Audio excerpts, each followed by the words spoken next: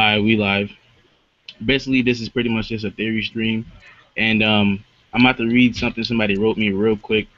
But before that, I want you guys to give your theories on the One Piece treasure. What you guys think? Go ahead, Kiro. Well, I'm not quite sure what the treasure is really. I mean, there's a bunch of things that Oda could go with, but it obviously isn't treasure itself. It obviously isn't treasure itself. It's something more than that. Now, I'm not saying that. I mean, there might be treasure alongside it, but the One Piece itself isn't like gold or jewelry or something you sell. Yeah. Yeah, that's my theory. My theory is simple. I made a video about it. One Piece is the real poneglyph. And the real poneglyph makes so much sense. See, because Oda can be so flexible with it. Nico Robin, I'm sorry, at this point, I don't expect her to get much more powerful. She's going to be pretty much for the plot. I hate to say that, but come on, let's be real. I mean, she has to have some relevance in the series. And because of what Whitebeard said, he said, when you find One Piece, it will start a war. What could possibly start a war? It will start a war that will affect the entire world. What would possibly affect the world more than the real poneglyph? Honestly. And there's poneglyphs. There was one in Skypiea. There's one on Alabasta. There's one in Fishman Island. These are strategic locations as to why they were placed, especially Alabasta, considering it was one of the ancient kingdoms that took down the ancient kingdom. You know, the 20 families or whatever. That's my thought. Real poneglyph. I kind of have mixed feelings on what it is, because I feel like if Goldie really found it and really knows where it is, whatever it is, there's something that they were missing that Luffy and the Straw Hats of this era might have. They might have, or they might find along the way to getting there. Because and when I think about it, when Reddy told Luffy that does he want to know where the One Piece is, I think that was more so of a test. I don't even know if Reddy was actually going to tell him. I don't know what Reddy's point was, but I think it was more so a test to see where Luffy is right now, Right. in his growth. Because Firefish Dre, he told me, I don't remember where this was said, but he told me that I think it was Rayleigh. Somebody said that Goldie was too hasty on his quest to find a One Piece, so he was moving too fast. I feel as though the story itself is more so on the journey than what the ending is. Like, I'm not gonna doubt that Oda's gonna have a good ending, but I think the biggest part of the One Piece series is gonna be where we're at right now, the story to the One Piece. So Yeah, whatever. That's what pisses me off about. I'm sorry to cut in, but that's what pisses me off about people talking about, oh, the pace. Now it is slow pacing, but Oda's doing that intentionally. It's about the journey. It's always been about the adventure. It's an adventure story. Yeah, that's one difference with the One Piece and other series, and I think that's something that some people don't like for some reason, but you know, they have the right to like not like it. But that's one thing that really separates One Piece from your generic manga or anime, because really any manga can have a good plot, but not any manga can have a good story, or an unforgettable story. You know, because One Piece is like literally the best story I've read in fiction. Like any storybook, any fairy tale, any of that shit. Up there, it's. I mean, you have to put it. To me, it's clearly top 10 without a doubt. You know where it lies, that's debatable. Yeah, that's personal preference, but I think anyone who reads One Piece and you know catches up, I mean the emotional journey and even some of the quotes from some of the characters are like just incredible. Yeah. I was saying that I feel though, yeah, the journey itself is gonna be the biggest part in the finding. I think something about the Straw Hat crew.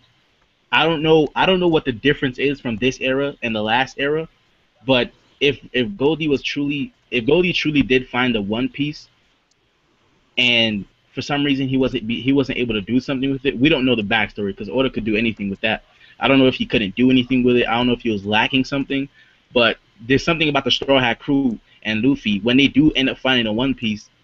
they're gonna have what it takes to unlock the secrets or whatever it is, whatever the One Piece is. I don't know what it is specifically. I don't have any clue on what it might be. It might be the poneglyphs. I don't know, but And I think and so I something that think, the show has to have.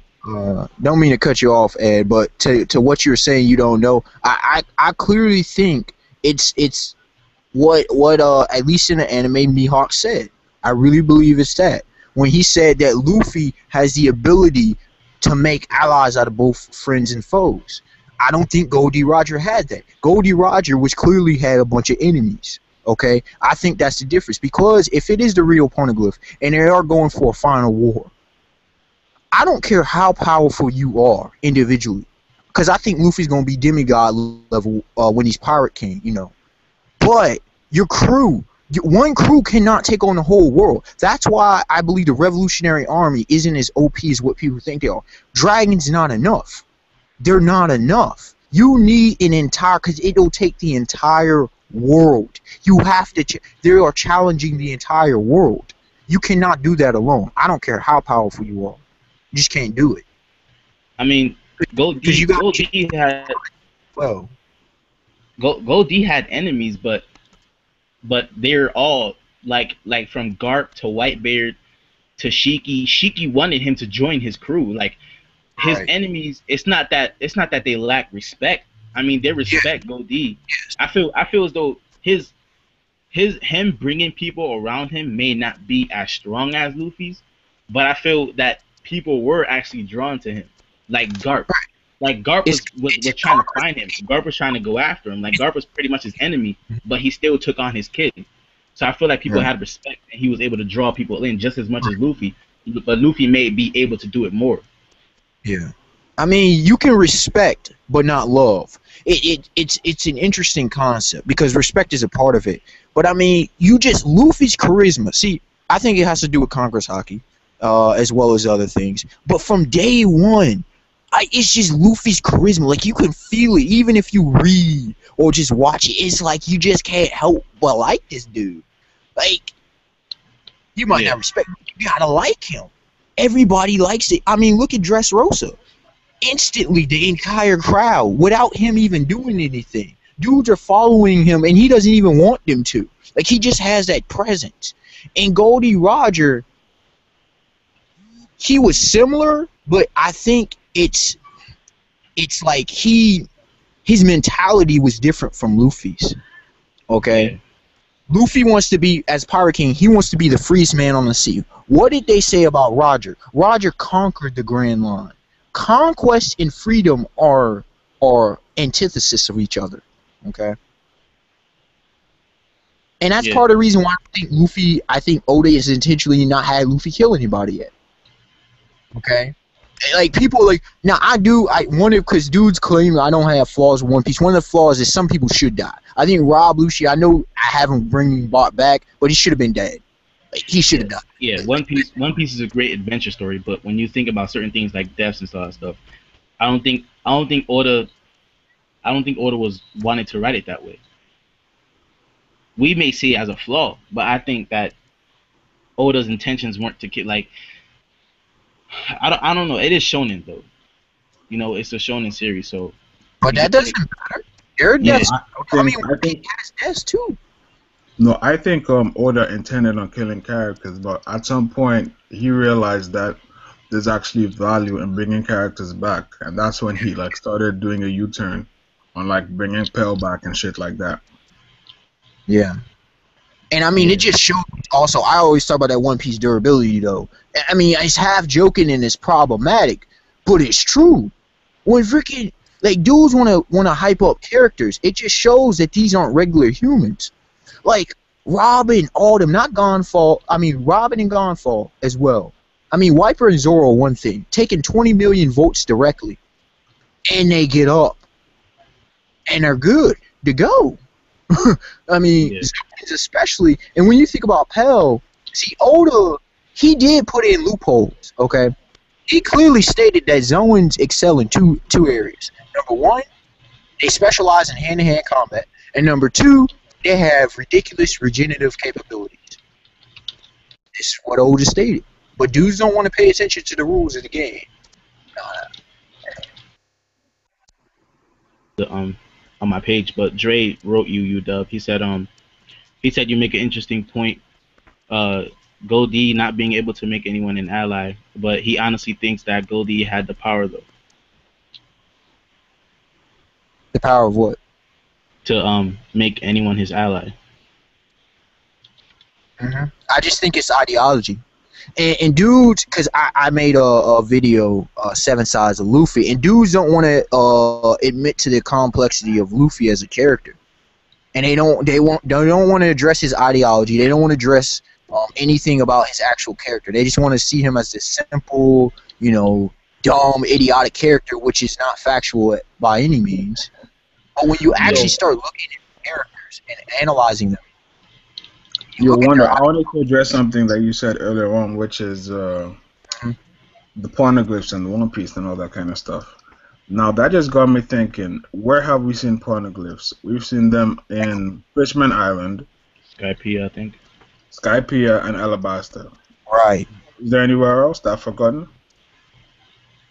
Not at the, as far as I'm aware, not at this point. Now, what do they have in common? Skypiea, Alabasta, and Fishman Island. Yep. Their leaders were trying to destroy. No. They're all kingdoms.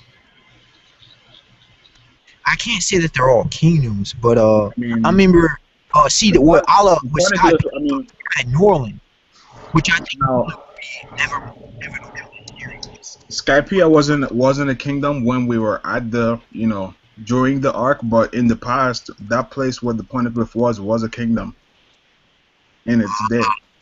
Yeah. So that means we might get a poneglyph on Dressrosa, and maybe it's tied with Celestial Dragons somehow or some shit. If it is, it's maybe not Celestial Dragons, but it has something to do with kingdoms. So I don't know. I'm getting that Celestial Dragon thing because think about it, right? You know, Doflamingo, the Riku family replaced his family generations ago, and that's what happened at Alabasta. The Vivi's family took over the previous Celestial Dragons and shit. So not Celestial Dragons.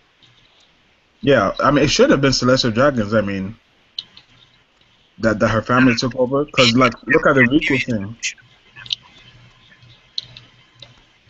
But anyways, it's all kingdoms, so I'm just pointing that out. We might see if we do see a poneglyph on Dressrosa, then it's definitely a kingdom thing. I mean, I think on Green Bit if it's because I've heard this theory before, and Robin may have actually saw it. She was on Green Bit. Because remember, the dwarves captured her, the Donsado captured her, but she kind of went off on her own. So we don't know. Well, yeah, it could be Green Bit too, because they have their own kingdom. Listen said O'Hara had one. True. They did? That's what he said, but they just had scholars and a library. I don't think they had an actual poneglyph. Yo, let me read this first paragraph that this dude sent me. I'm gonna check the wiki right quick. Alright, let me sent me, and then y'all could give me your thoughts on it. Alright, he goes, can you please make a research about this on Wikipedia or other sites? I want everyone else's opinion about this matter. As for me, in my opinion, the One Piece treasure is the staff of the Monkey King of the ancient world. Goldie Roger is not the one who will inherit the One Piece, despite of being a carrier of the D. D means the descendants, but the main family branch are the Monkey family, especially Luffy. Only Luffy can get the One Piece, or shall I say, it will respond only to Luffy.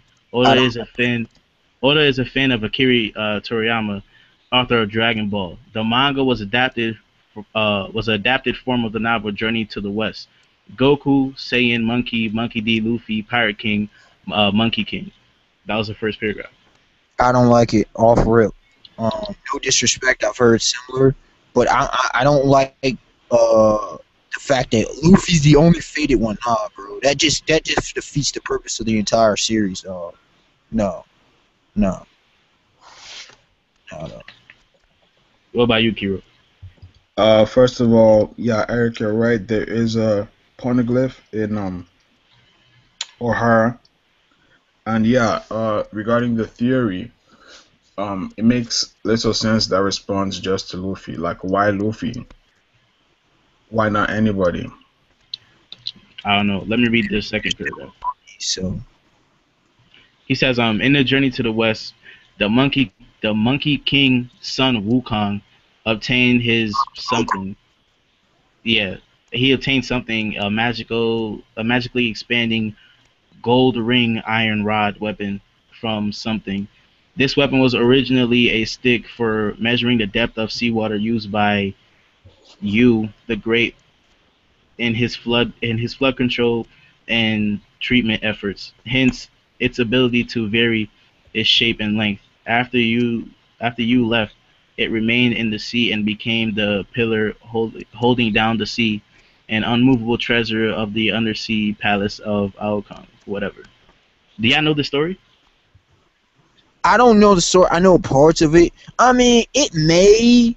I mean, Oda loves to tie things in, and he may use that. But I mean, even Dragon Ball didn't use that. Like, no, man. Wait, sorry, could you repeat it? Repeat what? Second paragraph. He said. He said, in the journey to the west, the monkey king son Wukong obtained his Ryu Jinbang, a magically expanding gold ring iron rod weapon from the Ao Joing. This weapon was originally a stick for measuring the depth of the seawater used by Yu the Great in his flood control and treatment efforts, hence its ability to vary shape and length. After Yu left, it remained in the sea and became the pillar holding down the sea, an unmovable treasure of the undersea palace of Aokang. Oh, I mean, I don't see where he's going with this right now, but There's a third paragraph. He I don't. goes, He goes, one of Wukong's senior advisors had told him to seek out the Dragon King in order to get a powerful weapon better fitting his skills. In the Dragon Palace, he tried out several kinds of heavy weapons, many of which bent or completely broke as he wielded them.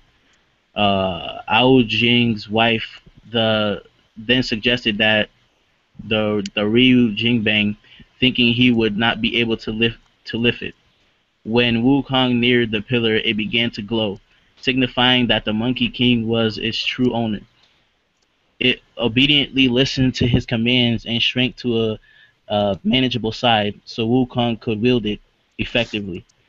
This this owed the dragons and threw the seas into confusion.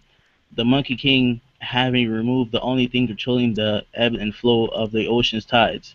In addition to the magic staff, Wukong's also forced Ao Jing to give him another magical gifts, including golden chain mail, a phoenix feather cap, and a cloud walking boots. Is anyone is anyone thinking it is related to One Piece? Now, I understand the theory of Oda Sensei and Oda Sensei's manga.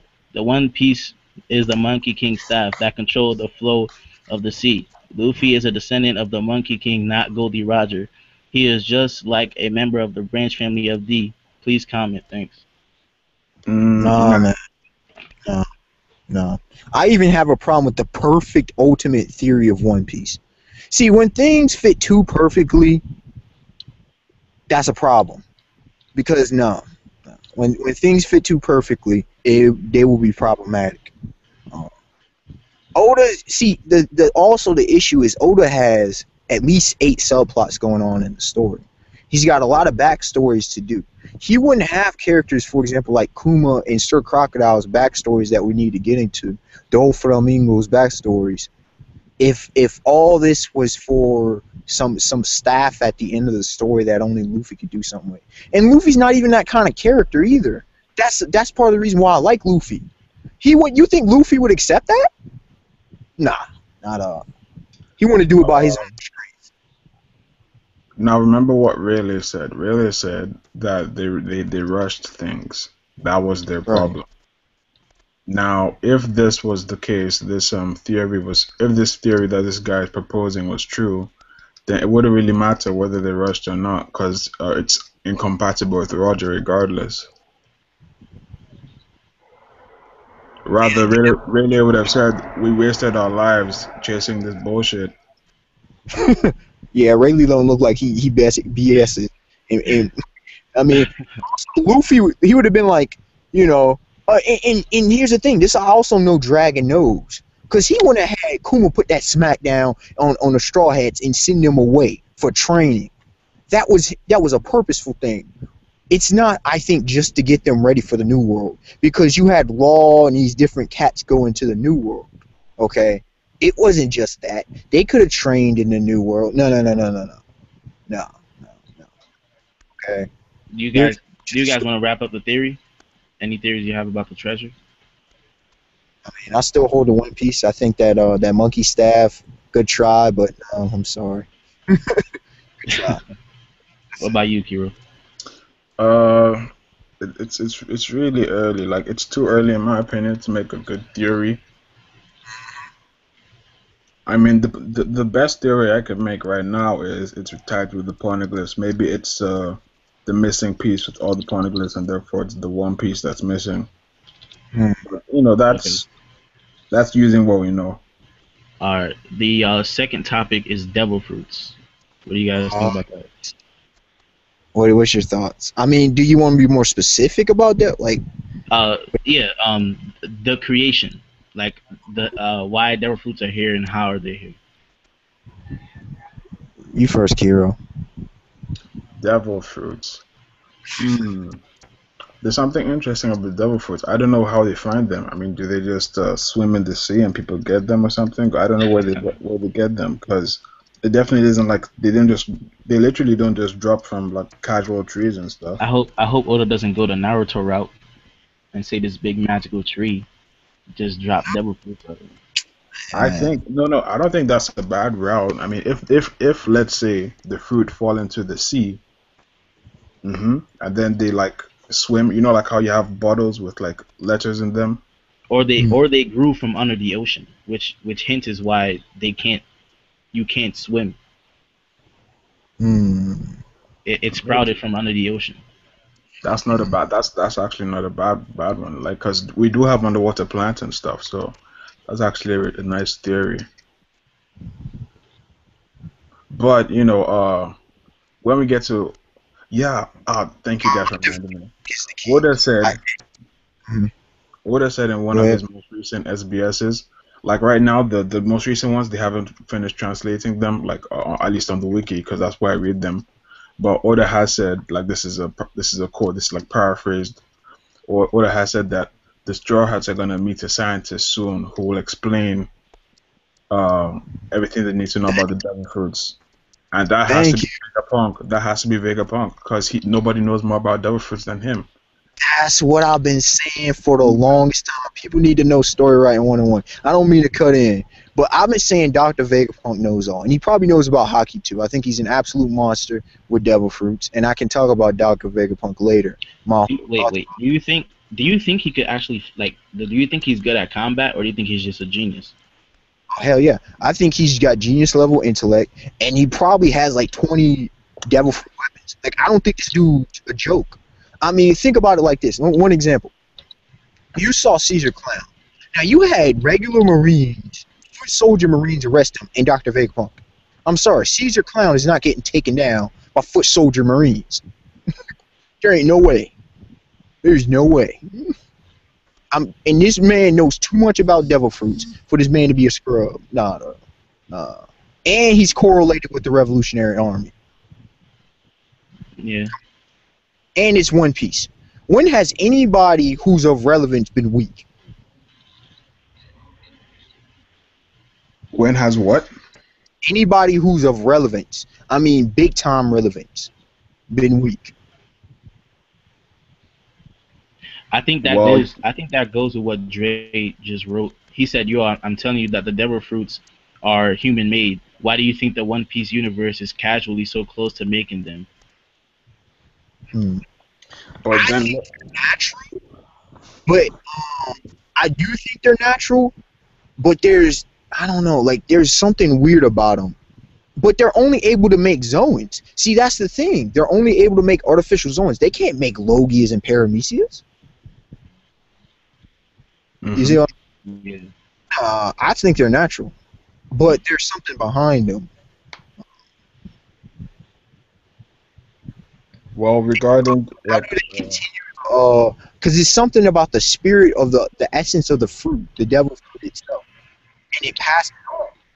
Like, that's something spiritual, something along those lines.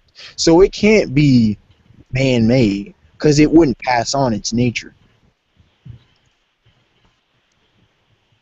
Yeah. well, regarding being like knowledgeable and powerful, we have that dude from O'Hara, Clover. He wasn't powerful. I have Vegapunk being like a similar type of character, but obviously like smarter and all that. I simply, the way I see it, he's too smart to be an actual fighter. Well, here's the Wouldn't make thing. sense. Intelligence Too makes you imbalanced. think about it like this. Intelligence can make you very powerful. And that's why I said that I brought up the thing about the four geniuses. I believe there's four geniuses in One Piece. You got Dr. Vegapunk, genius level intellect. He knows pretty much everything about, about the world as far as the that concerned. I got Ben Beckman being genius level strategist, IQ 200. I got Monkey D. Dragon being as far as in intelligence, as far as in the whereabouts of everybody. Like, he's 2-3 steps ahead of everybody. He's dangerous like that. He knows He's a good leader. what relevance is. And then y'all have Luffy being a fighting genius. Okay? One cannot have all this kind of knowledge and be weak. Yeah, he may not be physically himself, be powerful, but if he has a bunch of weapons, I mean, that is a good point, but I basically don't see him as like a fighter, like, Yeah, I think I you have don't a see him good like a point. fighter either. But what Wonder does have a good point, though. I mean, he could have some hacks weapons, or he could have like a sort of Iron Man thing going on for him. An ultimate devil fruit. He probably created a special devil fruit for himself. that's what I'm saying, though. Like, you never know. I think he ate the devil fruit that gave him his intellect, bro. But see, that's along the human. But then what? But see, what model would that be?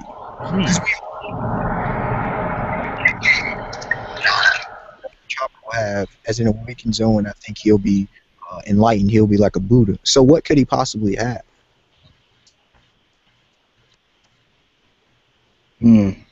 I don't know.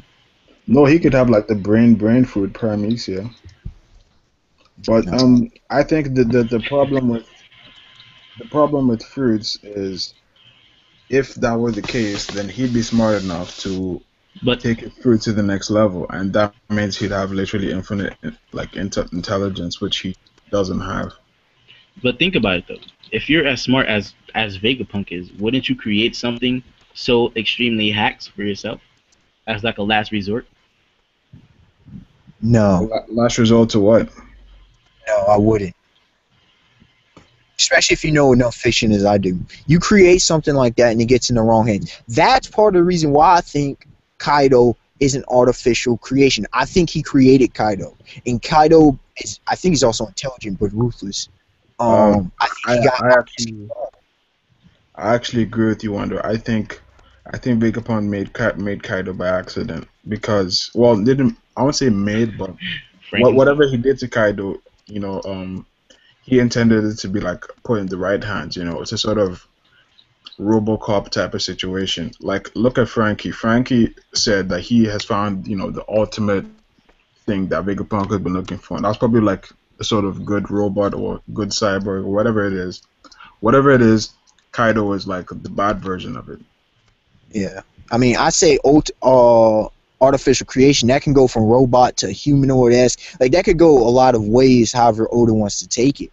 But my thing about him and why I love the theory is he wouldn't have hockey. He wouldn't have hockey. That's why I love it. Dre said, why can't they make Logias and Paramecias? I don't know. Well, we'll find out, really. He said, We're gonna find out about Devil Fruit soon enough. So, that might explain things. He said, how in the world can you make zoans, which are animals, but not put an element? See, that to me actually makes a lot more sense about animals, because animals are more or less living beings. How do you manufacture elements?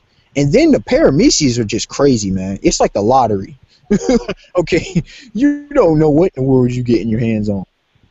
But yeah, the elements. How do you control the elements? That's like Mother Nature. How do you do that? Dre said, wouldn't an element be easier? With zoans, you can just play with DNA really, but with elements, there's a lot of elements. There's elements that's hard to attain and all that kind of shit. But I mean, how am I creating the easiest ones are water, fire, and wind. But yeah, like I said, I don't think that's the real issue, because even if some are harder than others, they'd at least do the easy ones. You think of it like this. Think of it like this. Like, there's a reason why there's only one of each type of fruit. Like, you can't have two Maramara users. That the current one needs to die for the next one like can exist. But with the zoans, maybe because there's so many animals that you can get away with it. Because I mean, if we're counting species, it's like almost uncountable. Wouldn't that statement debunk my theory about them being made them being sprouted underwater? Because yeah, I think it's been stated that once someone dies, the fruit sprouts somewhere else. Yes. And how would these people get these fruits? They would have to be sprouting on Earth. That's actually not true, because at Marineford, Whitebeard died, but the fruit didn't immediately grow. There was enough time for Blackbeard to take his powers. But I mean, it was the essence. We clearly saw about what happened with the Smiley, the Shinokuni. You know what happened with that fruit? It immediately went to a fruit similar to itself. You feel me? Mm-hmm. So I don't think it's actually from the underwater thing. Originally they may have been, but there's something to do with the sea frequency. That's why Kairoseki works, sea stone works. Something maybe to do with the sea. Not underwater, maybe it's from the sky. Could be. I think it may have a connection with these moons though. Why is there 6 moons? This has been boggling my mind for the longest time. Yo, 6 moons, 6 poneglyphs, bro. Is that easy? No, why would there only be 6 poneglyphs for 20 kingdoms? But anyway, I'm not even going there. But 6? That's it? 6 has been a trademark in every manga. Well, not really. 6 is a number. I mean, we're bound to run into it at some point. But 6 moons, though. Well, I don't know I wonder how they arranged, or you can't remember. You just know the number. Didn't NL go to 1, quote unquote? Yeah, he's on to 1. We saw it on They had a diagram back with O'Hara. It had the 6 moons, and they're all kinds. You can look it up. They're all sizes. Like, it doesn't make sense. And even the world. First of all, that tells me the One Piece world is far larger than ours. But even Toriko world, like by far, 6 moons. No wonder the New World's so chaotic in its season. But seriously though, like, it doesn't logically make sense. Oda, why would you make 6? Even Jupiter only has what, 4? 6 moons? John says there's no way in hell that there's only 6 poneglyphs though. Yeah, that ain't possible. That ain't possible. That would only mean there's 3 left to discover. That ain't possible. And one is on rough. I'm looking at the O'Hara thing, and these might not be moons. These might just be other planets. Nah, man, those are moons. Oh, actually, you do have a point. Yo, Dre, I sent you the link. They do orbit around like the One Piece planet, so they have to be moons. Oda just add that in there too. Like, that's how Oda does, dude. Like, Oda just slides things in there, and you can't. If you're not paying attention, you don't even recognize it. So I wonder which one NL went to then. Good question. And that, I mean, the moon add in a whole different dimension, because we know people came from the moon. Like, And there's this theory about, you know, the ancient kingdom is originally for the moons. No, I ain't buying that. I ain't buying Dre wrote that the WG calls the ancient kingdoms, and anyone who has the true story, the true history, devil fruits and demons. Is it a coincidence that they're called devil fruits? No, I don't think that's a coincidence at all. No. It may be that the ancient kingdoms were the first to discover, like, understand the properties. That may have what made them so dangerous. Because I think these dudes' intelligence, because they clearly got destroyed, right, by 20 families. So these dudes maybe have been onto something. And the other kingdoms were jealous or they were scared, probably a bunch of fear, you know, and they were like, oh, if they figure this out, they may have thought they could mass produce them or something. I don't know. But, you know, maybe they were having dealings with the moon people. I don't know. But yeah, you got a point. I mean, you got Robin's called Devil's Child. Kiro brings up that Luffy's been called the son of a devil. We got freaking Zoro having Ashura. We have Dark King Sirius Rayleigh called Dark King. Like, these names have meaning, okay? One does not simply get one does not get called these things for no reason. Yeah. The next topic is Big Mom, but you guys could finish up on devil fruits because I have to do something real quick. I don't know, man. Oda could take this so many different ways. I mean, Oda said that we're gonna get an explanation soon enough, so there's really no rush. I mean, or not that there's no rush, but I mean, there's never a rush. But you know, we don't accomplish much by making a theory when it's so close or around the. Yo, Dre wants a link to the stream. I'm gonna copy and paste this, and hopefully it works. Now I want to know about hockey. Devil fruits are cool, but hockey is where it's at for me. Like, cause there's so many deaths. There's different types of, I think, observation hockey and armaments hockey, and then Congress like I think Oda's really gonna play this out. I think you talk about Big Ma'am. I'll start it off. I don't believe Big Ma'am's like she may have Conqueror's hockey or whatever, but I think she's the most powerful witch on the planet. I think she's rocking some crazy hack sorcery. Screw a devil fruit. No, I don't believe in that. Oda's been hinting at witches and sorcery many times throughout the series. I believe Dr. Kureha's a witch. I believe that one-eyed chick's a witch. I think now I'm predicting Nami because she's been hinted at. I think she will gain sorcery. I can go into more about that. But yeah, I also believe Big Ma'am is the weakest Yonko. Not a disrespect to her, but I think she's the weakest. I think she would be the first one that Luffy fights and takes down. But I don't think she would be killed because of Lola and because of she needs to train Nami and a lot of other elements. But that's my quick thoughts on Big Ma'am.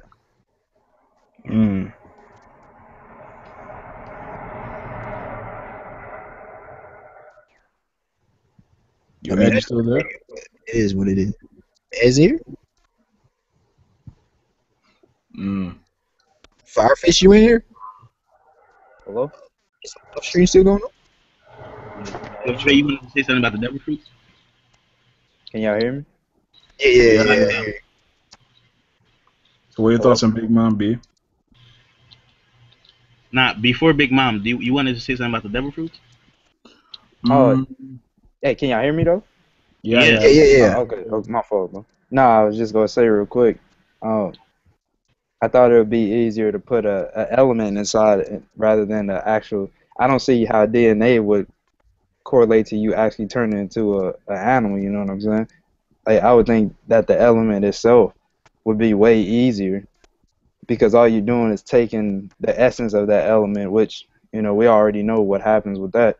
You just take the essence of it. I don't know how. Well, we don't know how they put them inside the fruit to begin with.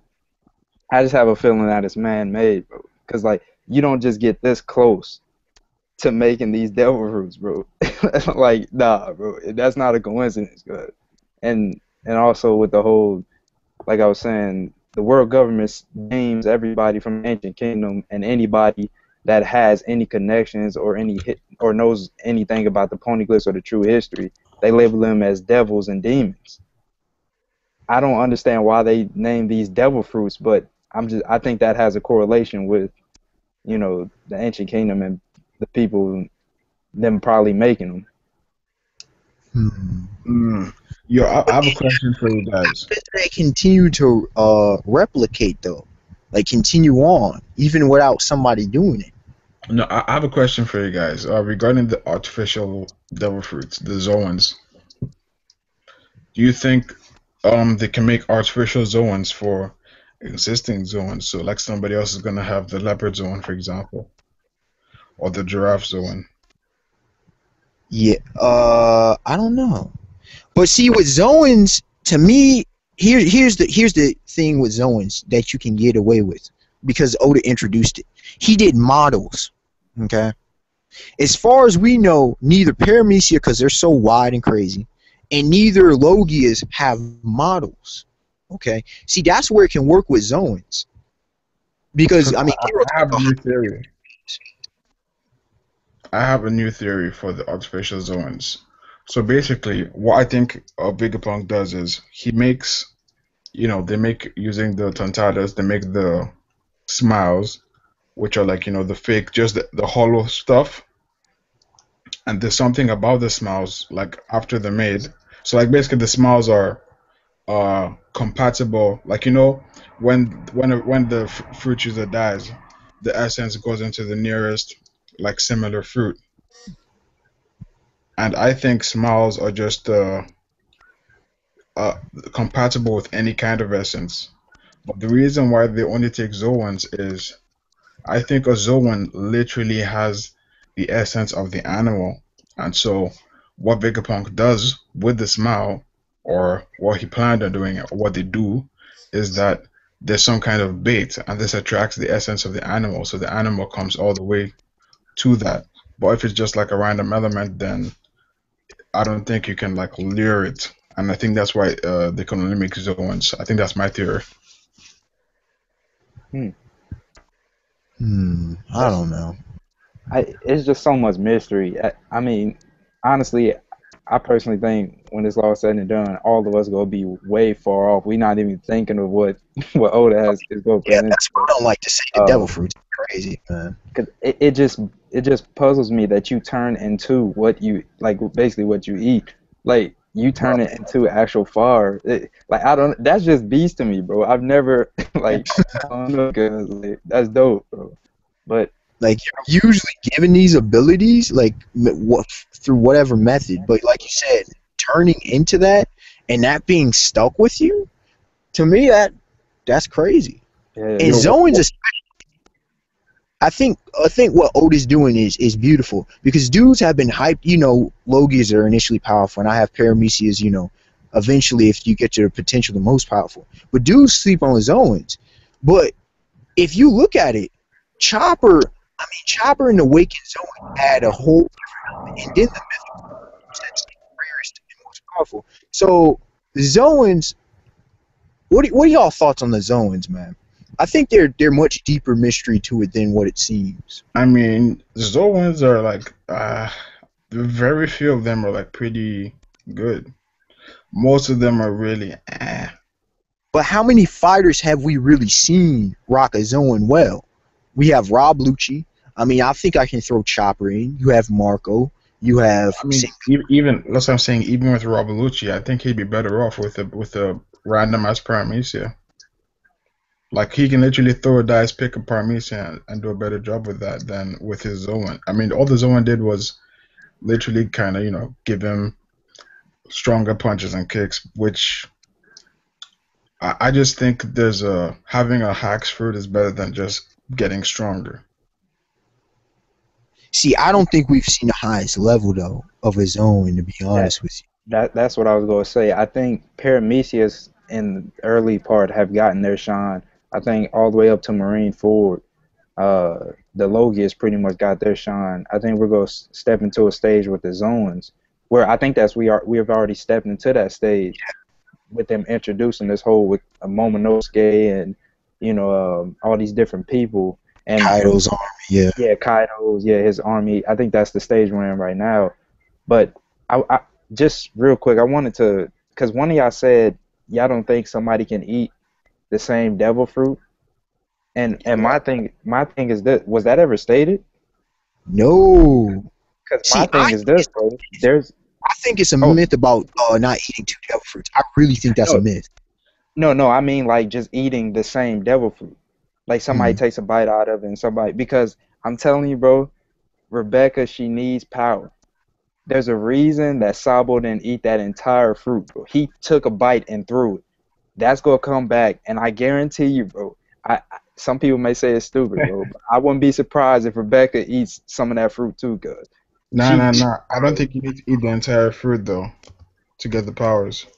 Yeah, that's what I'm saying. That's what I'm saying. He only took a bite and he got the powers, and there was still a whole bunch of the fruit left. I wouldn't be surprised if Rebecca gets, or somebody else gets some of this power too, bro. Yo, Jesus Burgess, I'm serious. I think if Jesus Burgess got man, that just makes the Blackbeard Pirates even know that. I'm still holding on that. Where is Burgess? I was asking that I think with Kiro the other day. Where is Burgess? Where is Koala? Where are they? I think they're in the underground. Yeah, I thought they all fell into the underground. I know, but everybody else is out. I remember seeing Burgess though. When Diamante turned into that little snake thing, I remember seeing Burgess over there. See you? Yeah, we saw him because he had his own panel. He was like, what's going on? Yeah, I remember that. We haven't seen him since. And a guy like that? Yeah. I mean, as of now, though, to me, Burgess, he kind of suck, bro. Like, I don't think he suck. I mean, I think he's powerful, but he need to work on his fighting game, dog. I ain't gonna front. It's either he's not that good, or I personally think it's just not even the Sabo case. I mean, pre-time skip. Yeah, people got massively stronger. But I think Burgess is like on that level, because this man threw a hotel, bro. yo, all I'm saying is this: he can throw the hotel all he wants, bro. When this man Blackbeard tells you to run, y'all not ready for this cat, bro. Like Ace would have demolished him, bro. I'm not saying Ace sucks, because Ace my boy. I think he's way stronger than what people give him credit for. But I do.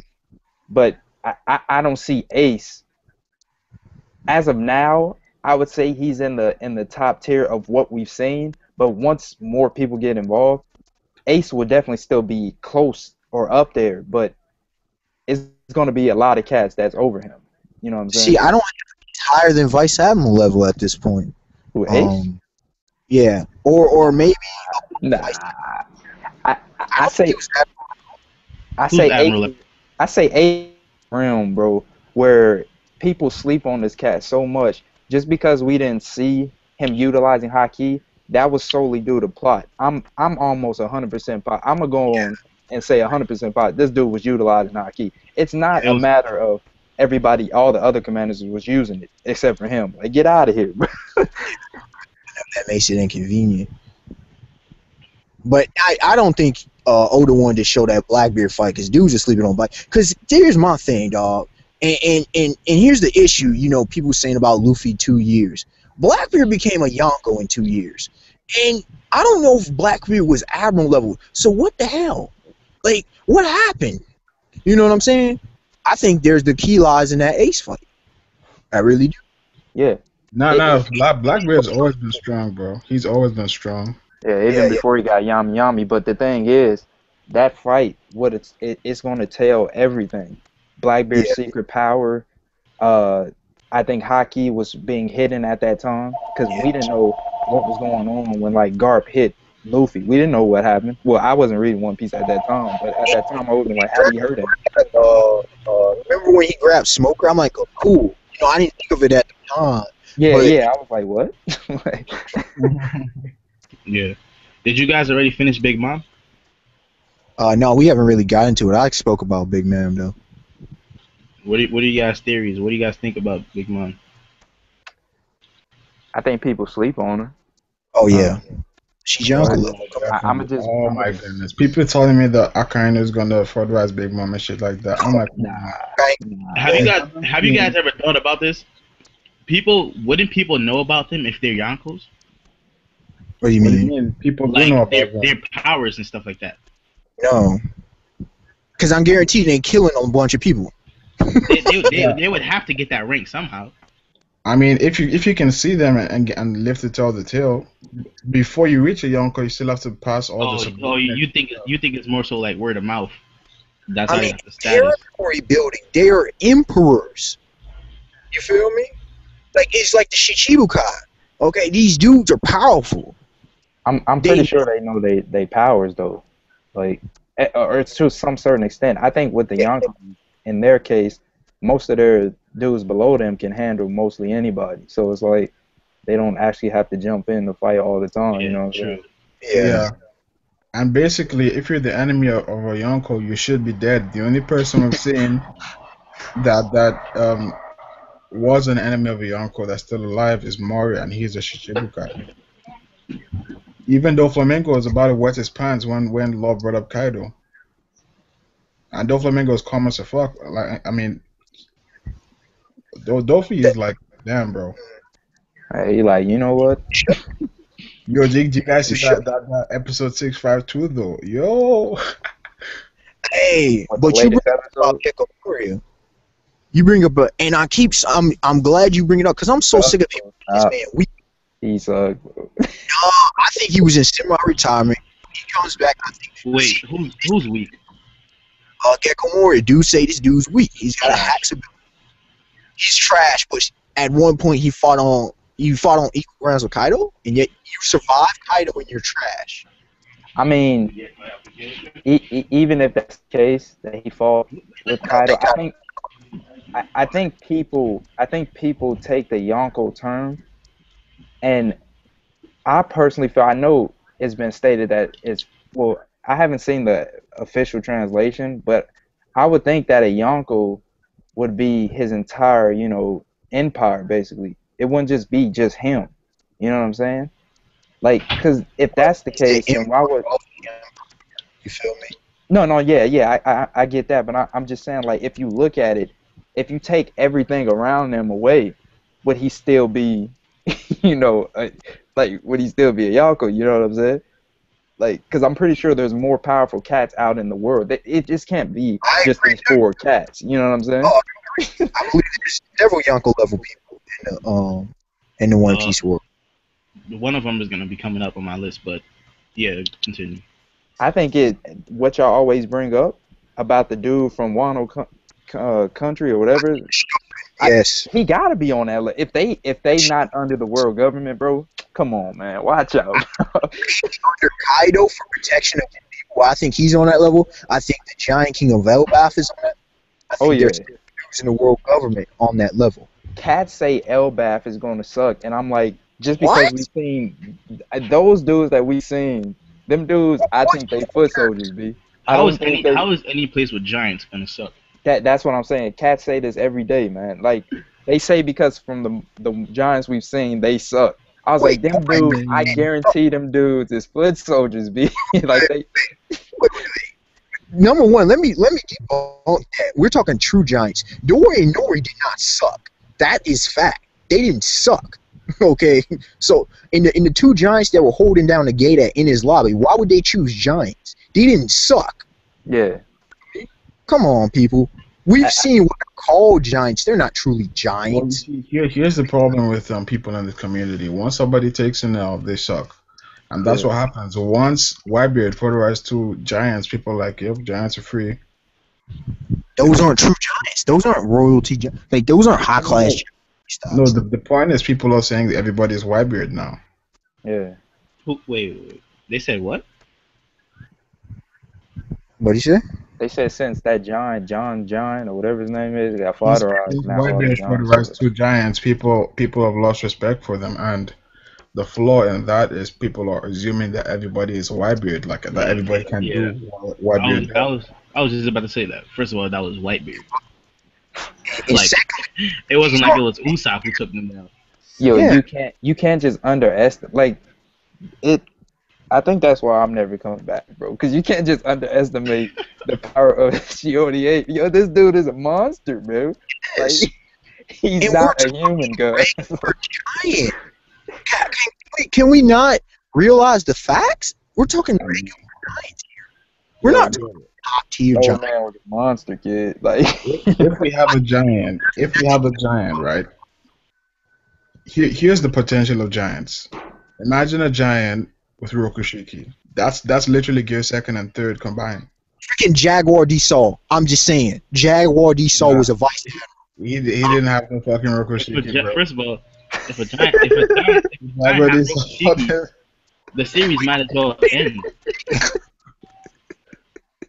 Wait. How you know Jaguar D-Saw didn't have Rokushiki? Because he didn't use it when he was running away from Aokiji. He ran like a slow ass, like a regular giant. Wait, you said he had Rokushiki?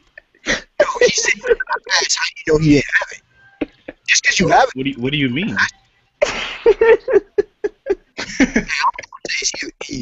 Yo, give me the facts any fact that prove that he had it. He did it. Wasn't it? What he did have, he had Haki. He had Haki though. I thought it was stated that he probably had Haki or something. I thought that's that what was I thought. Haki. I have to look back. I thought it was just Haki though. Whatever you have to look back at what? He said he thought that all vice admirals and above know Rokushiki, but I thought that was just no. All vice admirals and above know at least one form of Haki. Rokushiki, it's just a coincidence thing. It's never been stated, like actually stated. That. Well, they said, yeah. I don't think it's ever been stated that. If you look at it though, common. I mean, look at Bestow. He didn't use any sorrow. He just got his face crushed, like. But I mean, come on, the dude was a swordsman, got his sword broken, then Sabo just pwned. Smoker is another example. Smoker didn't know no damn. He got his ass bust. It's very simple. He got his ass bust. Smoker he underestimated his opponent. He underestimated his opponent, and he got his ass bust. Yeah, who's that? Exactly. Yo, if Smoker got Rokushiki, he's gonna be pretty dangerous, bro. I mean, how can he really use Rokushiki in his low gear form? That's why I think he's needed. Just like you can walk as a low gear, you can run like as a low gear, you can do all this other regular stuff. You could use Rokushiki in low gear form. Oh. Hey, who y'all say got caught slipping, bro? Did you read the latest chapter? I don't think he was called slipping. He said he underestimated Sabo and he got his behind whooped. That's what Ed said. Who? Ed said that. Vice Admiral Bastille. Oh, Bastille. Yeah. I don't think you underestimate him. I just think Sabo just on that. Yo, Bastille. I think it's still a monster, but Sabo is a greater monster. That's how I can see it. People are really like screaming that. Shark blade. This goes back to what I was saying. This goes back to what I was saying. Or what do you call it? People are saying Bastille is shit because he got beat by Sabo. What did they expect? No. He just underestimated. No. My question is, what do people expect him to do? Did they expect him to fly, turn invisible, turn into two parts, and like just dodge? What did they expect him to do? The man took out a sword like he was Zabuza. I mean, like, he was a legendary swordsman. Like, bro, just stop, bro. Yo, Ed, don't bring up Zabuza. Don't bring up Zabuza. One does not pull out a sword in One Piece, and you're not a like. Come on, bro. Yeah, bro. If you go pull out, probably legit with the sword, but like he pull out a big ass sword. Yeah, this bro, man Shanks went to Marineford with a rusty sword, and he was still threatening people. Yo, they gave that mug a name, cause they said the shark skin or whatever it's called. Cause like, yo, that was a joke though, man. I just think Sabo's on that level.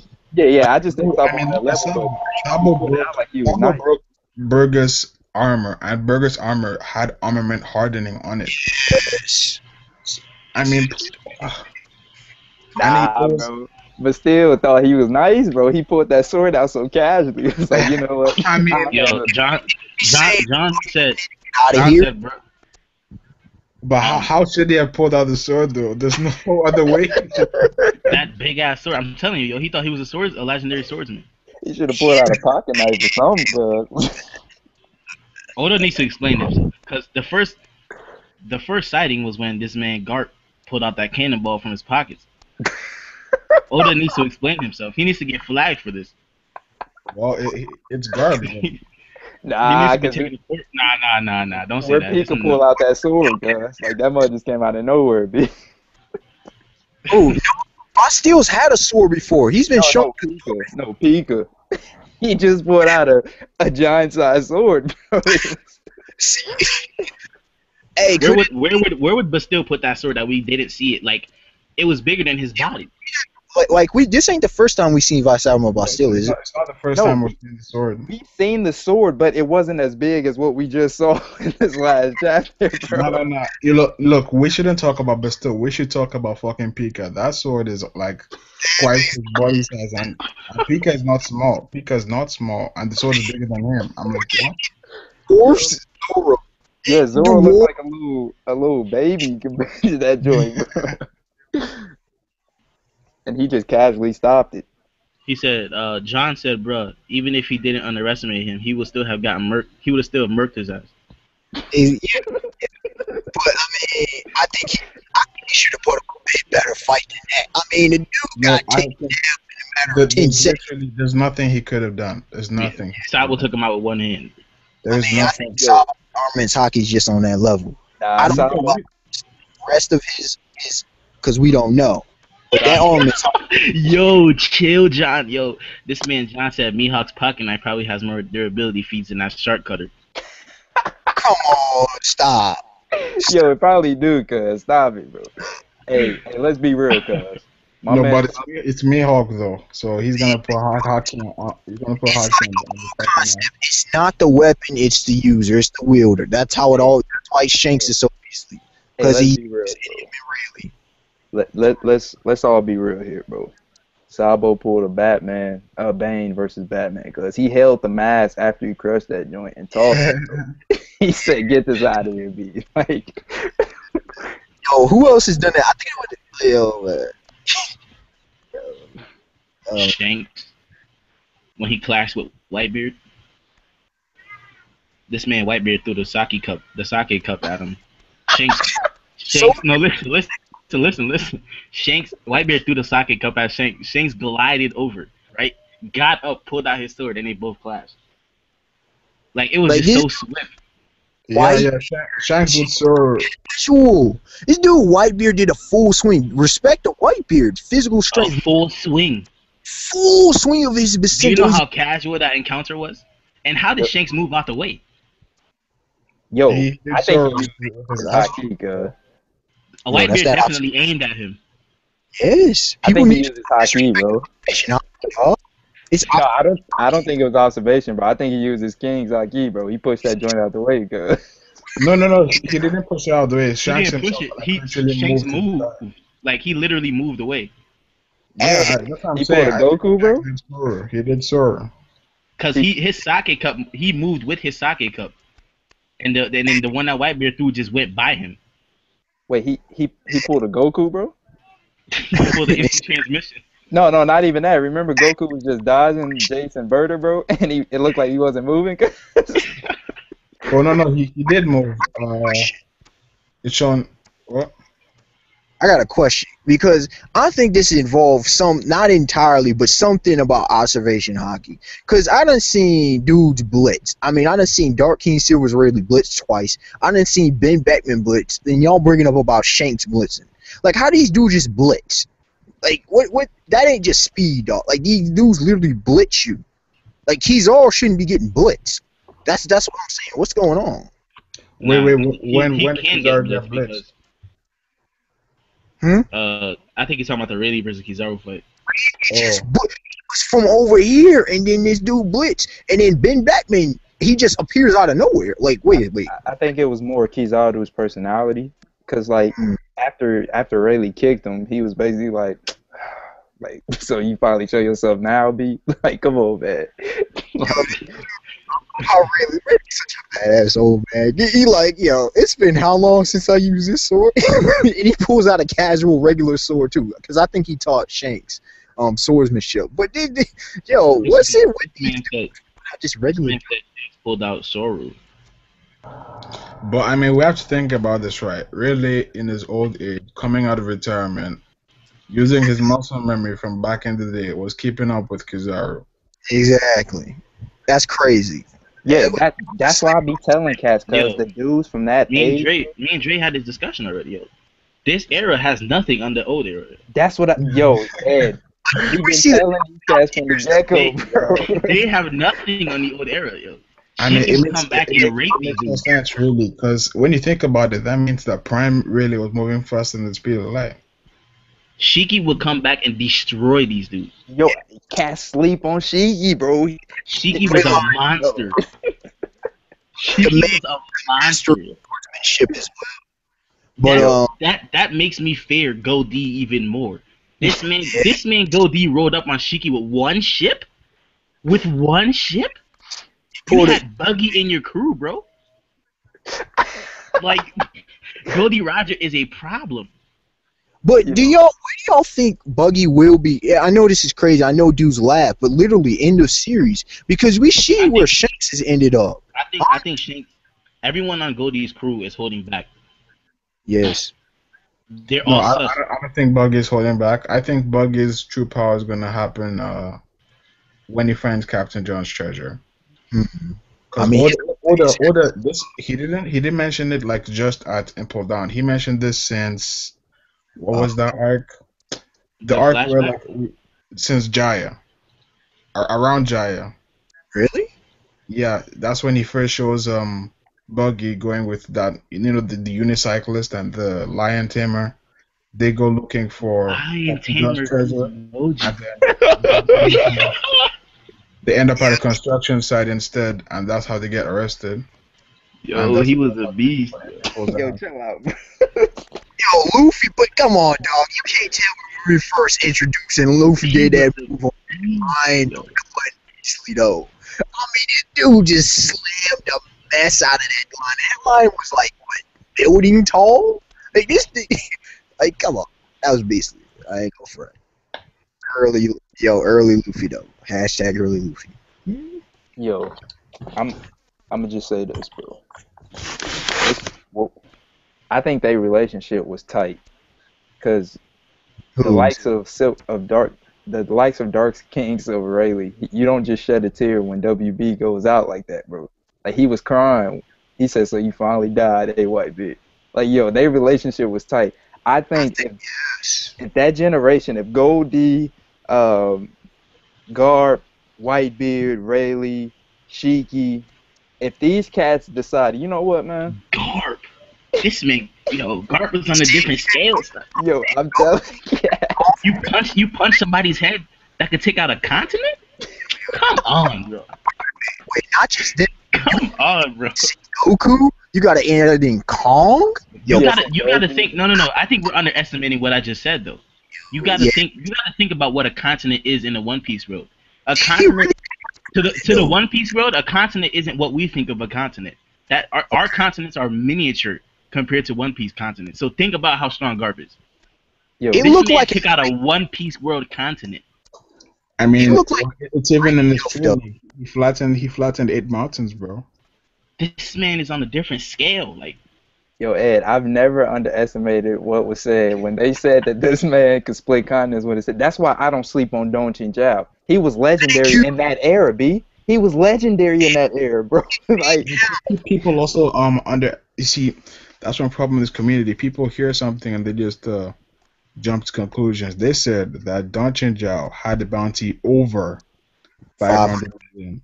I thought it was only 500 million. No, they said over. Oh, okay. It's unspecified. It could be anything. But my point is, and it brings validity what I keep saying, though. Luffy took this guy out. Mild, difficult. Like, this is... come on, you gotta be real, B. He didn't have his full power, number one. He was old. Come on, I like Luffy beating him. That's still a testament to Luffy's power. Yeah, I mean, Luffy wasn't Garp level, bro. Like, his head wasn't even... He didn't have his full power, cuz. Like, but at the same time, I mean, Luffy did. Like, he popped his dude's head back out, which Garp indented. Yo, so it's very simple. It's very simple, you dub.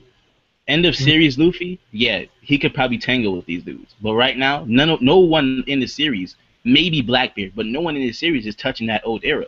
Yo, maybe end of series Luffy. End of series Luffy, yeah. Wait on that. End of series Luffy, maybe. Wait on that one. We don't.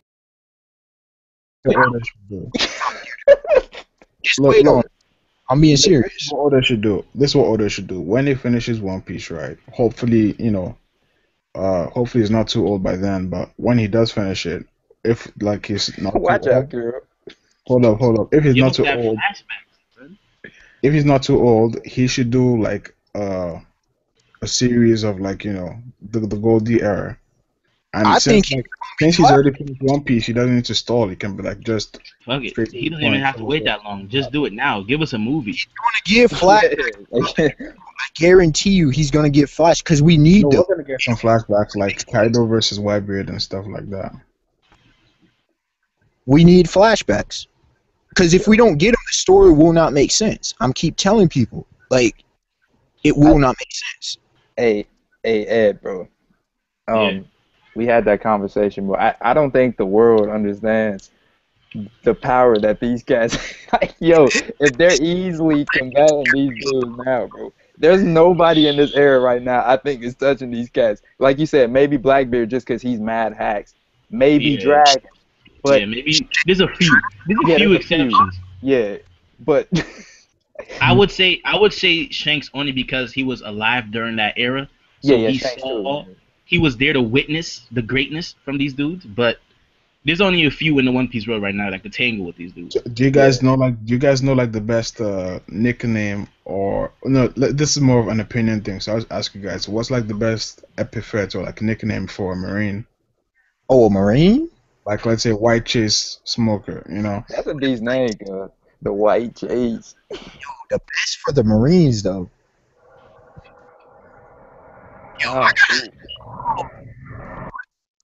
Freaking Purple Tiger. That's beastly. Fujitora. Blue Pheasant, cuz. Pheasant. Oh, pheasant.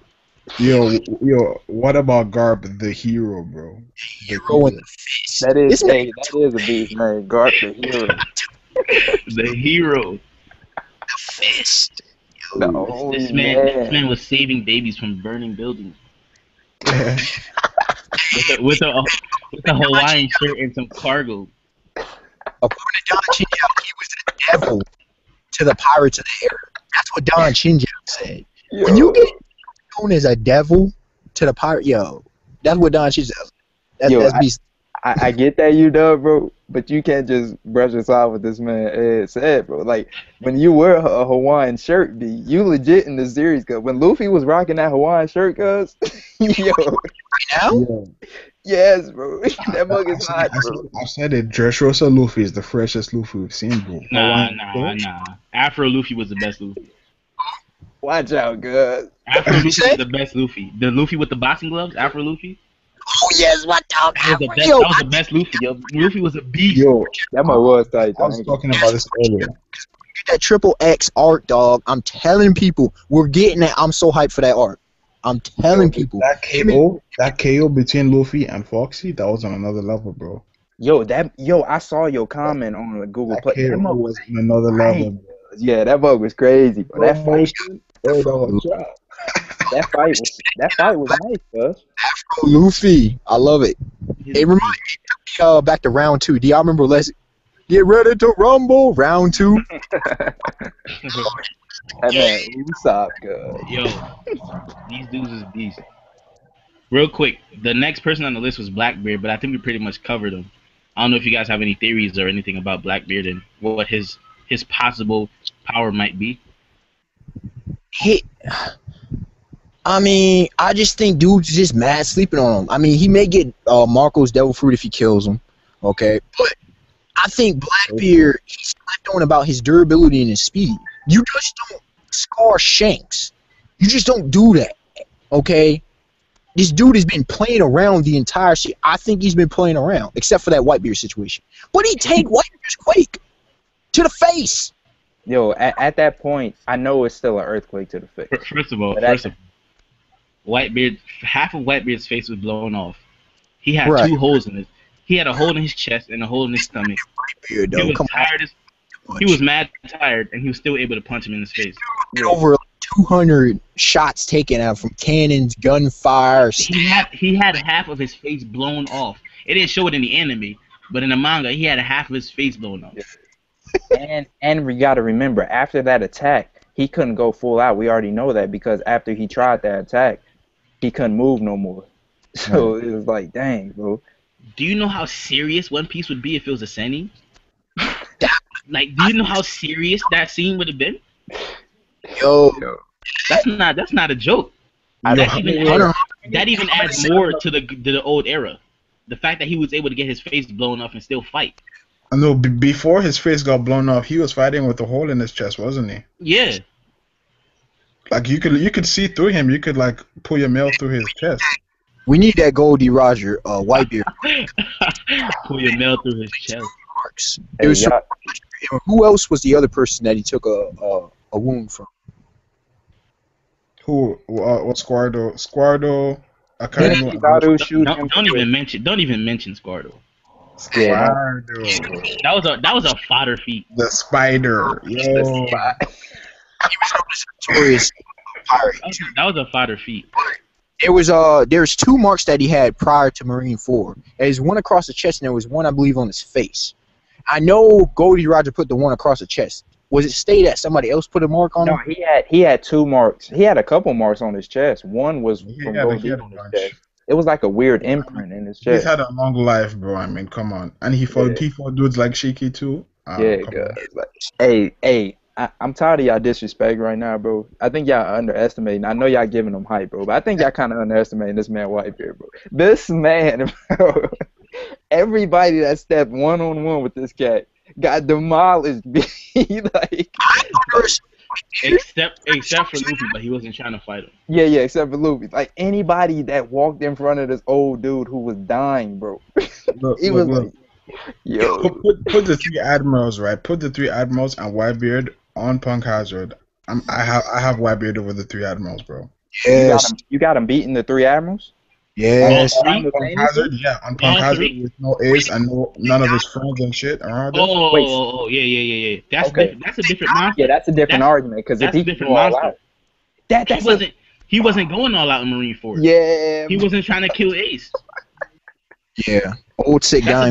In a death match, they're getting scraped. That's what I'm thinking. The Yonkos gonna do it to him. I think the Yonkos are in the prom, dog. Well, that's why I say this dude strength-wise. That's why he was known as the strongest, cause like nobody could do what he could do. On a death match, first of all, Kizaru. I don't know about Kizaru because he could fly, but like I don't know what Aokiji's gonna do. I kind of was getting scraped. Well, but you see, with Kizaru can't just like stay flying though. Yeah, you're right. See, they would have to attack him simultaneously because you going one-on-one. They have to attack him at the same time. You see, even with the Kizaru thing, right? It's not gonna matter because of Whitebeard's durability. He's just gonna ignore that shit. I mean, he does feel pain though, so you know. He's gonna brush his attacks off. You brought up about Akainu, and I'm talking post-time skip because pre-time skip, I think he still edged everybody out. But post-time skip, I think dudes are sleeping on this man. I really do. I don't put him. I have him above Admiral level. I don't put him, Yonko level like some cats do. But I think this dude's a monster, and he's just gonna keep. I have him Admiral level until it proves otherwise. That's reasonable. Whoever puts him on Yonko level, they might as well just stop reading the series now. Don't ever come back to the end. I think he's gonna be building with Luffy. I think that's just how it's gonna go down. Well, to be honest. As much as I disrespect Akainu, bro, I do think he can fight any Yonko. A one-on-one fight. I think he can fight anyone. His fruit allows him that possibility. But in the same sense, fight. Yeah, but I'm not saying I don't know if he can beat him. Yeah, I don't. How anyone can challenge a Yonko. Oh, stop! No, that is not. He means like challenge. Wait, who are you talking to? And be like, let's fight, bro. That's what he means. I mean like anyone could like try to fight one. Yeah, but that doesn't mean you're gonna win. No. I don't know what anybody can walk up to a Yonko. Anybody can walk up to a Yonko if it's just one-on-one and walk up and be like, hey, if you have the balls to like for example, Crocodile, like if you have that mindset and you want to fight one, you could do it, but that doesn't mean you're gonna get the chance to. You could get one-shotted, but so believe Crocodile could survive at that point. Not long. I don't think he's definitely not taking the W at that point. but I think he was skillful enough with his devil fruit to be relevant in a battle against a Yonko. I mean, like I said, it wouldn't be long, but I think he could have survived longer than most. He tried to challenge Whitebeard, but I think Whitebeard was probably gonna shrug him off. I don't know. I wonder. Whitebeard did spank him and said, "You didn't learn your lesson last time." I think I don't know about his devil fruit, but that poison hook might come in handy. Hey, do y'all think? Because I'm thinking these characters, these pirates are gonna start getting strapped up, dog. Especially the fact that Doflamingo just pulls out the pistol. Like we've seen this. Roger. Yo, unexpected. Let me address this. This man John said, "Bro, that vice admiral got straight up annihilated by Whitebeard. Dude literally murked him with one hand, and he wasn't even looking at him. Dude showed no respect for this man." That's crazy. Didn't he grab him with one arm and toss him? Yeah. Like after he did all that? He said he wasn't even looking at him. I did. He pulled a Mihawk. This man Mihawk was looking at Luffy and still dodge and block Vista's attack. Which is why I don't understand.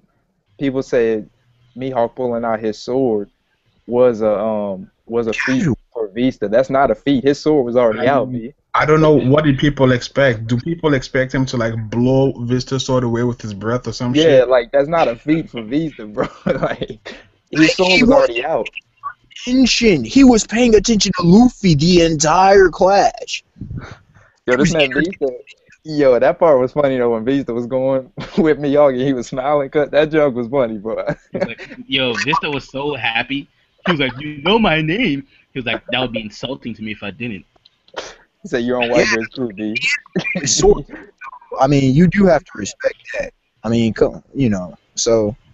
My thing is, with Whitebeard, bro, I look at Mihawk versus Whitebeard, and I say to myself, I think Whitebeard could stop his blast, one of his blasts or his attacks, but it's going to come down to a matter of Mihawk's just a very extremely bad matchup for Whitebeard, bro.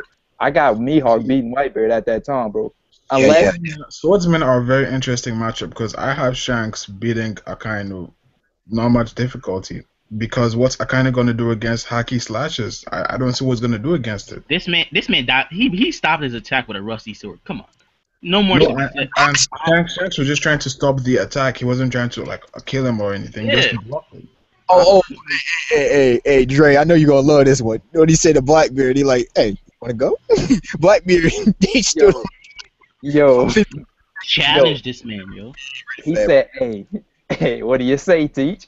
Teach was like, you know what, we not at that time. Let's be real though. I give Blackbeard the benefit of the doubt because his crew would have got murked, B. They sucked, bro. That crew would have got slaughtered. Let's be real. I mean, look, if post-timescape Burgess is like, struggling with Sabo, I don't see what pre-timescape Burgess and Cole would have done against, Yasop and all those guys wearing pajamas, bro. I say the level 6 people, like the wanted criminals, they could have put up a fight, definitely. But the main people that was with him.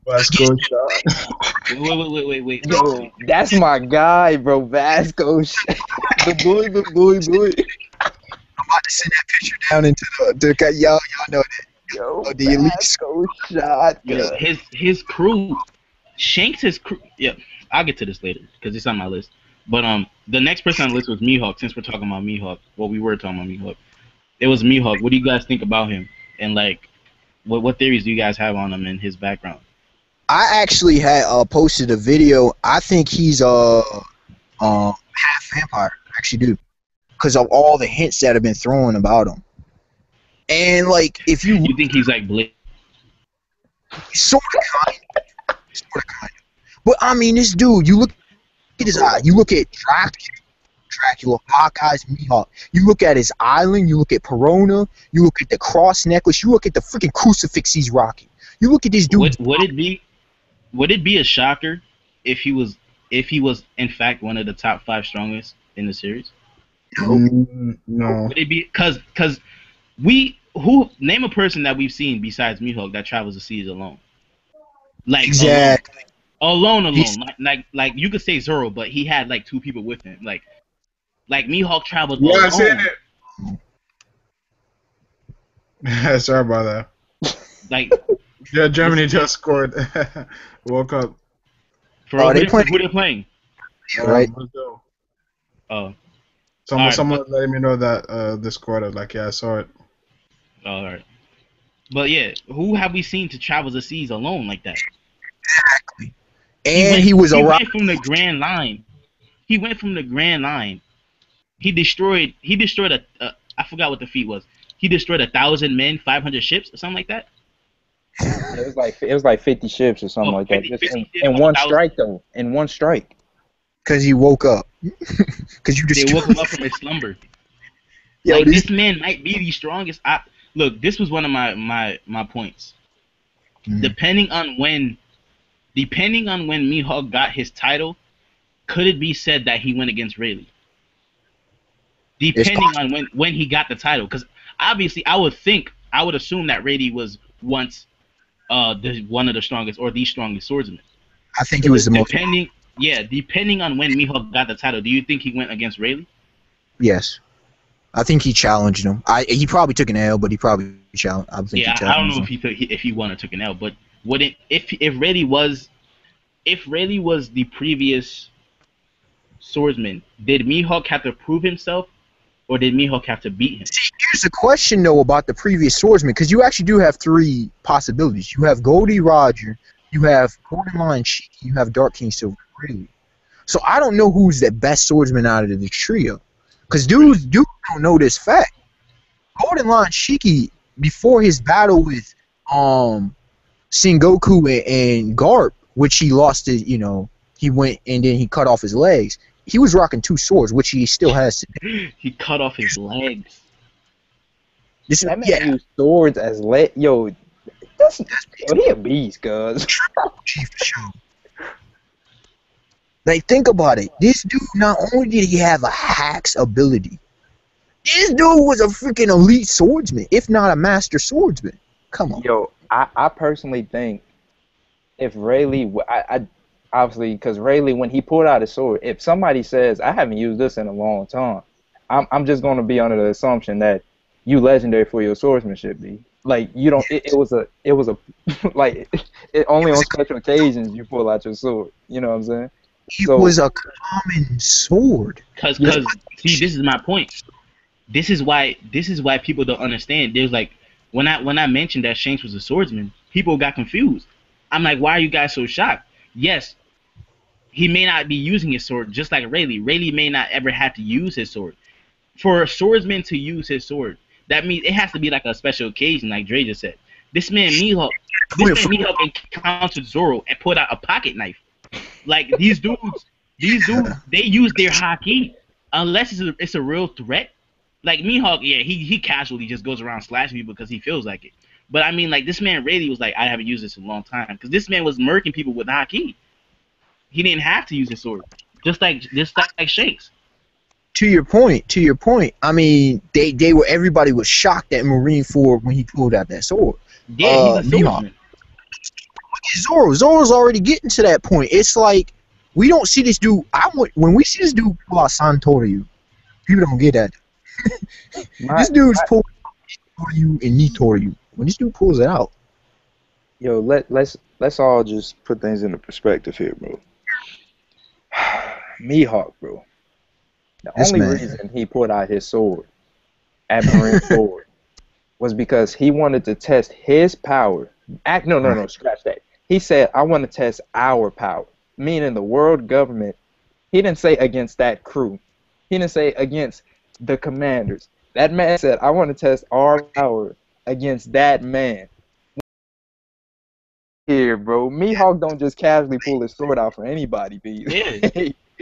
You got to either show him respect. He got to have some type of respect for you. Like, the only reason he pulled out his sword against Zoro was because Zoro was like, nah, you got to kill me because I ain't turning my back on you. I'm not running, B.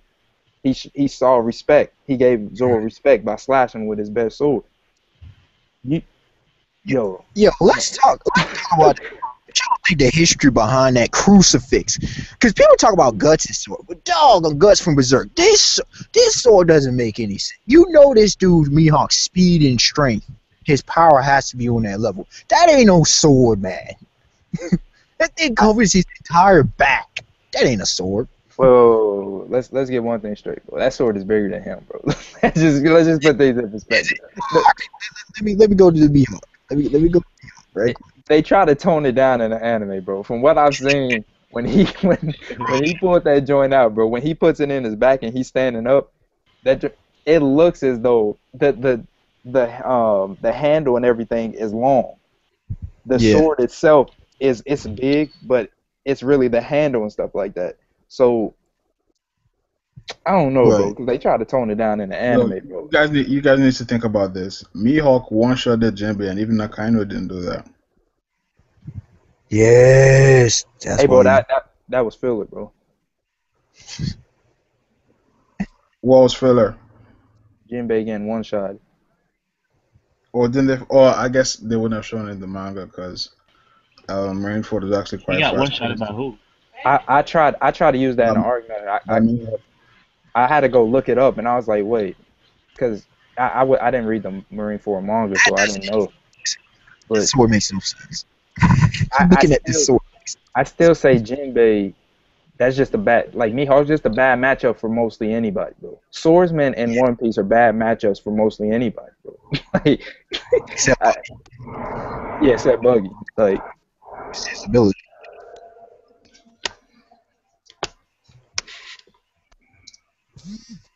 But yeah, Mihawk, dog, I don't know. I think his backstory. Why do y'all think he's a Shichibukai? I mean, I have my theory that he's possibly trying to rescue or protect somebody. Because he has no I know he wants to be left alone, but seriously, what's his real objective? I have no idea. I don't know. Somebody said that he might have something. He might have some ties inside the Nah, I think he is so strong that they sent him a letter asking him to be a Shichibukai. Is that something? That's my point. Why would he join? He has no reason not to join. I mean, he doesn't. Protection. He's a very neutral character. All he does is kill and drink wine. If he doesn't, then the government is gonna be after him. He's only doing it for the annoyance to go away. He's only doing it so the government don't like bother him. It's possible. Don't say that, Ed. Because he rarely goes to the meetings. I mean, he doesn't do anything. If he just was chilling at the end of the new, not the ending where, because now they got but pretty much at the end of the new world with Shanks. Not saying he needs Shanks, but I'm just saying where Shanks or whoever else is at. You really think they're just going to send dudes to try to capture him? I mean, seriously, come on. Think about this. I see what you're saying, you dog, but you got to think about this, bro. I'm just considering. It's only two possibilities as to why he's a Shichibukai. One is it goes to Ed's theory about him being either part of Shank's crew or maybe because I think he was tagging along with the Roger Pirates, and that's why they were so close. But Ed said he wouldn't be surprised if Mihawk was on Shank's crew at some point. It's either that because why become a Shichibukai if you're not a pirate? Then the world government shouldn't be after you. I have another theory for him being a Shichibukai. What if he was a Shichibukai like since he was young? Like since he was Law's age or something. Well, Law is 26. I mean, they were trying to get freaking Ace. And Ace was only like 19. Like, he was Luffy's age, pretty much. That's another testament to Ace power, but we won't go to that. And that was before Maranomi. But he had it at that time. No, he had it. Did he? I thought they tried to hit him before the Maranomi. Nah. He'd like already like destroyed a bunch of cities and shit. Okay. See, but that also brings into question the selection process. Like, is it based on, like, it's not, I know it's influence and stuff, but really, how do they select? And I know Luffy, for example, you know, he was a threat, but they allowed Law. Like, so, how do they select We're going to put things into context, bro. Law, however way you want to slice it, be. Law he's a very dangerous man. Okay, let's just leave it at that. He's very dangerous. He's very dangerous. I just want to know how they select certain characters as Shichibukai. I just think it's solely off strength. Like, they pick the most powerful people. Cat sleep on Bull Hancock. That'd be a deadly mistake if you think you want to tangle with Bull Hancock. Be my guest. But if I'm in the One Piece world, I don't want to do that.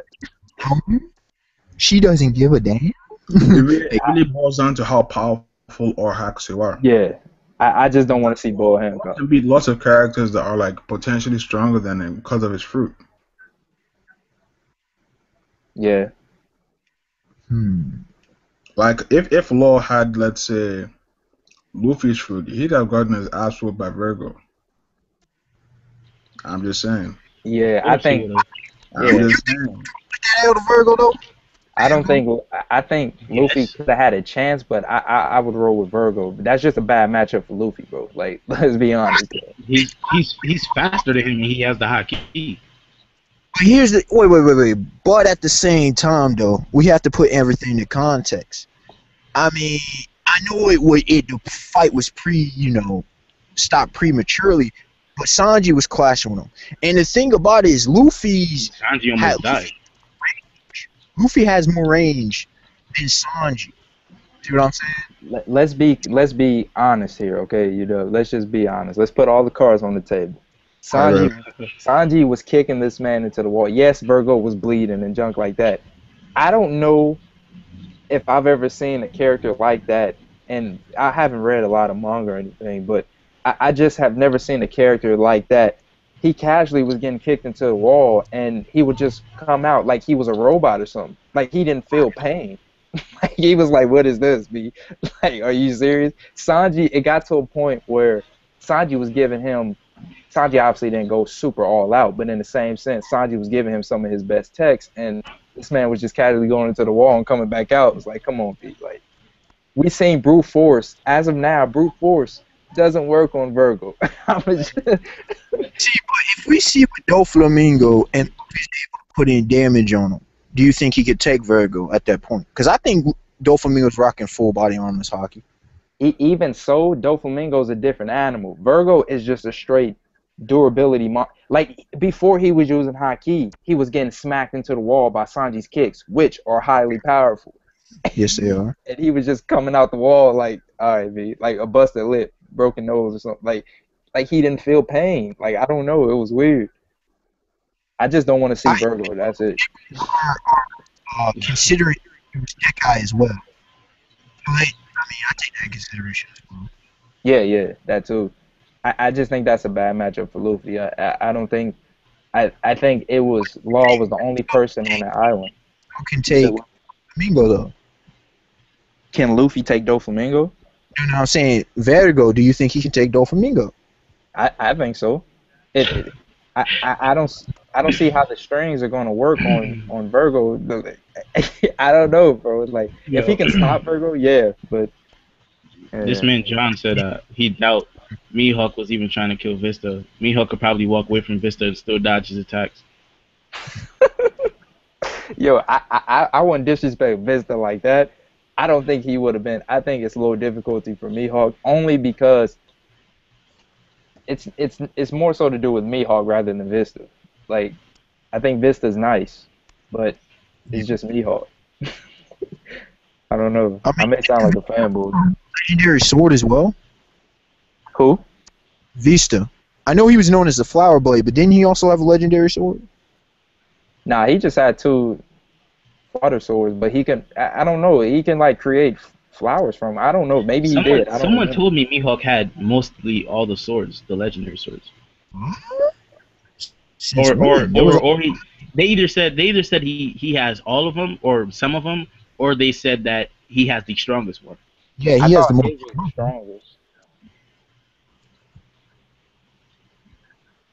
Yeah, I thought it was stated his was the strongest out of all of them, because there's like what, 12 of them.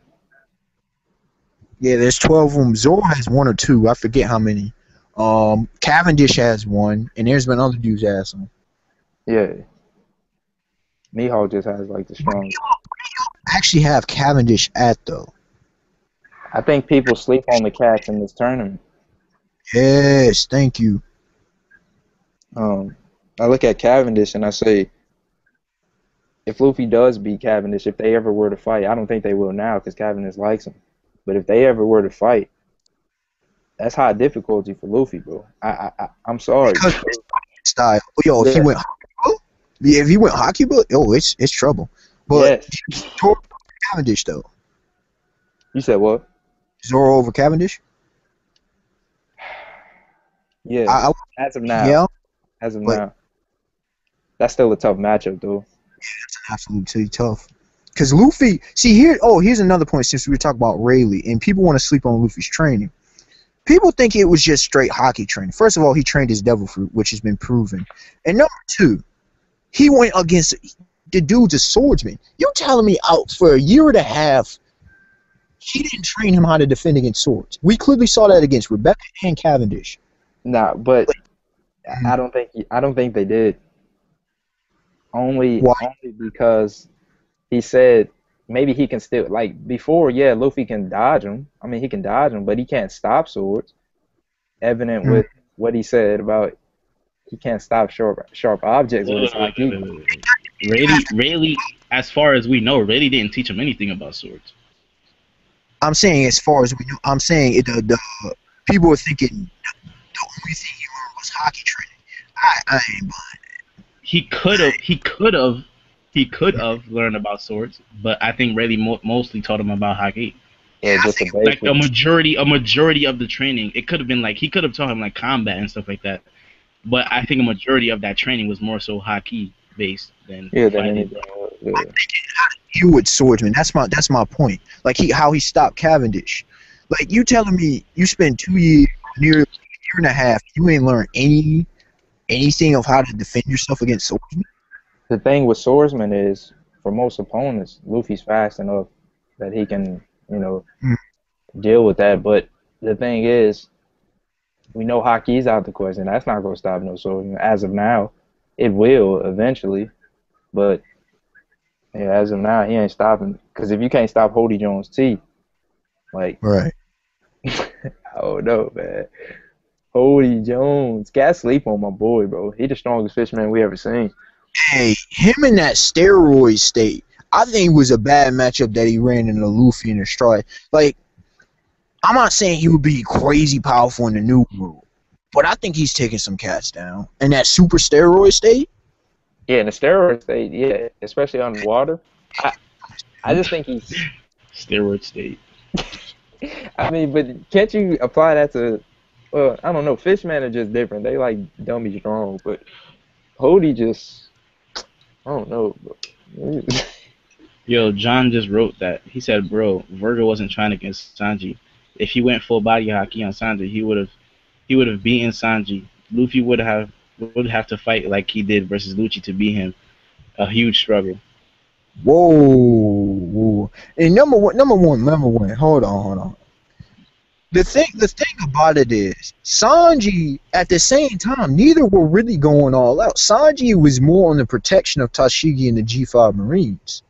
As well as you have to consider this dude, because this dude, Sanji, my problem with Sanji right now, he ain't rocking out his heavy tech. Like, he has Hell's memories and stuff, and I don't think that's his only technique that he's got. You feel me? Sanji need to... Oda need to show Sanji for real though. I just think Sanji's been getting it's another problem with just not even like I don't want to just blame it on the community because this is just a human problem. Like people just follow what other people have to say and they don't have their own opinions. They can't form their own opinions.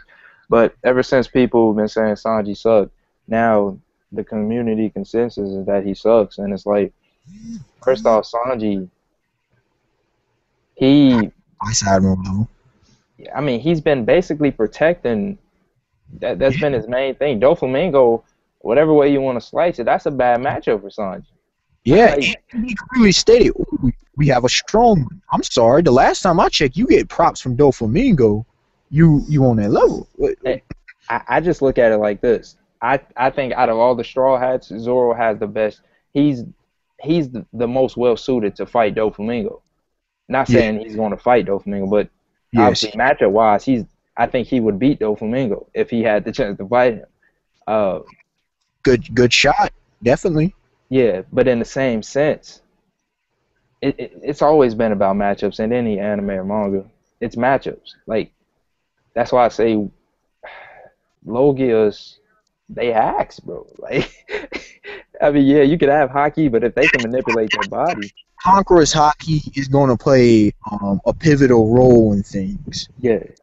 I really do. Between the dispelling of things as well. But at the same time, I have stated, and I will hold to this, I think Luffy needs a couple more fighting styles. Now, I'm looking at least basic swordsmanship, and I'm looking at, like, explosive boxing or something along those lines. Because whoa. You think IDEO is going to teach my man Luffy? I think Luffy's gonna adapt something. I don't know what it's gonna be, but something along those lines. That Triple X boxing tournament. I'm freaking or the Triple X tournament. I'm telling you, Oda did not just introduce that for no reason. And you clearly stated about, I think it was you that said about Zoro. He's like, yo, why didn't you tell me? Oh, about the tournament? Yes, Zoro was mad because when he met up with Frankie, he was looking and he saw it was Sabo fighting, but they all thought it was Luffy. He was like, wait a minute, why didn't nobody tell me? I wanted to join this mud. Like, he was mad, bro. Yo. And by that time, I think Usopp's gonna already start being combatant more seriously. So maybe a good chance for Usopp to be in there. That's why I think Oda did that for a reason, not showing Zoro. And Luffy, I don't know how to describe it.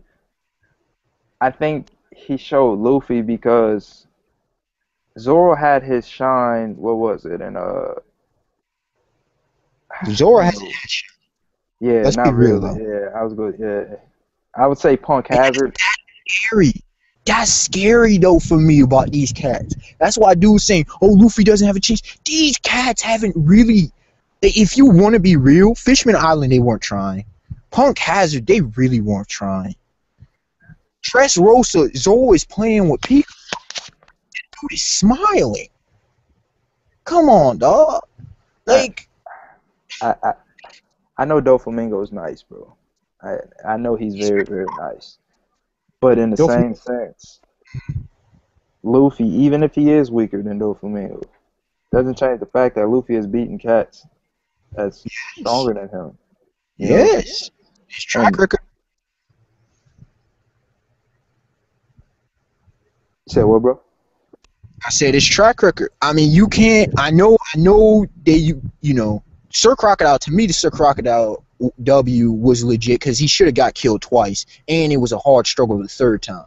But he did beat a Shichibukai. He beat another Shichibukai, and he beat a dude like Enel.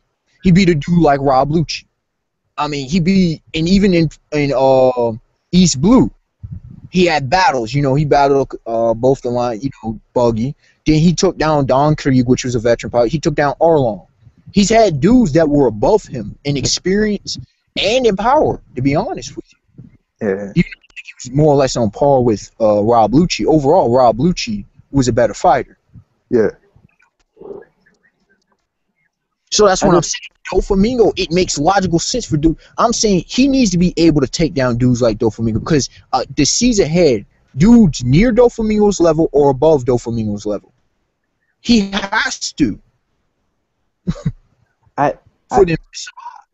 Yeah, I definitely agree with that. Like, if he can't take out Doflamingo, if it is a mixture between Law and Luffy fighting Doflamingo, I don't like it. I would have a problem. I don't think it can be. I keep telling people, Law would actually be in the way because Law's stamina is drained. You know, out of the Karoseki Seastone handcuffs, he's going to be weakened. But at the same time, his main problem is not even physical; it's his mental state. He's shook. He just got that behind over me, and he's mentally like, yo, we can't deal with this dude. He's not in the right frame of mind. No, what do you mean?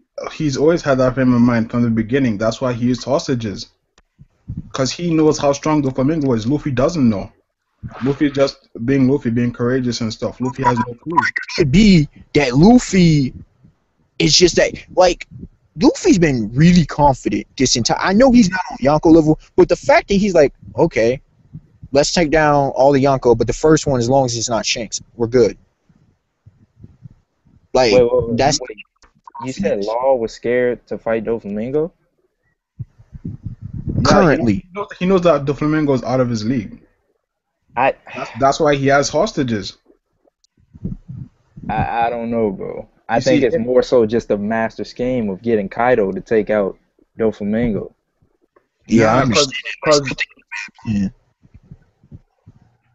because the thing is, if Law thought that he together with Luffy could beat Doflamingo, then that would have been his plan from the get-go. He'd be like, okay, let's go to Zoo, get my crew, and we'll come here and fuck up Doflamingo. But you also got to remember, Law already explained why he didn't want to do that. It's because if they take out Doflamingo or take out Caesar, one of the two, then that means Kaido's going to come after them, and they don't want that. Right. But I mean, he's worried about that right now. I think Big Bam's, obviously. What? First.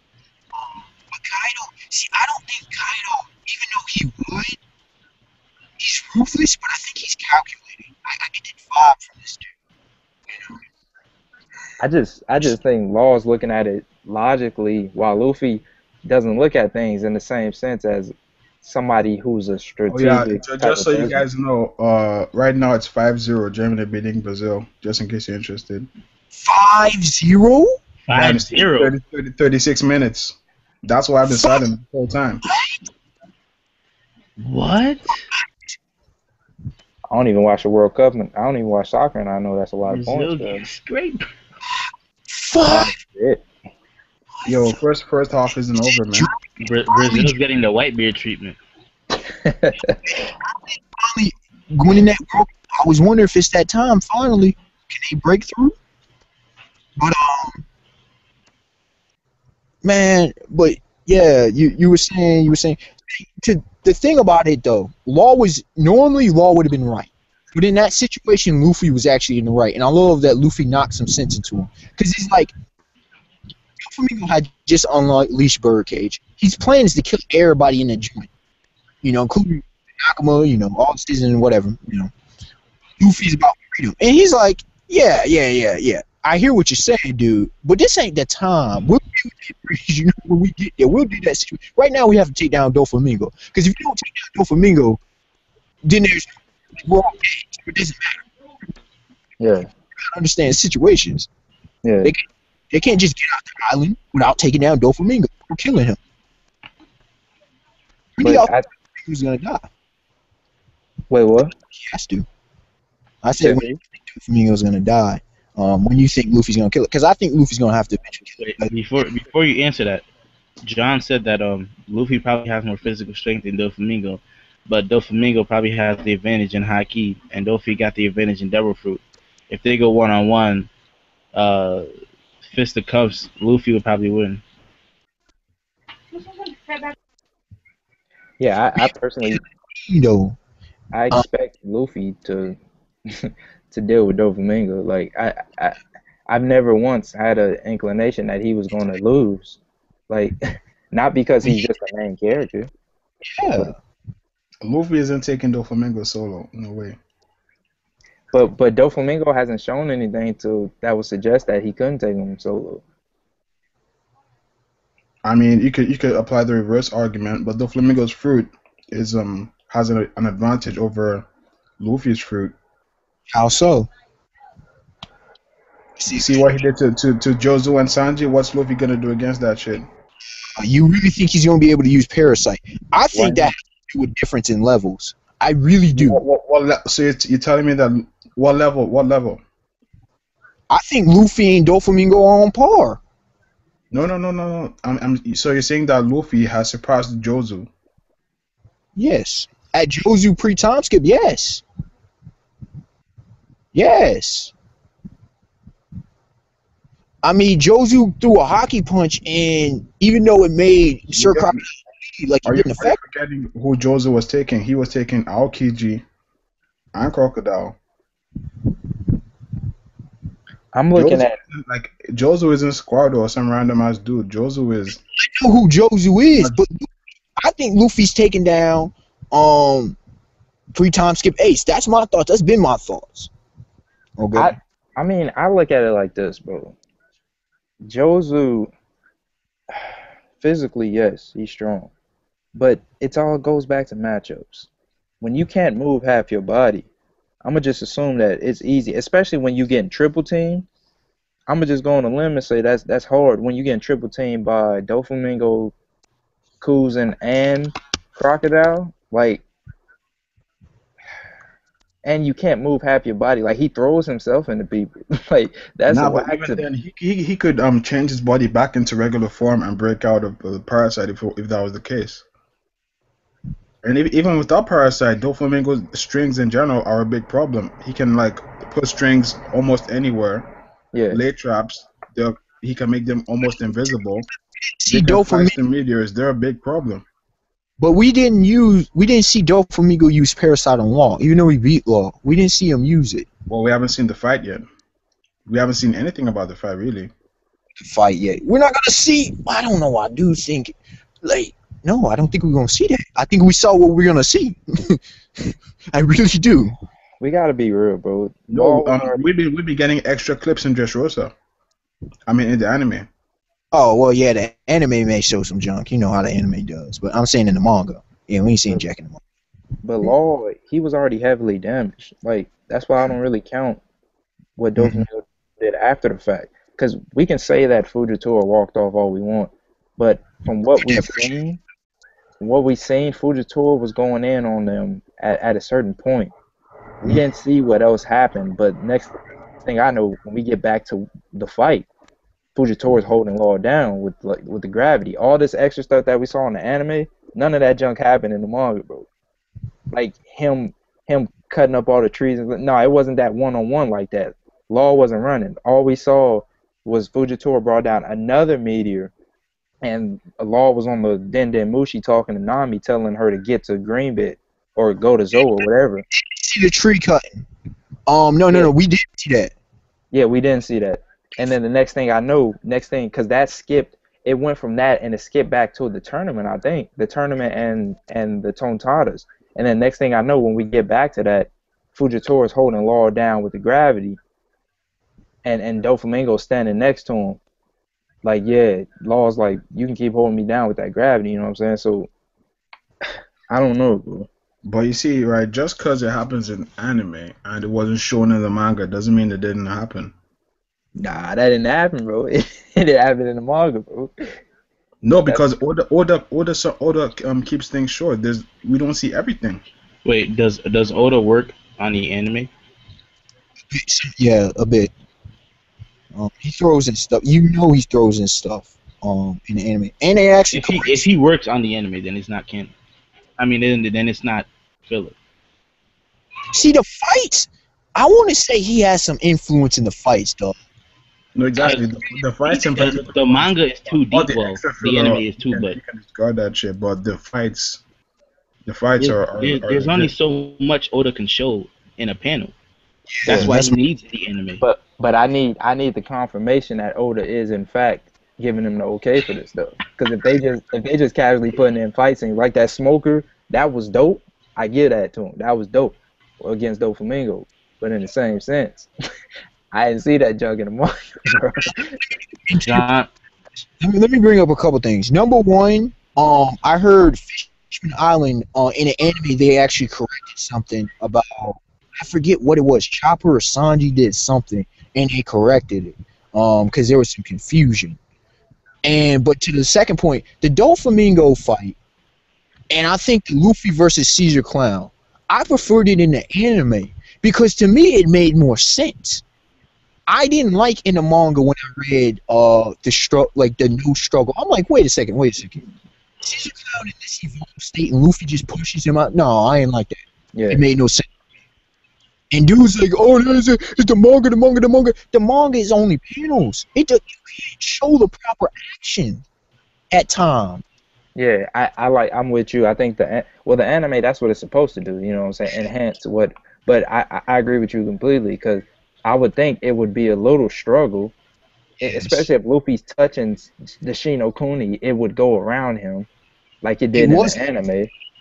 Dudes act like it was 5-10 minutes. The only thing the anime messes up with is speed sometimes because they need to drag things out, so sometimes things are slower than they should be. But I did like the Fuji tour. The first time they showed him with the gravity or whatever it is when he did in the casino, I actually liked that. I really liked that because it made sense to me. Like in the anime, all we saw was just this big old hole. I'm like, wait, what? What happened? I didn't understand what had happened. Well, people complain about the man, I didn't even watch Hunter x Hunter today. Oh, but people complain about the pacing of One Piece, bro. And it's kind of like, I don't understand why people complain, because they be like, man, the manga, it went straight through it just like that. It's like, what are you talking about? Like, in anime, you can't just take directly from the manga and put it into an episode. It wouldn't make sense. You know what I'm saying? You can't do that. Have an episode. Like, even with that, the dialogue, it just wouldn't make sense completely. You tell me Bones Rock. You tell me it takes that long in the manga? Come on, stop. For example, I'm bringing up Hunter x Hunter.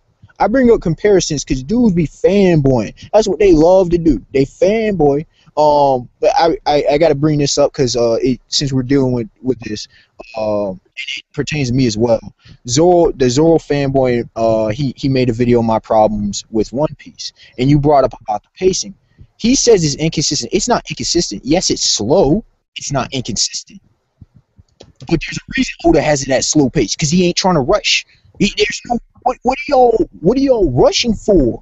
Like, it's just there. Enjoy the series. Where are we going? Like, come on. It's funny because something that I've seen in other series like Naruto in the anime, where because most of the time, no, not even slow. Most of the time I've seen, I don't understand the whole. There's bad animation, or I don't even understand what they. Sometimes I just feel like cats just be saying it just to say it. Like, the animation was kind of off in this episode. I didn't like this or that. It's like, what do you? Bad animation. I grew up watching some great and bad animation. They don't know what bad animation is. Yeah, sometimes bad animation for me in One Piece is rare. Like, for example, on Punk Hazard, there was some scenes that were bad. I'm not even gonna front. There was some bad scenes. And one particular one, I did see Nami drawn one time when her and Usopp was going in on Baby 5 and them, and her face was kind of messed up. But that was evident. Outside of that, I don't understand the whole animation thing. Like, why is it bad? But they're talking about, they don't. I'm not an animation expert, but let me give you examples. If you've not seen series like Gargoyles, great animation. If you've not seen many of the 90s shows, I don't want you to hear anything about animation, because them shows have phenomenal animation. To me, animation is like the flow, the art style. Batman the Animated Series, like One Piece's animation is fine because of the art. Like, come on, people. Yeah, like that's why when I look at Attack on Titan, I understand with them swinging around and stuff like that. I get that, but in the same sense, I don't see how it's any. I don't see why it's such. I don't know. Maybe I'm just not that good. You just a hater, though. What makes it so good is not just the quality, like the background, like the way that they depict, and sometimes it up. Okay, sometimes they'll do actual just like slow frames. Sometimes they do quick action. You know what I'm saying? Like, no, I get that. No, I get that. I just don't understand this whole animation business. Like, when cats be just casual, because I ain't gonna lie, in some of my videos, I just to prolong it, I'll be like, man, animation was good, man. You know, it was nice, man. I don't know what I'll be talking about, guys. That's a sub. Sometimes I don't know what I do respect. Like, niggas be listening to certain categories about the episodes and shit. Like, if you ever, I talk about plot progression, character development, characterization, things that are actual literary. Because I'm mainly talking about manga. I talk about actual stuff that's to the. They be like, I give the animation a 7 out of 10. Yeah, it's like, what? Like, what? Like, every week the animation is different. Like, I look at it like there was. I mean, in general, there aren't really any bad animations. Like, every every animation company is pretty good. Yeah, that's what I'm saying. Like One Piece, if you look at it on Crunchyroll, that mug is beautiful, bro. That 1080p. All you can do, right, is compare One Piece animation now to the past, in which case it's better now. Yeah. So, the animation depends on your Wi-Fi servers. Yeah, that's what it is. You got bad Wi-Fi. Don't blame the animation company. Yeah. I mean, you gotta watch it. Let's look at 100 or 420. Hey, you watch One Piece on 2 bars. Like, don't blame them. Hey man, compare I didn't know it was slow. 100 So the animation was a 5 out of 10. 5 out of 10. Yo, that.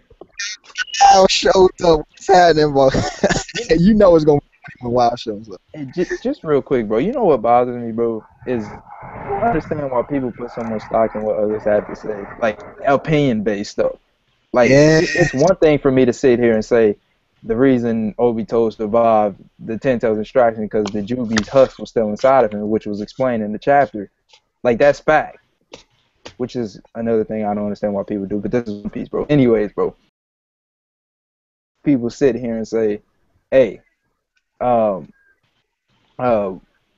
your rating, man? Like, we need to know your rating. How'd you rate? Because I got this rating at a 9 out of 10, and this was amazing. It's like, yo, why does that matter, B? Like, it's not like, I don't know, because it's weird.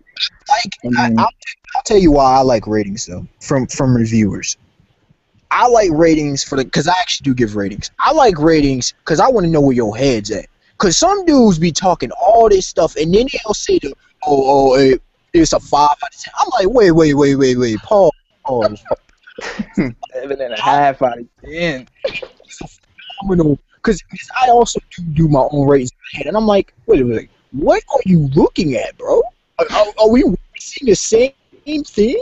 Like, even Naruto, y'all know I'm not a fan, but most of these last recent chapters I've had with Kaguya are great. I had one that was amazing, was a 9.5 out of 10. Like, was it 9 popcorn bags out of 10, B? Nah, some people's opinion needs to be addressed. Like, if somebody says that Goku versus Frieza fight was a 2 out of 10, it just didn't do it for me. Like, we gotta address this, man. Yeah, and I don't even like that arc, all time. We gotta address this, man. Yeah, bro, I can't stand Namek, but when Goku, I can't deny, when he went Super Saiyan, that was legendary, B. We've never seen it. Like, it's in all of fiction, period. It may have taken him several months for him to do it, but he still did it. Yo, that's I don't understand about what happened with the anime. I was reading one time, I forget what it was, and it explained. What happened was you couldn't blame Akira Toriyama and how he released the Dragon Ball manga. First of all, he released them slow, and secondly, the chapters were short as hell. They were like 13 pages. Like, so the anime got to add in a boatload of filler just to make episodes, and they come off like water. Like, but he a beast for that though, because honestly, I don't see how they do it. I don't see how you can do a chapter every week in 1 week. Like, all that's I've tried to like think and fathom how do they do it, but like, that's why Togashi that are on such a high level, dog. No, but that's also really like if you plan on doing like a long ass series like Oda, that's why it ain't good for you. You see how much weeks he taking off now, bro? Yeah. Cause it's hell, dog. That ain't good for you, dog. You can't put all that content every week, and that's why I think what was Oda that's his Achilles heel. Like Kubo now, he shouldn't be sick, bro. The only thing this nigga be doing is be drawing, bro. Seriously. Yo, the fact that he took a 5-week hiatus, that felt like it was yesterday, but remember he took that like 5-week hiatus, good. Oh yeah. What you taking a hiatus for, bro? I don't know, dog. Like Naruto be having like a lot of content, right? But like half of it be like flashbacks, bro. So Kishi don't need to take. Yo, it be the same pictures, cuz. He just copy and paste them junks on the panel, bro. When they print them joints out. Yeah. Like Kubo sometimes, like I get on him because he can write and he can draw, right? Kubo be getting lazy, dog. Like sometimes I'm pissed. 1 month with Ichigo arriving and nothing has happened. I know, dog. 1 month. Listen, bro. 1 month. Y'all don't get it, dog. Listen, I don't give I barely give mangakas passes, cause I see what Oda do, Yeah, just exactly. Yeah. just for the consistency, bro. Every week. But then you got Togashi who be taking off 2 years and things what the bro? You ain't getting no pass around here. He's still trying to slide in with the laziness, bro. Because he be writing all that dialogue, trying to fill up space. It's like, yo, half that stuff ain't even important. Watch out, bro. Dialogue. Now, you see, the biggest problem with the dialogue is when it gets to the anime, that's just going to get dragged out even worse. Dog, listen. They're going to add filler dialogue. They're going to add filler dialogue in addition, bro. Listen. I like it. I like it, though. It been some good information, and I like it too. But it's just when it comes to the anime they have to figure out a way to do it where people actually want to watch it, bro. Yeah. Maybe it's because the anime only really, at least in my opinion, the anime only really do the fights well. In terms of other stuff, like when Gon was crying and all that kind of shit. They're gonna drag that shit to Kingdom Come. So that's what I'm saying. All this dialogue Togashi's doing, it's gonna come back and bite people when watching the anime. Because we're gonna have 10 or 20 episodes of dialogue and flashbacks and. But it won't be like that shit. Yeah, but unexpected. Unlike us who actually like all the information and stuff like that. People who don't regular people who watch it, they ain't want to hear all of that. Unless they do, unless they do what they did in the Chimera Ant arc where they split up stuff. You know how they did? They didn't put the whole Ikago situation in one episode. They split that up and then put something in the middle. Unless they do that with this the next arc really ain't bad. It's the it is, because with the whole never mind. I don't want to spoil somebody. Because bro, I mean this next arc in the manga is actually is good, right? Yeah. But it could be a lot of talking. Just yeah. It's straight politics. But yeah. Here's my if people had a problem with the narration, they don't understand what the purpose of the narration is for in that case. People don't realize how fast, which is why Dragon Ball, they don't get it. How fast these dudes were moving. The speed, 3 seconds, when hello? Bad move, little bad move. You dub. Let me stop you right there, bro. Because I kid you not, I've been up all morning looking at everything that's been stated about how fast these DBZ characters are moving. In early Dragon Ball, the first tournament we saw, Krillin and Jackie Chan had basically a brawl in the matter. They were kicking and punching, playing rock, paper, scissors, sitting there talking with each other, and none of the audience or anybody saw it. Guess how long it took them to do all that, bro? It was a fight that they had, and all they saw was Krillin fall on the ground, but all that stuff happened in between. It was 1/5 of a second that all that happened. And this is early Dragon Ball. This is the first tournament. Get out of here, bro. Let me bring a point to what you said. Early Goku, when they first started training with Master Roshi, Krillin could run, I think, 8 seconds. Yeah, Goku they could run on water, cuz. 5 seconds. This is kid Goku. 12 years old. 5 seconds. He could run 100 meters. Are we serious?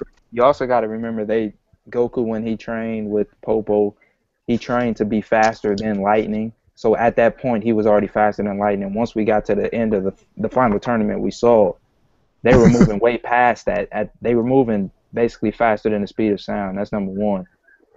Number two, in DBZ, in the Namek Saga, it was clearly stated that Birder said, "Hey, how did you get behind me? I move faster than light itself, and I'm the fastest being in the universe." And Goku was like, "Oh, well, now you number two." That right there clearly, they faster than the speed of light beat. This, and Cass was still trying to say, "Oh, my man, Superman." I don't care about that Superman versus Goku. That's stupid to me. Bro, listen. Winning dogs, bro. Period. They was trying to do Superman versus Goku, and like they had to pick which stats they could actually take from Superman, so it wasn't that accurate because Superman starts so ridiculous that and they keep on retconning each other. Like it's kind of like you can't do that matchup because it starts all over the place. And they contradict each other and stuff. Superman, I use the most consistent besides Golden Age. First of all, Superman isn't the fastest character in comic books. And that's what they be saying. They say he moves faster than the speed of light, but he's never been showcased to do such. No, I mean, but Drake. But he acts. No, I know what you about to say, but he acts, bro. See, here's the thing with Superman, right? He can like dodge bullets and all this shit, but he can't dodge a regular punch from some random ass alien. See, that's the thing. Inconsistent. Inconsistent as fuck, bro. Because no. The dumbest thing, his super hearing, right? It only turns on when people are gossiping or have some evil plans.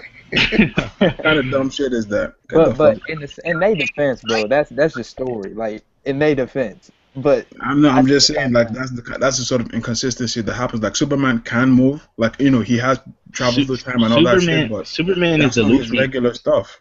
Superman is the Luffy of the comic book like series. This nigga, he has to get his ass beat before he can win a fight. Bro, but they show in the comic book, which all over the place, where this dude actually moved so fast that they call it infinite or something like that. Where he moved like 100 times the speed of light, and then it just start going in the loop or something. I was like, come on, bro. His transit is faster than light, but he does not fight fast. That's what people. Combat is what matters. Fighting. You're talking about Goku. Goku fights fast. He's all about speed. Period. Superman is about strength. I want to make my point. I want to make my point one more time. Flash would destroy Superman in a fight. Yes. I don't even think Goku beating Flash, bro. Like Flash is hacks, bro. Like, bro. But I mean, it depends on which stars you use from this dude. Yeah. That's my problem with because he's so Flash. The writers of DC, right? They always fuck up the characters. Like Flash, right? Flash is fast as fuck, but he'll be tripping. People will be like tripping him, like setting legs and shit. He'll be fighting people like Captain Boomerang. How do you fight Captain Boomerang, bro? And you're the Flash. Boomerang. Nah, bro. See, if it's Barry Allen or Wally West, they're killing Superman. Look. Let's be real. Come on, dog. If we want to be real, forget the BS like y'all presented. Forget that nonsense inconsistency. I'm saying legitimately. You can't do it legitimately because you still have to pick which Superman you want. You gotta pick which one. Funny thing is though, even though he had kryptonite, and Batman still beat him, bro. I'm not taking nothing away from Bruce Wayne, bro. Lord Bruce Wayne, bro. But let's be real, bro. Like, is kryptonite? I don't know, bro. Superman always take L's, cause I don't know why. Bro. That kryptonite shit. By now, he should be ready for that shit, bro. He should know how kryptonite sounds with his. Yeah, like that can't. Yeah. It's not fighting style. This man's fighting. You know who Superman's like? Superman's like Princess Peach. She's always getting kidnapped, and Superman's always getting snuck. Even though he's supposed to be super smart and all this shit. Get the fuck out. That's because, bro. That's because the writer. I mean, like when you start a character off running that infinite, whatever the hell that is, it's like you have to tone him down, bro. Like after a while, because that's the Superman arguments. They cherry pick which Superman and which powers they want. There's no consistent Superman. Flash could time travel casually. Yeah, he could go run so fast and go back in time. He could make the Earth's rotation stop and turn the other way. Edmond, you ain't get this, bro. After Superman surpassed the speed of light a couple of times, then he started to travel into the future, and then he just gone to infinite, bro. I don't even get what that means. Like he was just going in the loop, bro. You know what? I think I may write a series, bro. Just one rule, bro. I would say he's so fast, that he moves faster than any character in any type of fiction. Oh my just goodness. to debunk this, bro. You guys have brought a fantastic point. You see, this is how it is. With like Marvel and DC, they have a bunch of different writers, so that's a bunch of different fanboys writing a bunch of different stuff. So it's like imagine like different fanboys writing a story. One is gonna have, you know, Luffy breaking continents by clapping his feet and shit, and another is gonna have Luffy as he is right now in the manga. That's how it is. These guys, they cherry pick what they want for Superman to have, for Flash, all these strong characters. It's only characters like Batman that are like consistent because they're not OP. Hey. But here's the problem with people. There is a consistent comic. There are consistent comics that people don't want to abide by. You understand? Like there's chapter 400, blah, blah, blah. They want to use the specials. Don't use the specials. Use the canon material. The consistent manga or consistent comic. But see, the only way you could have a fight between Superman and Goku and actually make it actually valid, but it is to use the original Superman against Goku. Yeah. The first one. Superman. Which that dude, he that the modern nigga been sneezing away galaxies. Wait, what'd you say? He was sneezing away galaxies, bro. The first Superman. What? Golden Age. Golden Age is faster than a speeding bullet, more powerful than a locomotive, able to reach tall buildings. It's actually my favorite version of Superman, by the way. He's the old like 1940s cartoon, which I see. It just got to a point where, you know what, man. That's it, bro. I'm writing a story today. So. This man said Luffy could destroy a continent by clapping his feet, bro. Hey, you might have just predicted a feat end of series. I'm just saying because I think he gonna be demigod. Bro, why clapping his feet though? Why not his hands? Like, so he might be eating meat. He's gonna be eating meat with his hands. Watch out, dog. Yeah, watch out, bro. But for real though, I thought you said very extreme originally. But you or somebody else, do you think it's possible for somebody to master the devil fruit enough, or to figure out a secret enough? Congress, I don't know, but to override the devil fruit's primary weakness, and that's to the sea. Is it possible? I think it was on Showcase. Luffy was underwater, and with that bully. I would think if King's Haki, from what we saw with Shanks, it just basically like dispersed this man's magma fist. Like I'm pretty sure if you put Haki in you a devil fruit and it's strong enough, I'm not saying you swimming, but yeah, that's like making like Rayleigh's fit. I mean, in this recent chapter, the man almost died. Like Doflamingo almost killed him. This man was in water. He almost drowned and shit. Yeah. He was just there. Anybody notice though? Anybody knows how Doflamingo just casually slap away Luffy punch? Yeah. So bro, it looked like he was just go away. The bigger feat is that that was just only a clone. Yeah, that was just his clone. But in let's keep it real though. In both these conflicts, the first one he used a jet Gatling, no hockey. In this one, he used a regular Gumma no pistol.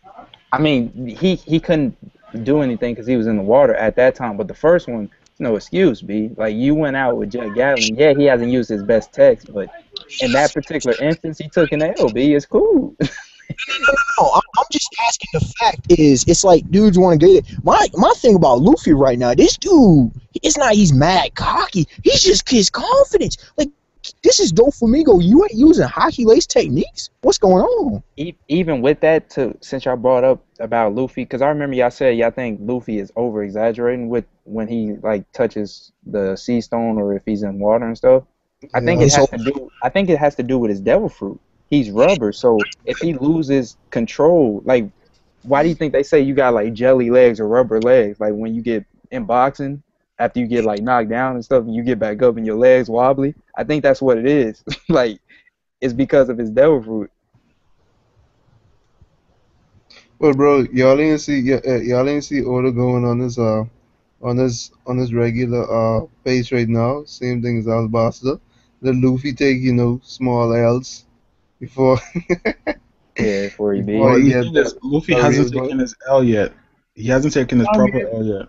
they ain't been like L's because it'd be like, really, bro, like what you train for, but they've been like, slap of the wrist things where Yeah, that's what I'm saying. couldn't get a Luffy's hit. gonna take his L. That's when Lord's gonna help him.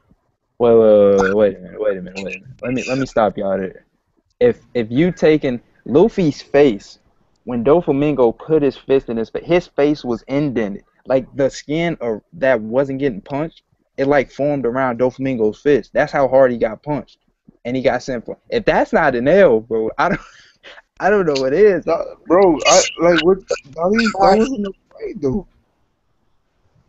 Nah, bro, they was going at it. Because no, but my thing is, if they would have finished a little bit and Doflamingo punched him and he couldn't get back up, I would have been like, yo, that's a L. But then like right after that, like my boy Peaky, he just shoved everybody off. Yeah, It's like time to go. Yeah.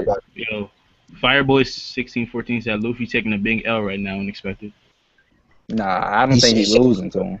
No, I mean he ain't losing right now.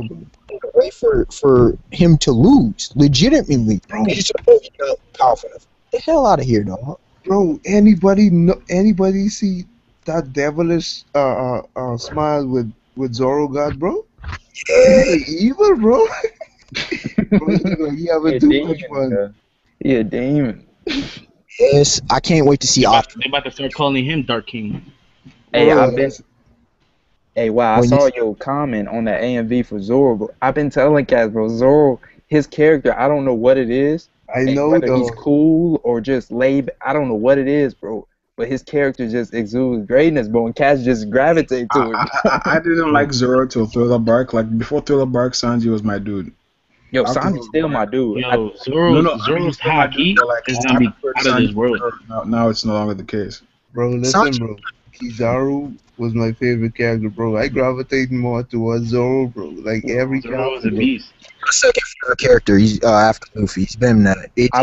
Speaking of favorite characters, let's just end this. I have one more theory person, which is Aokiji. What do you guys think of him? Which is my favorite character in the series. What happened to Aokiji? Like, do you guys have any theories on what he's doing? Like, what he may be doing right now outside of the Marine? The obvious with everybody else saying Black Bear, but I still don't think it's that though. Yeah, I don't think he's working with Blackbeard. Because I see Aokiji, he ain't to do it to aid pirates, even though he already lived, but Blackbeard noticed he could be, well, a person he could use without him knowing. If you get what I mean. Because Blackbeard is a really smart dude, and it's better to have Aokiji on your side instead of against you, son. But I don't know. I think he might be doing what he was doing in film Z, just like roaming around and shit. Yes, I think he's playing. I think more the underground. He deals with the underground brokers. I think he deals with revolutionaries and with pirates.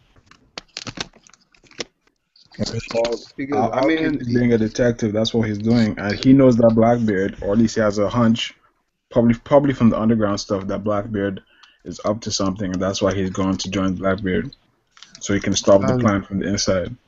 And I mean, ultimately, I would only guess that Blackbeard one is Devil Fruit, for sure. It's a pretty powerful one there. Who knows though? Because I mean, if they've been having talks, like if they get to meet anytime soon, it shouldn't be easy for Blackbeard to get it, but Blackbeard should be able to take him down, no problem. So hey, it is what it is. They couldn't get the Merriman Nomi because my boy Sabo taking us Marines, bro. Hey, it is what it is, homie. Yeah, I'm a real Chinese nigga. What y'all think about Aokiji? Unexpected or hero or Joe? I think, like I said, he's playing on sides. Any more than that, Aokiji, he's just a character. I mean, this is wild. I don't actually really foresee him becoming an honorable. or becoming an ally of the Straw Hat. He's got history with them. So, what role do you play? Maybe he'll be sort of a guy, like a mentor to one of the Straw Hats, possibly Robin or something. I don't know. I'll figure out. Or maybe he was right about Robin and she's playing the Straw Hats all along. Never. Plot twist. You know, Bro, listen, bro. I'm telling you, yo, that's gonna be Kiro. Remember my theory? That would kind of. Wait, which theory was That that? would kind of take a lot from Annie's love. Remember that video you put out? What? So much Sorry, emotion. she ain't playing the Straw Hats, dog. That'd be crazy if she After was. that, bro, bro, after Plot that, twist. Annie's lobby, she can't, bro. Like, Hey, that ain't even possible. Come Man, on. if she was though, they gotta kill her, bro.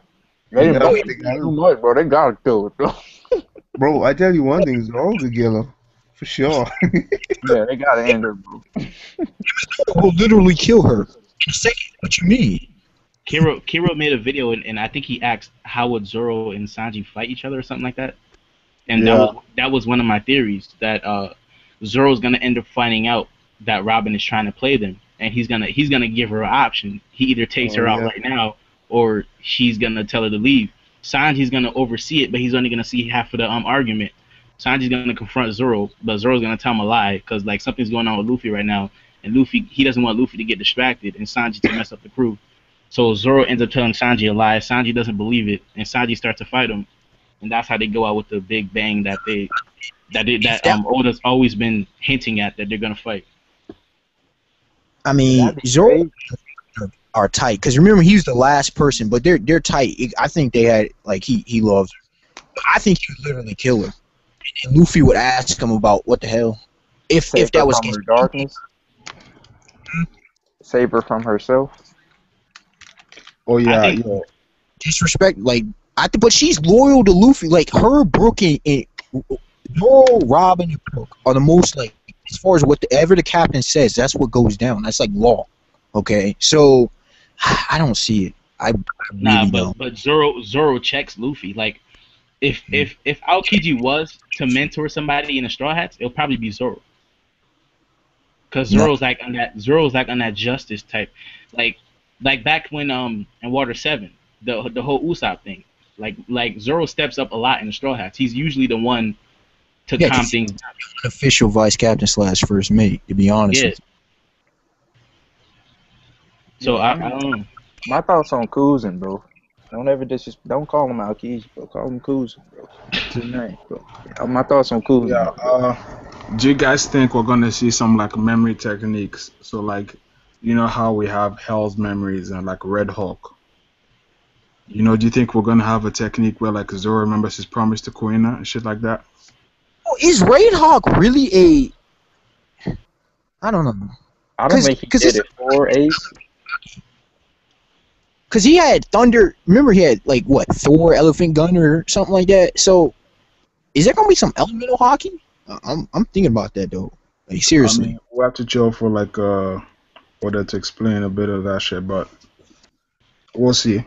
I think with the fire, I think when he did the fire punch thing, bro, I think that was more so dealing with his hockey. I know it was underwater, but Right. you still got to think about it, bro. Like hockey, we seen hockey enhances a lot, like the hardening, bro, because he couldn't even hurt a past pistol with a punch, but then casually after putting an arm in his hockey or whatever he's using, bro, like he just casually one shots on him, like nah. Be seen slow. He just literally just dodged. That part was beast in the anime. That man was too slow. Yo, I want to respond to John. I want to respond to John real quick. Like I agree with his statement, but I think it'll be on a bigger scale. Like he said, Zoro is about to pull the thing he did against Monet, against I guess Pika. I think he's gonna do something like that, but on a bigger scale. I think he's gonna be even better at whatever he did against Monet. He's gonna do it like even better. I think it's Like, Conqueror's. on some terrifying hockey shit. I think it's Conqueror's hockey, straight up, because it was clearly stated you cannot affect Logia without hockey. She couldn't reassemble. Come on, dog. That's fear. That's her mental. Yeah, that's her that was mentality. fear. You don't magically reassemble if you're a Logia. It's not magic. It's you reassembling yourself. Bro, understand, but when you looking a demon in the eye, bro, that's what's happening, bro. Yeah. At what I'm least, at least that wasn't no King Saki nonsense. At least he has to be a demon. It's been hinted at ever since he got that sword. let them open the next eye. You see a real demon then. Yo, let's be real, bro. Let's be real. I think that was a hint that he's got to have it, bro. Because I don't see Mihawk not having it. You know what I'm saying? Like, if you're gonna be the ones at the top, Don't Chin-Jiao said it best. The ones at the top of the new world have the king's disposition, bro. They the kings, bro. Like, come on, man. King Silver's Rayleigh, who Zoro parallels. Yes, has it easily. He's casually using it, bro. But bro, This man was the own supernova. Like he's not under like Yeah. they don't Yeah, that's they don't regard Zoro as being under Luffy at all. He's his own entity. He's his own person. And there's only one other person that does that, and that's Killer. Which why I think Killer is. Yeah. Wait, is he a supernova? yeah. Yeah, he is. Okay. I just want to make sure I He didn't. had like what 200 million, I think. Yeah. No. Yo, Killer's that dude. This man, I'm serious. When the dude, they don't have a face. All you have is a mask. How big uses he got big, dude. What did they go? He got big. I don't know what kind of milkshake that guy's been drinking, bro, but it's working. Hasn't everybody gotten big, bro? Bellamy, Protein Bellamy's a mini giant now, bro. They just discovered protein shakes. Yo, Who needs to explain this? Zoro's been lifting this whole series, and he's not even that strong yet. Like Bro. his physique is not that big, bro. Anybody see a past and present of Bridges? In the past, this dude actually had legs and stuff, bro. Now his legs just gone, and he just have upper body. That's it. He huge, bro. yeah, I mean, I have a big body and little legs. Burgess is like Buggy. He just has shoes and his chest is floating. You can't see his legs. He was casually picking up hotels pre-time skip. He picking up islands now, because I don't care what nobody say, bro. Bird is picking up islands, bro. But yo, seriously, Oda needs to explain some of these sizes, some of these growth spurts. Kobe had a massive growth spurt. These sizes make no sense. Hey, come on. Fireboy 1614 said Doflamingo is casually toying with both Law and Luffy. Nah, not the instance with Law. Fireboy, what happened? It's casual? When he hasn't done that all series, that's casual. Okay.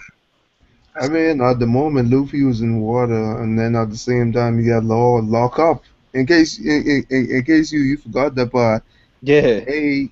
Also, when Law was also taking on an admiral and a dude that's pretty much at admiral, well, not pretty much. I think he's at admiral level, but I just don't think you can just discredit that he was fighting both of them, bro. Plus, trying to keep Caesar away. Like, come on, man.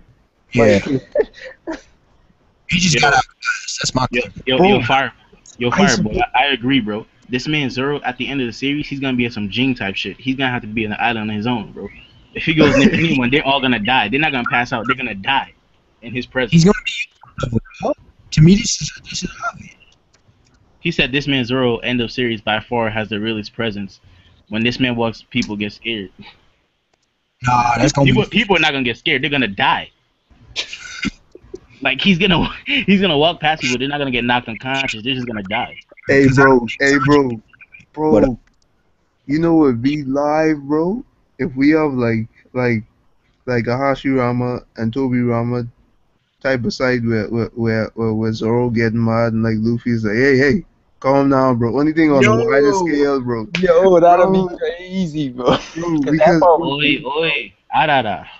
Bro, because look at it, Hashirama just like Luffy, you know, they ain't really got that menacing presence. Yeah. At first, they cool to talk to, but bro, if you step wrong, bro, yo, see full of that presence, bro. It's a rough. The fact that you brought that up, you step on one of their J's, it's over.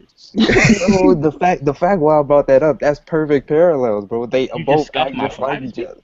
Like that man told him put it. The fact is, Toriyama just pulled up a finger, bro, and he said, "Put your finger down, put it away."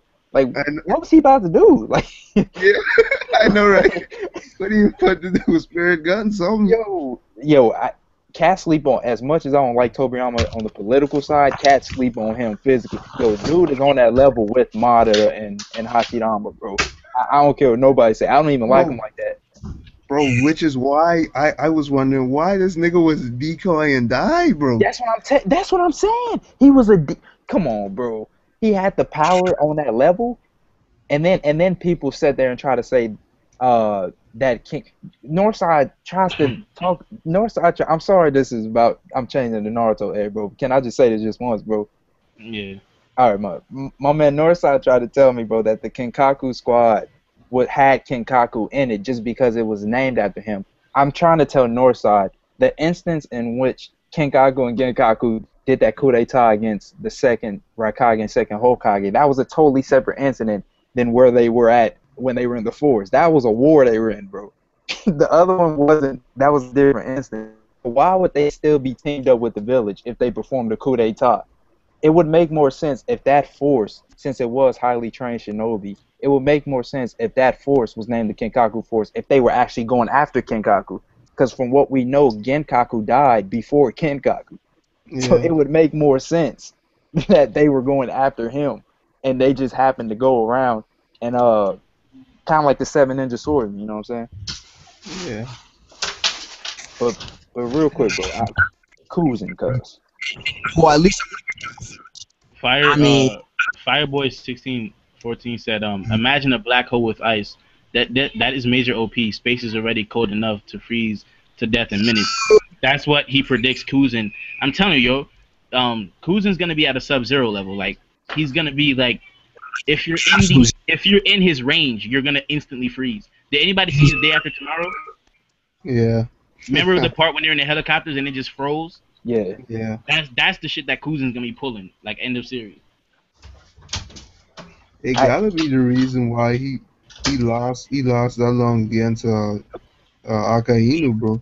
Yeah. Instantly freezing people.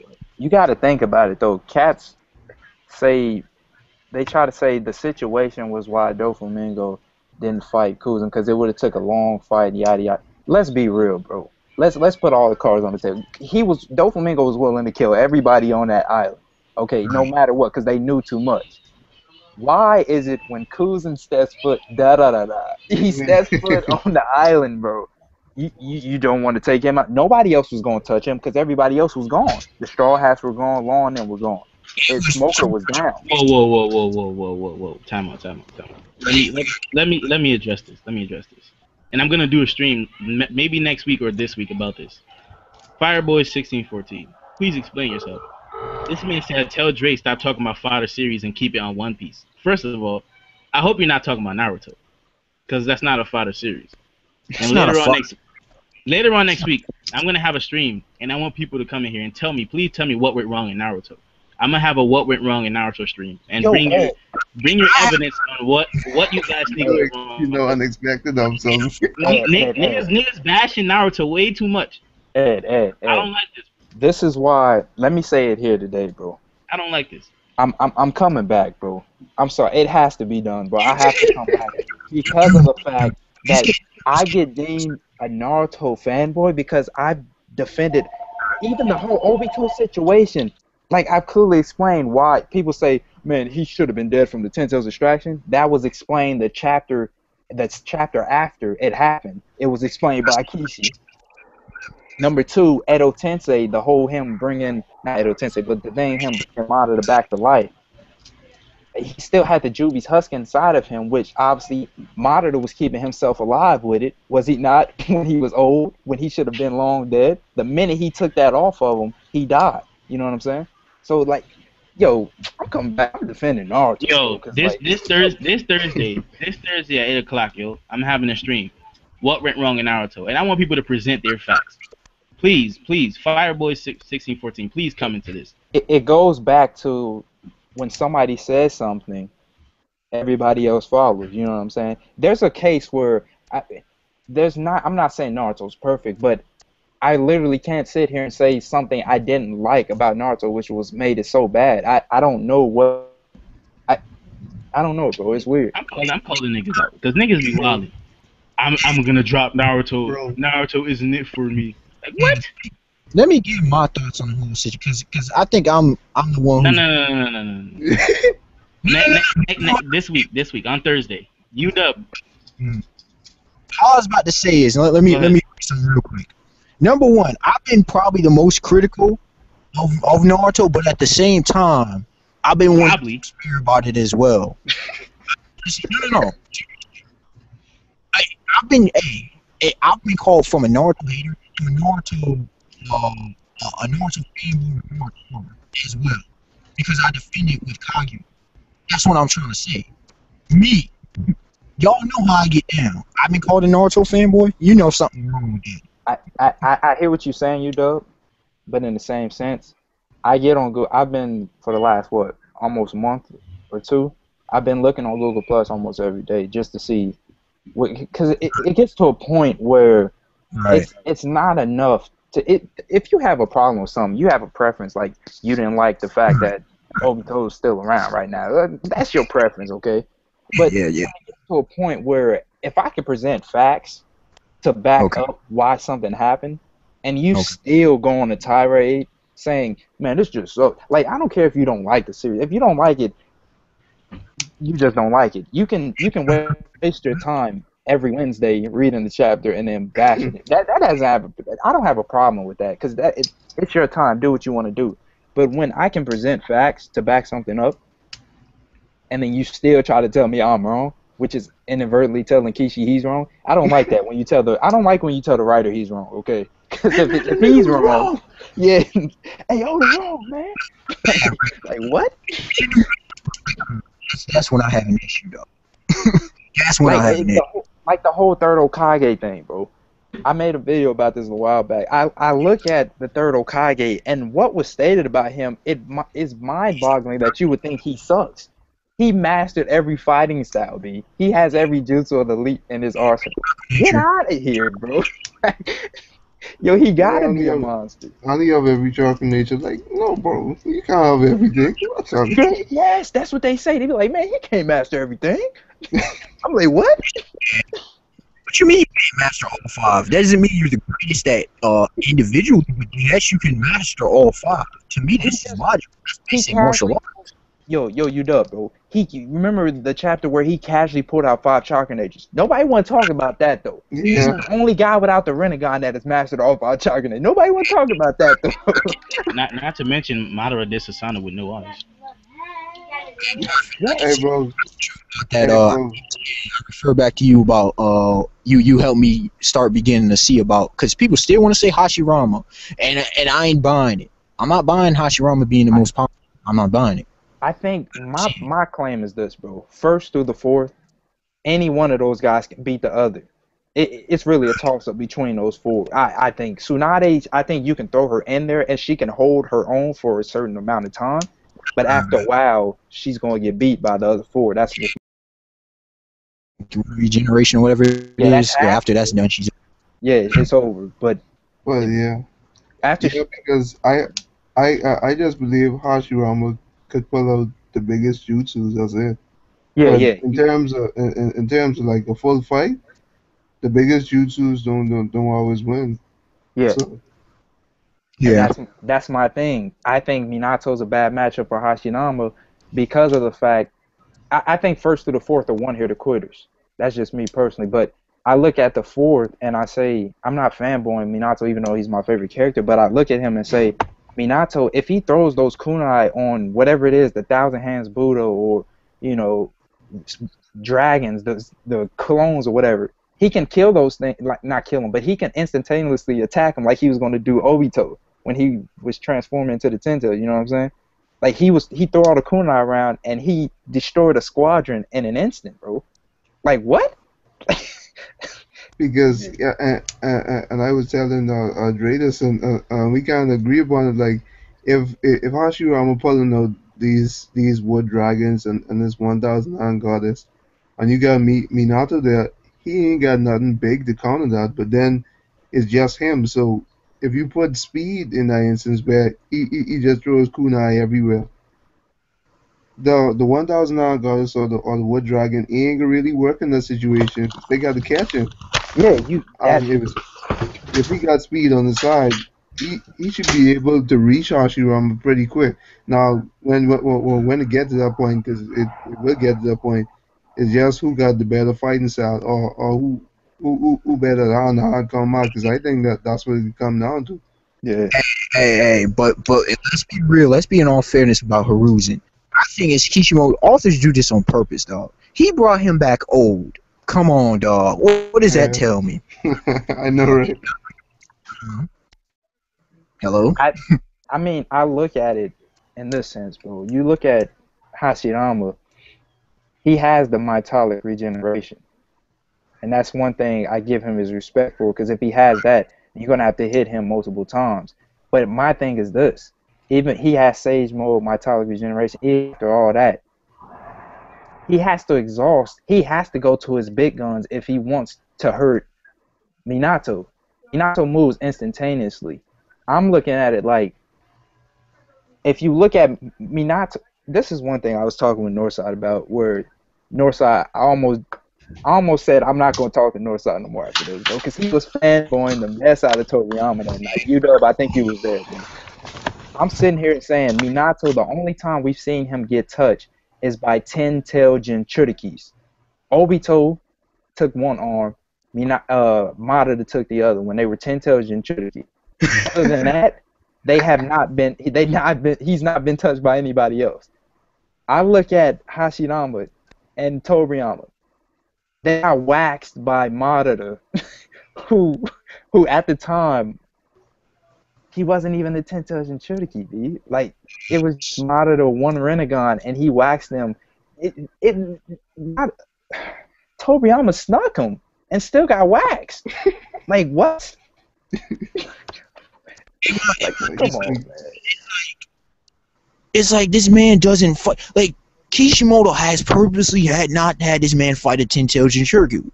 Why? Like, I don't know, bro.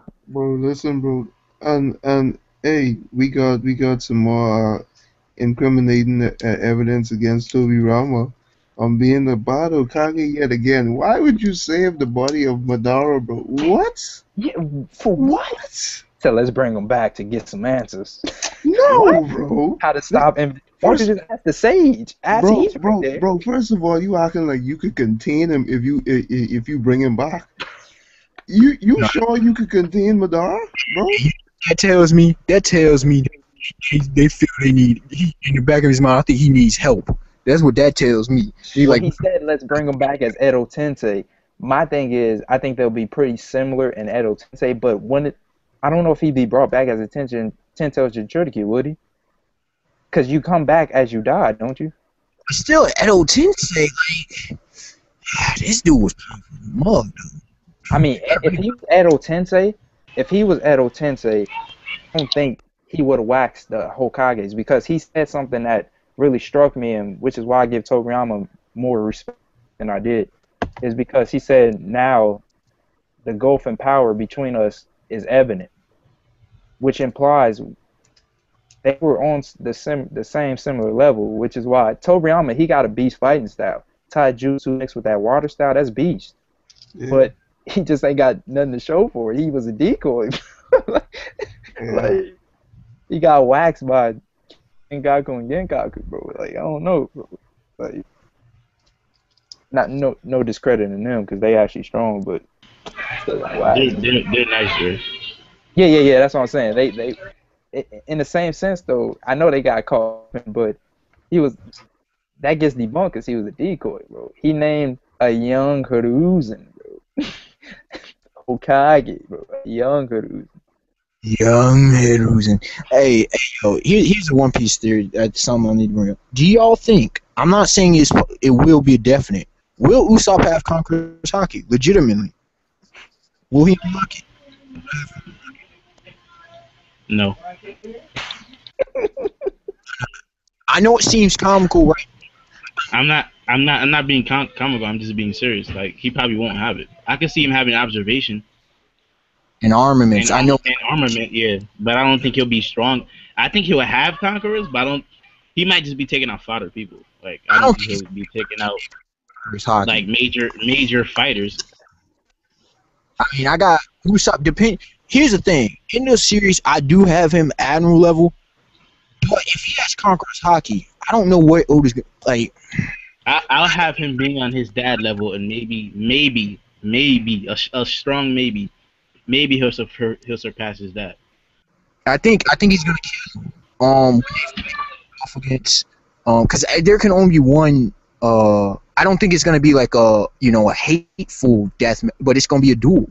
And you have two top tier snipers. I'm sorry, both ain't coming out alive.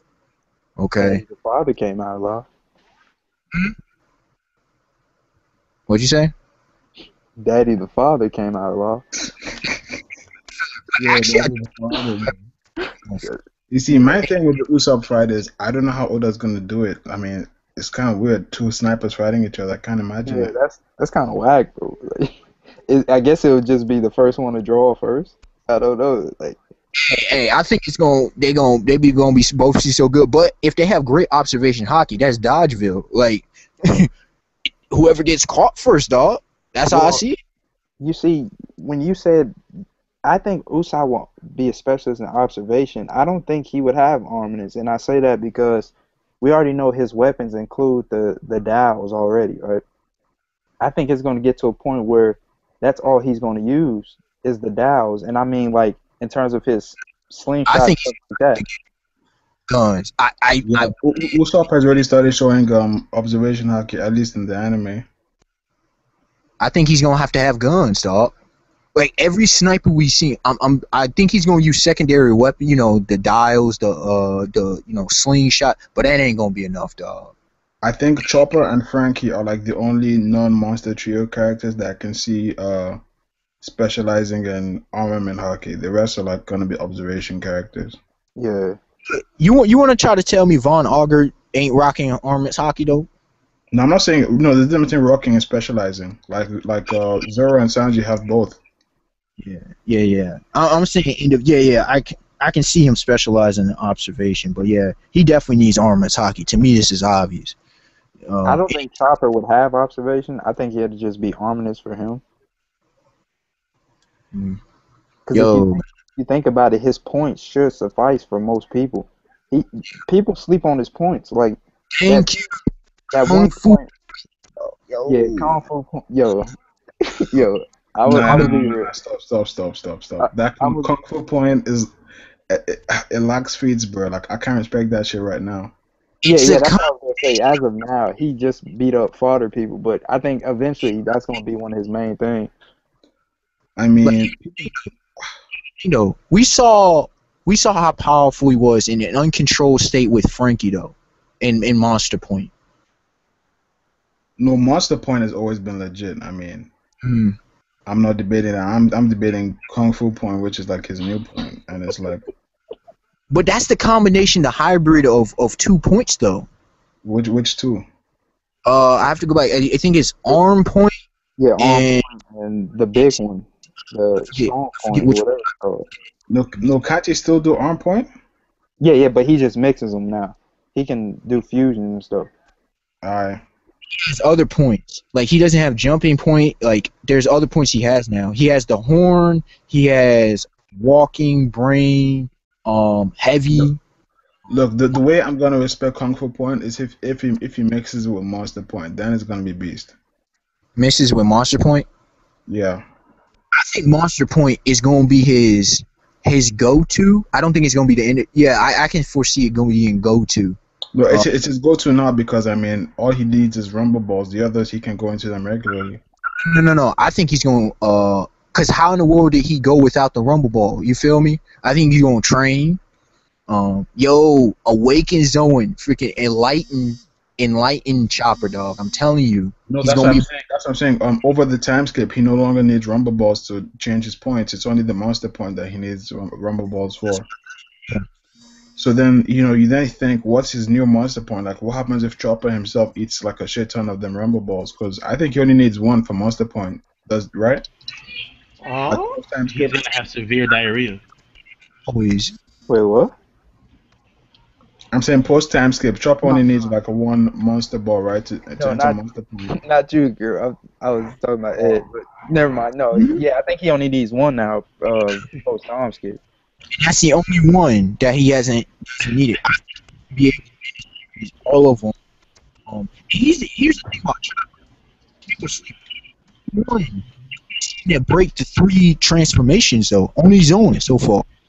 Can he overdose on that? And just blow up? I don't think so. What if he just blows up? Well, what do you mean overdose on what? The monster point, the rumble ball. The rumble balls, he can overdose on them, and that's what monster point was pre-time skip. But post-time skip, we don't know what it is because now he only needs like 1 rumble ball and some monster point. For a while. He's a drug addict. If it is anything. No, he's a doctor. No, he's a drug addict. Don't defend it, you dub. He takes drugs to get stronger. Like, a crackhead can run a pharmacy just as good as a pharmacist can. hey, this crackhead strong. All he's doing is getting high. No, I think eventually there will be a. Whoa. What did you say? Just kidding. But no, I said there. I really. No. Don't just skim past that. Like you didn't just say it. I did definitely say he's getting high. That's what I said. But anyway.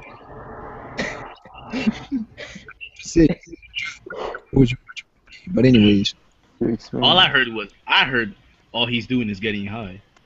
I didn't say all he's doing. I said he's getting high. That's what I said. The first time, I thought that's what you said, bro. All he's doing is getting hot. Like you were condoning this, bro. That's what you said the first time, bro.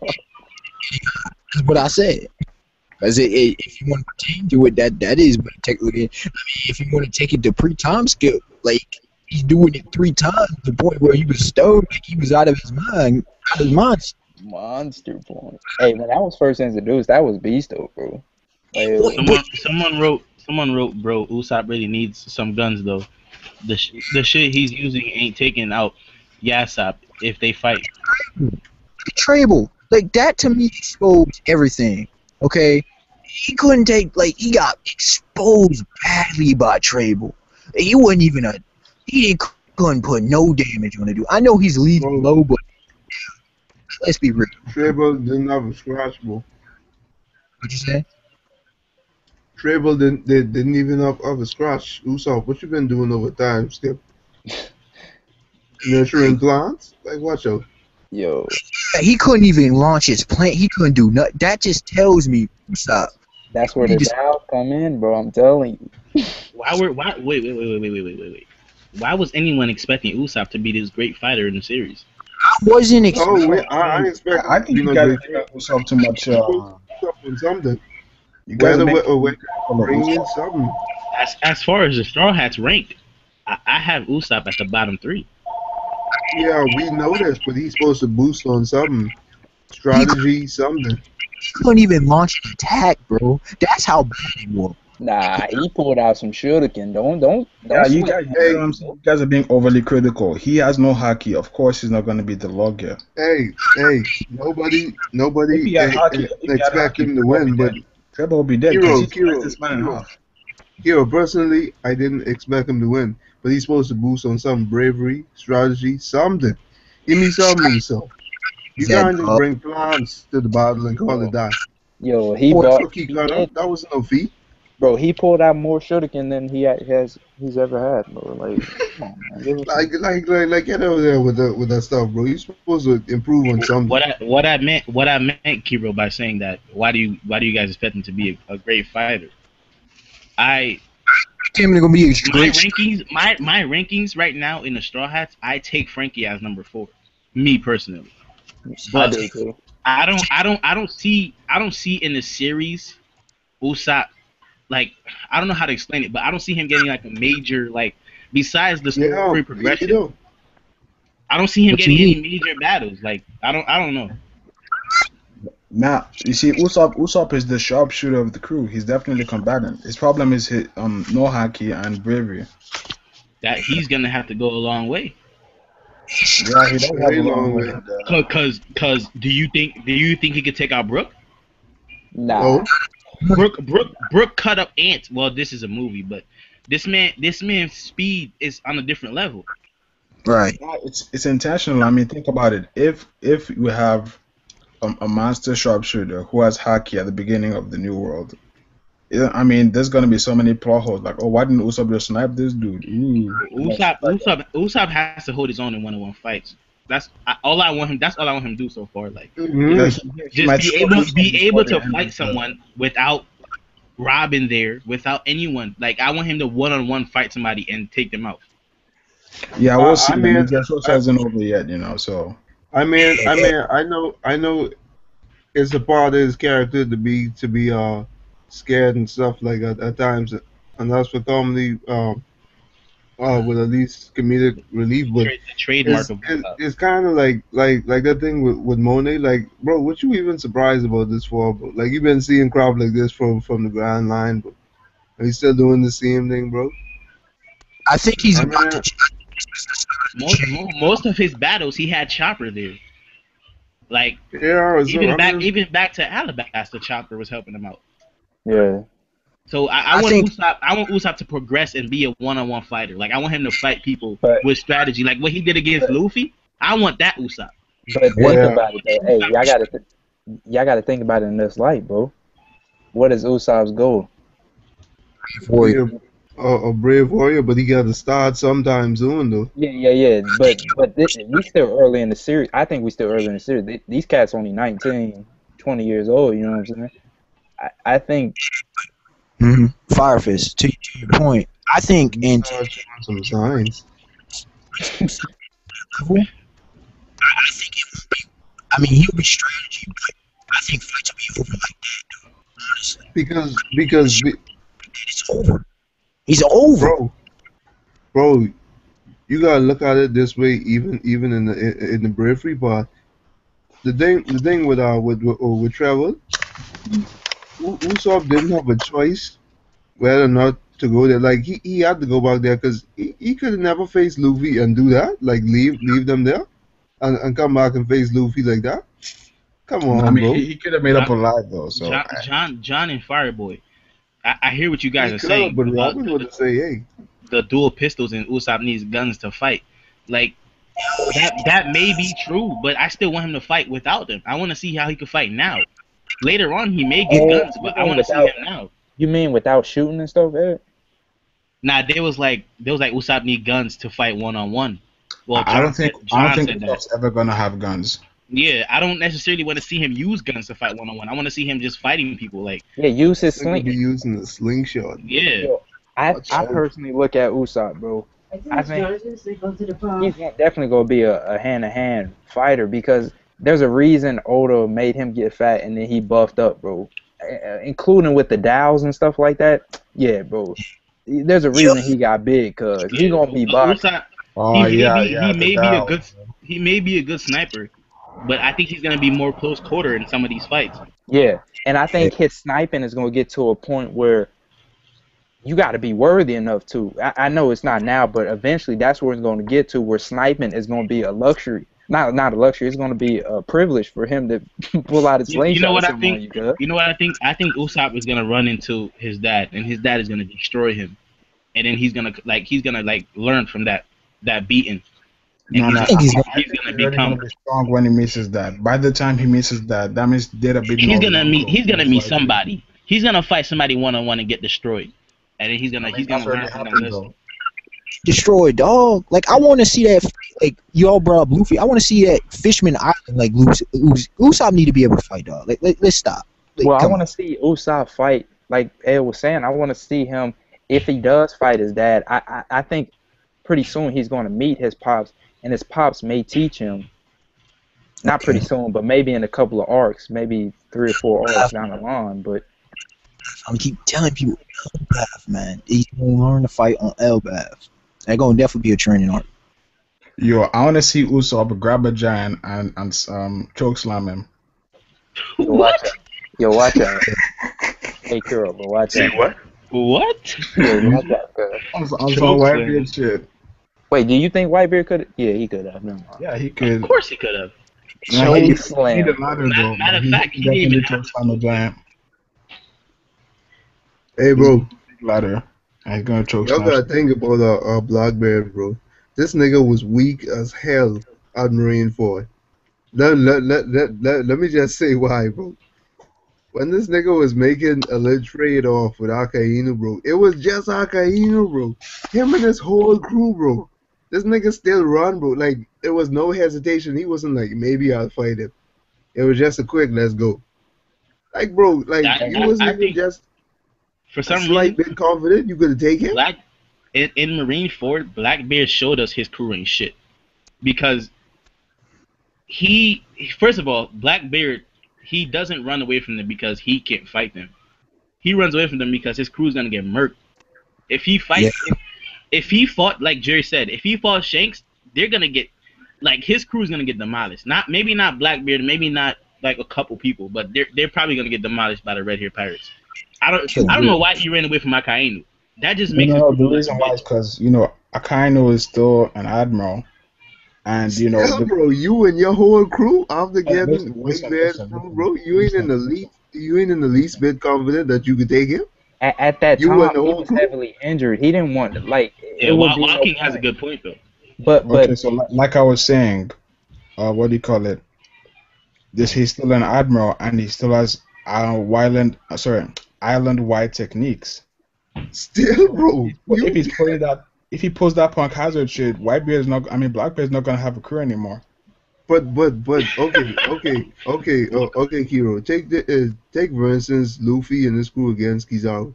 Luffy knew they didn't have a chance simply because like they couldn't touch him in the first place.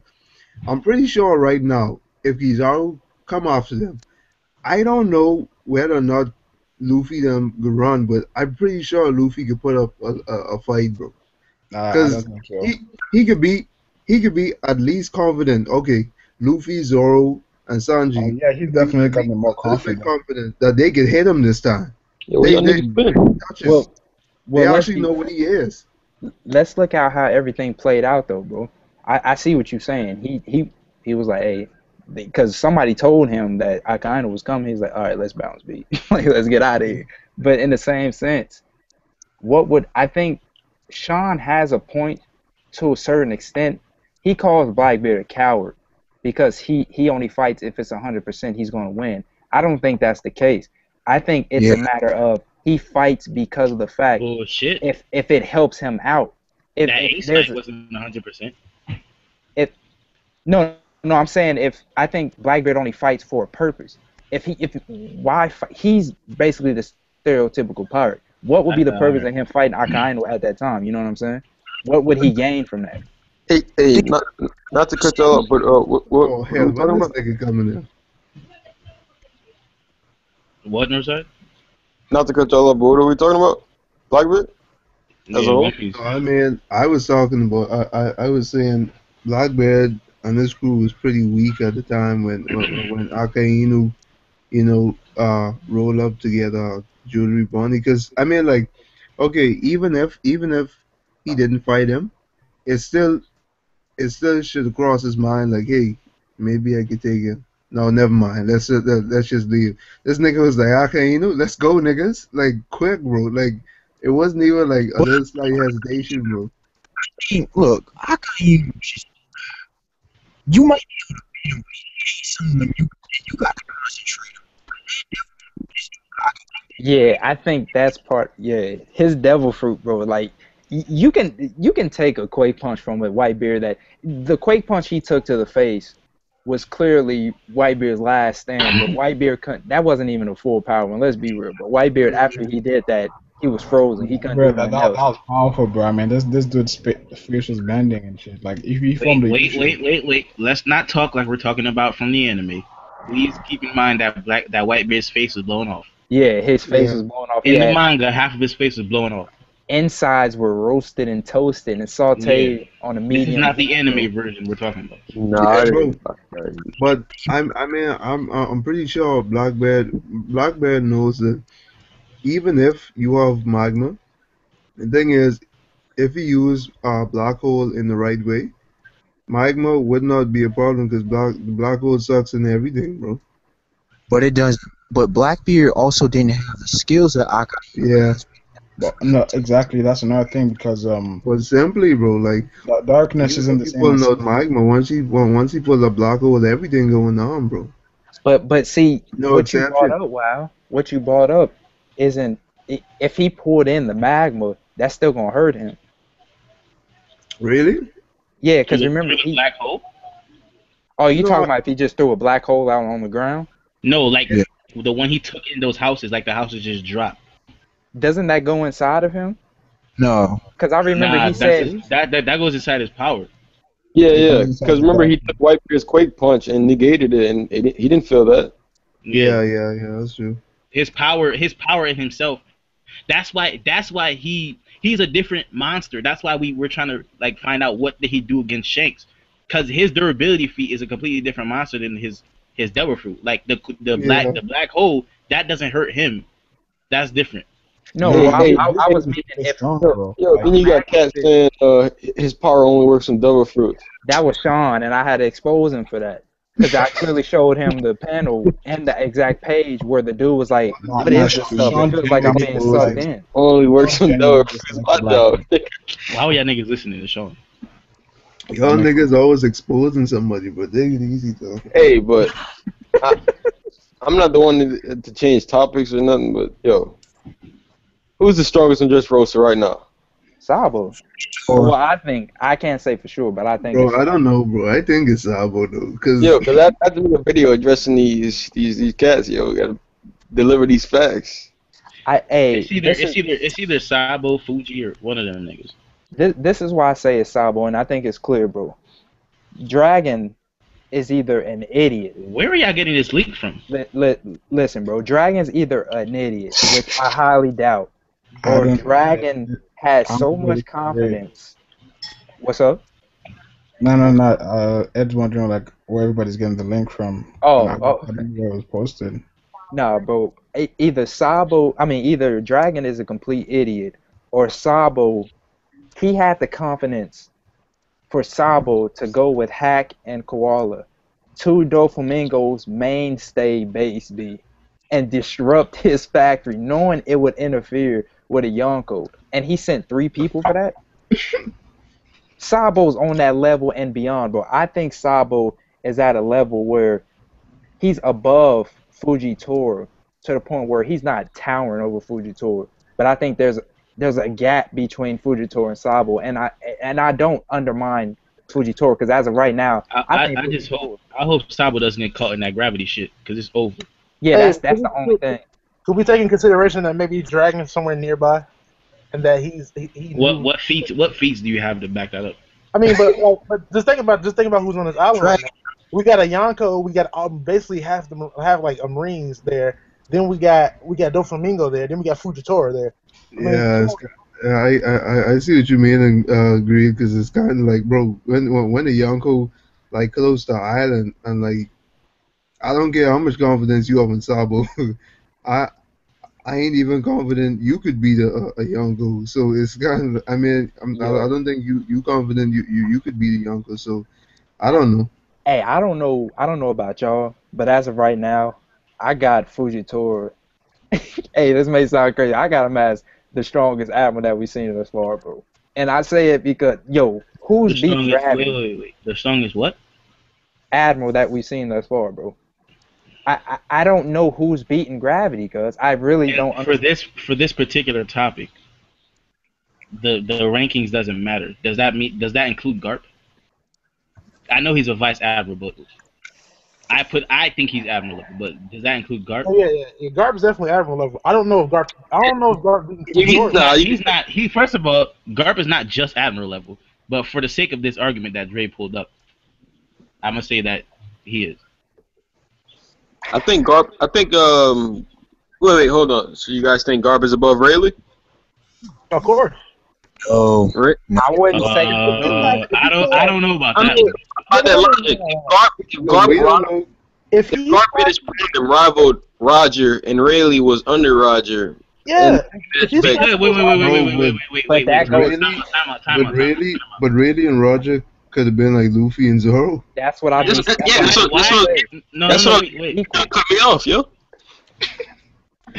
That's what I was about to say. Like, why does him being under Roger mean that he's weaker than him? Nah, but if this man is clashing with Roger, Wait, so you saying really is stronger than Roger? I'm not saying that, but I'm just saying, why does that mean? Why does him being under him mean that he's weaker than him? because you got to think about it. Wasn't it one point in time where Gart was clashing with Whitebeard and Roger at the same time? Clash with Roger. What What now, yo? How you putting it? Whoa, please, yo. Wait. Nah, He clash just with them dudes one like fence you. was for Whitebeard, one was for Gold D. Bro. Hey, watch out, bro. Clashing with both of them at the same time. I'm pretty sure he was. I'm pretty sure that he was. I'm almost positive. Garbage is a beast, but he's not on that level. He's not taking on Whitebeard and Gold D at the same time, bro. Goku and You on that Kaguya level, bro. Yo, let's Gart both clash with Shiki. let's be real, bro. Let's be real. You Gart Rayleigh. What was stated about Rayleigh is simple. They said he was basically the other half of he was the other half to the Pirate King. He was in the dark and Gold D was in the light. So they were basically two sides of the same coin. That to me right there tells me they were pretty much even, bro. Just like Luffy and Zoro. I don't think there's a difference between Luffy and Zoro, bro. Like a little bit below. He was on a level with Shiki and all them. Like who? Right below. Who? Who was on Shiki's level? Roger. I think he was just below. Who? Really? Nah. Hey, I got a question. Oh, so let's say you think Roger can. Let's say Sheik and Whitebeard were to team up. Could Roger beat him? Both of them? No. No. Wait, say that again? Much as I like Roger, this nigga ain't beating Rayleigh and Cheeky together, bro. Nah. No, Whitebeard and Shiki. Oh, hell no. That's even worse. That's even I worse. know, right?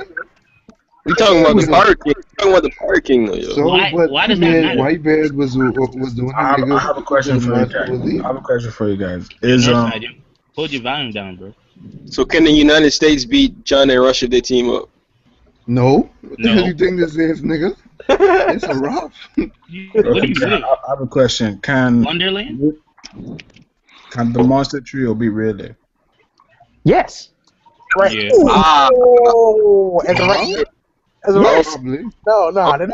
They're not ready for Rayleigh. First of all, With confidence. They're First not of ready. all, damn, Come on. that's a hard question, yo. Hey, That's a hard come question. on, bro. This is the question, though. This is the question. Rayleigh Do you right think- now?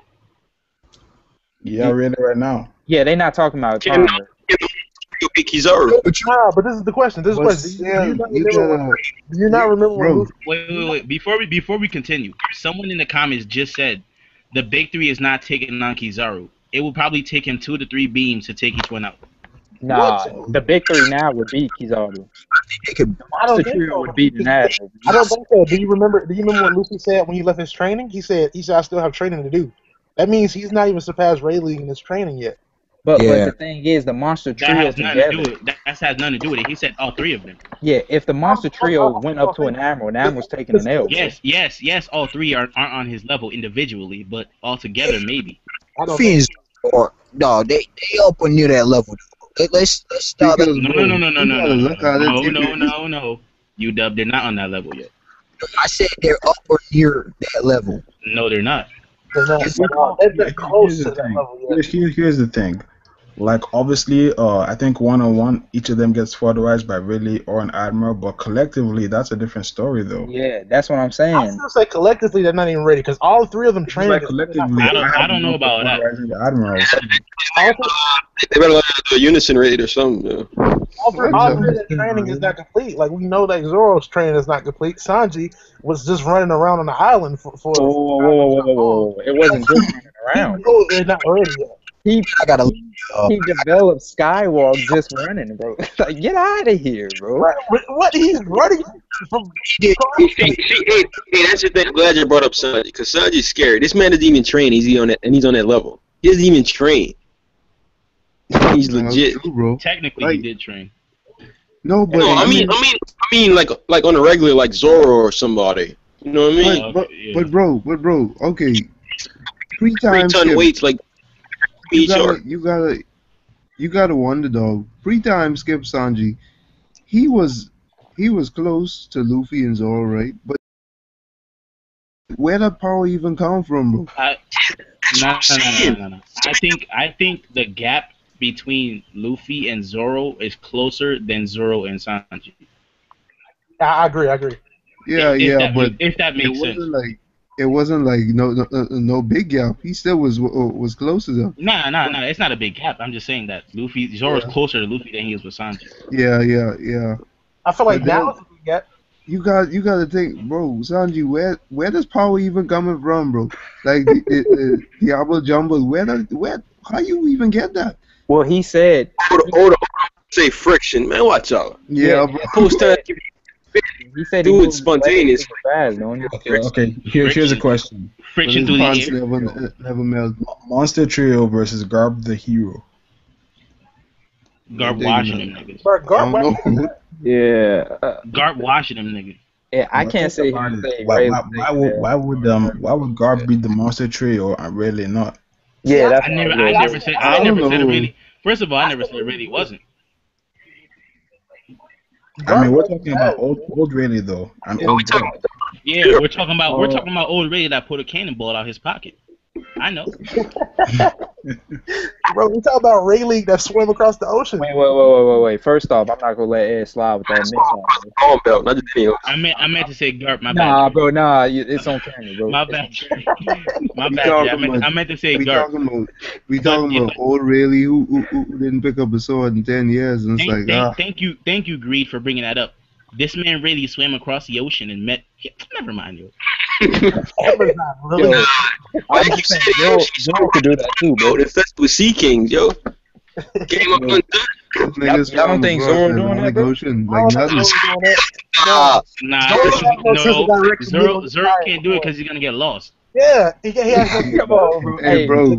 And not to mention, if you think about Rayleigh's armament hockey, like he just uses that joint like the Force. Bro, listen, bro. This nigga swam across the ocean, and he was breathing like he just come from a morning jog, bro. I was like, watch out, bro. He just rinsed out his shirt, bro. He rinsed the shirt out. Like, you just had your shirt in your pocket, bro? Like, what's... He didn't even ask for a drink. Like, he was just... Yeah, bro. Watch out. Can I get a cup of water? Like, nothing. NBA-in-law was like, what? When you swim across the ground line without a boat, that means that you're not scared of anything. See, listen, you want to know that's testament to? That's testament that made me huggle like a bitch. Yeah, that's testament to how strong he is. If Mihawks we can't see the boat to get across the ocean. Really, he's too hard. Not even a boat. He used a piece of plank. No, it's a door, bro. It's literally a door with a square on it. It's the crucifix. It's a door. Bro, but nothing could beat swimming. That means nothing in the water could touch you, bro. You know that for sure. Yeah. This nigga's like, ain't nothing in this water could touch me. So, hey, I'm telling you, Mihawk would probably fly to the island. Like he'd make a helicopter with his blade. And just fly to the next island. He's not even gonna swim. I'm guessing you're sleeping on the fact Kuma can go to Raptor at will. Well, if he knows where it is, isn't it? Do they know where like it is specifically? Now, I don't think Kuma knows where Raptor is, bro. Oh, y'all gonna let Kuro slide with that, bro? I don't think he can. Use his sword.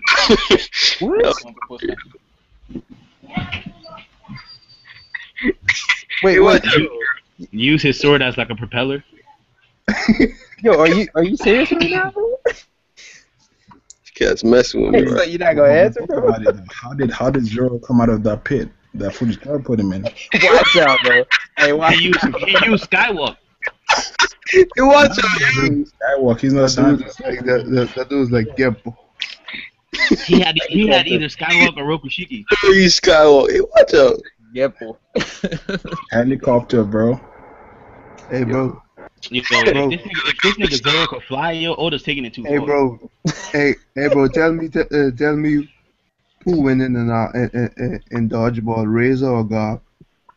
Garp, easy. That's easy. If anyone sides with Razor, you must be drunk right now. Nah, cause my boy Razor, Razor. First of all, Razor is not casually wielding a giant cannonball and launching it into the ocean. There's no way Razor's gonna do that. Yo, I'll tell you who's gonna beat Razor. Kuma. True. Oh yeah, that's true. He just lacking Razor for all of those gangsters, yo, his eyes open for the first time in the series. Yo, that means that Kuma is beating Garp. If you think about it. And dodgeball, yeah. No, he means in a fight. Yeah, in a fight, bro. Like, see, that's the thing, yo. Like Kuma is like the third Raikage, bro. Like how do you logically how do you beat him? Deflect those things? Like, come on, man. Yo, that man's shield was invincible, unpenetrable. Deflect. You got to kill yourself, bro. You can't get into dragon. The only way to defeat him is to make him kill himself, bro. That's the only way to you guys know that Dragon beat Kuma, though. Wait, what? Wait, hold up. I'll come back to that. It was Wait. I heard what you said. I heard what you said. That man said, "I'll come back to that." Hey, watch out, bro. Did you know Dragon beat Kuma? I heard what you said. So you telling me there was an all-out fight this week? Watch out, wow. Revolutionary? Call this man the Tyrant. The Tyrant. Oh, I wonder if he was a bloodthirsty killer back in the day for that name, though. He was. Until he met Dragon, who probably until they met Joy Boy. He was a what? Hey, bro, I have a feeling Sabo a little bit evil. Bro, this nigga had on some of the most evil faces I see in One Piece so far, bro. Like that smile, that just looks creepy. No one is beating Kairos in a game of hopscotch. What Sabo did to Boss, you can't even put in words. Like how bad he got his ass whooped, yo. Like I told Ed and them earlier, bro. That man pulled a Bane versus Batman, bro. He held the mask. Yo, Ed, I'll tell you who's gonna beat Kairos. Shiki. In hopscotch? Yeah, Shiki with his 2 peg legs, bro. Nah. Kairos is gonna be the best. Kairos will be the best UFC fighter ever, bro. 2 peg legs. Yo, when your peg legs are so you know about that life, bro. Yo, you sleeping the right leg, Zeph. Yo, Kairos' specialty in UFC is gonna be called a snapper. He's about to give Luffy a book on the Grand Line, yo. Watch out, yo. That is true. Who's the most badass amputee, bro? Zeph, Shanks, or Kairos, bro? Z. Is that for you? Yeah, or Z. It gotta be Shanks. Vice Admiral Bro, it gotta be Kairos, bro. It's Kairos, bro. Bro, you can't just snap somebody's neck and then throw them out the building, bro. Bro, I'm predicting that Shanks has so much haki that he can punch you with an invisible fist. Yeah, yo, I didn't even realize he snapped his neck until I reread the chapter, yo. I'm like, yo. Someone get Greed out of here. What you mean? I'm predicting so much haki, he gonna slap you with the invisible hand. That's how much haki he got.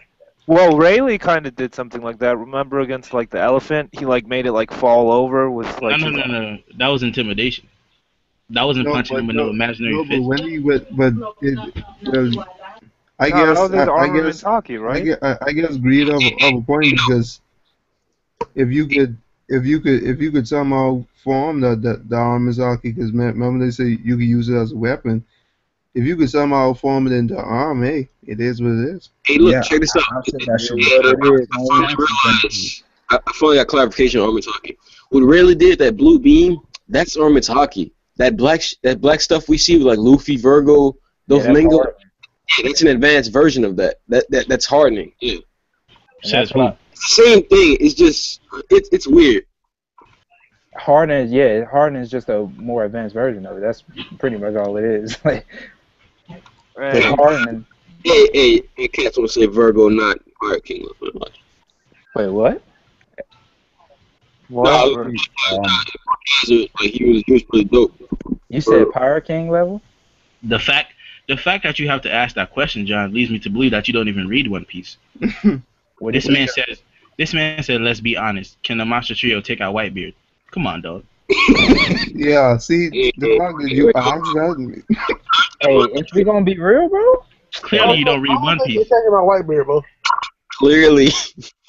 Now, let me tell you how the fight's gonna go down. Whitebeard's gonna throw his Bisanto in the air, then he's gonna remove his mustache and throw like a boomerang. Then he's gonna fight Luffy, and then his No. Not even. This is how the fight is gonna go down. The Monster Trio is gonna walk up to Whitebeard. He's gonna grab the air, pull it down. They're gonna pass out, and he's gonna be gone. Nah, because that blunt force attack don't work on Luffy, bro. nah, he's just gonna use his Conqueror's Hockey, and they're all gonna pass out. Watch out, he couldn't even use it. Watch out, Bro, listen, bro. They getting the Vice Admiral treatment, bro. It's as simple as that, bro. This nigga stay in a one spot. That fruit is useless. That fruit is useless to Luffy. Oh, yo, he called Kizaru a candle. How you gonna know? Come on. Shit. God wrecked. He called him a candle. Yo, can we be logical here, bro? That earthquake fruit not gonna hurt Luffy. Bro. Tossing giants away with one hand. Bro, if that don't work, you can just use hockey. But Bro. The only person I see survive is that. Whitebeard's one of the only level for you. We can combine his fruit with hockey, right? Yo, no one was a match. This man Ace tried to sneak this man in his sleep, and it still didn't work. No, on no side. Any fruit user that's not logged yet can combine their permissions can combine hockey with their fruit. Because it gotta be a reason why he was able to hit Akainu like that. Even though like he earthquaked him, it's still like, well, he should have just it should have just been like the magma breaking up, if you get what I mean. That's what I'm saying. No, I mean, well, hey, Making out stuff. No, he does have a point. If he is, No, he don't. No, if he's a Logia, his face shouldn't be getting punched watch up. out. Like You that. yeah, it shouldn't. He shouldn't be bleeding at all. He's bent at a 30-degree angle. He That should. didn't even hurt him. You won. And he wait. First of all, he the thing he did with Aokiji, isn't that a feat? No, you won. What am I lying about? What did he do with Aokiji? When he stopped his attack, when he almost split him in half. You won. What? Hey, I'm playing. Alright. That nigga's ready to argue, boy. Yo, he's about to go in on me, bro. No, he did break up Kuzan though, bro. Like when he just threw the punch back, he like broke him into pieces. That's when he fell into the water, didn't he? You see, you see what happened there? No. Aokiji's fruit saved him because after that he perfectly reformed, right? Yeah, he could reform like that. He was unfazed. That's what I was meaning with our Akainu. He should be able to reform right after that, but that nigga was bleeding. Hey, but it makes you wonder, could Whitebeard harm Marco? What? Could he harm Marco? Like, that makes you wonder, could he, like, physically... I mean, Marco can't be harmed. He just, his abilities actually get... Okay. No, I misconstrued what John was trying to say. He said, but if people put Garp close to Roger level, you got to put him close to Whitebeard as well. And then he said, and let's be honest, can the Monster Trio take out Whitebeard? So he wasn't saying that they can, apparently. Okay. What was I saying again? Oh yeah, about the whole Aokiji and all that shit. Basically, Whitebeard, he couldn't touch the admirals until he was angry. If he wasn't angry, he wouldn't have been able to hit Akainu because of that's how bad his health was. Like he literally couldn't even slash Kizaru. If Akainu didn't kill Ace, then his attack should have just gone through him. You killed the spoilers, dude. Killed Ace? Did I say Ace? I meant Buggy. Oops, sorry. No, that's what I meant. I meant you can't just meant that one dude in episode 1. Wait, what?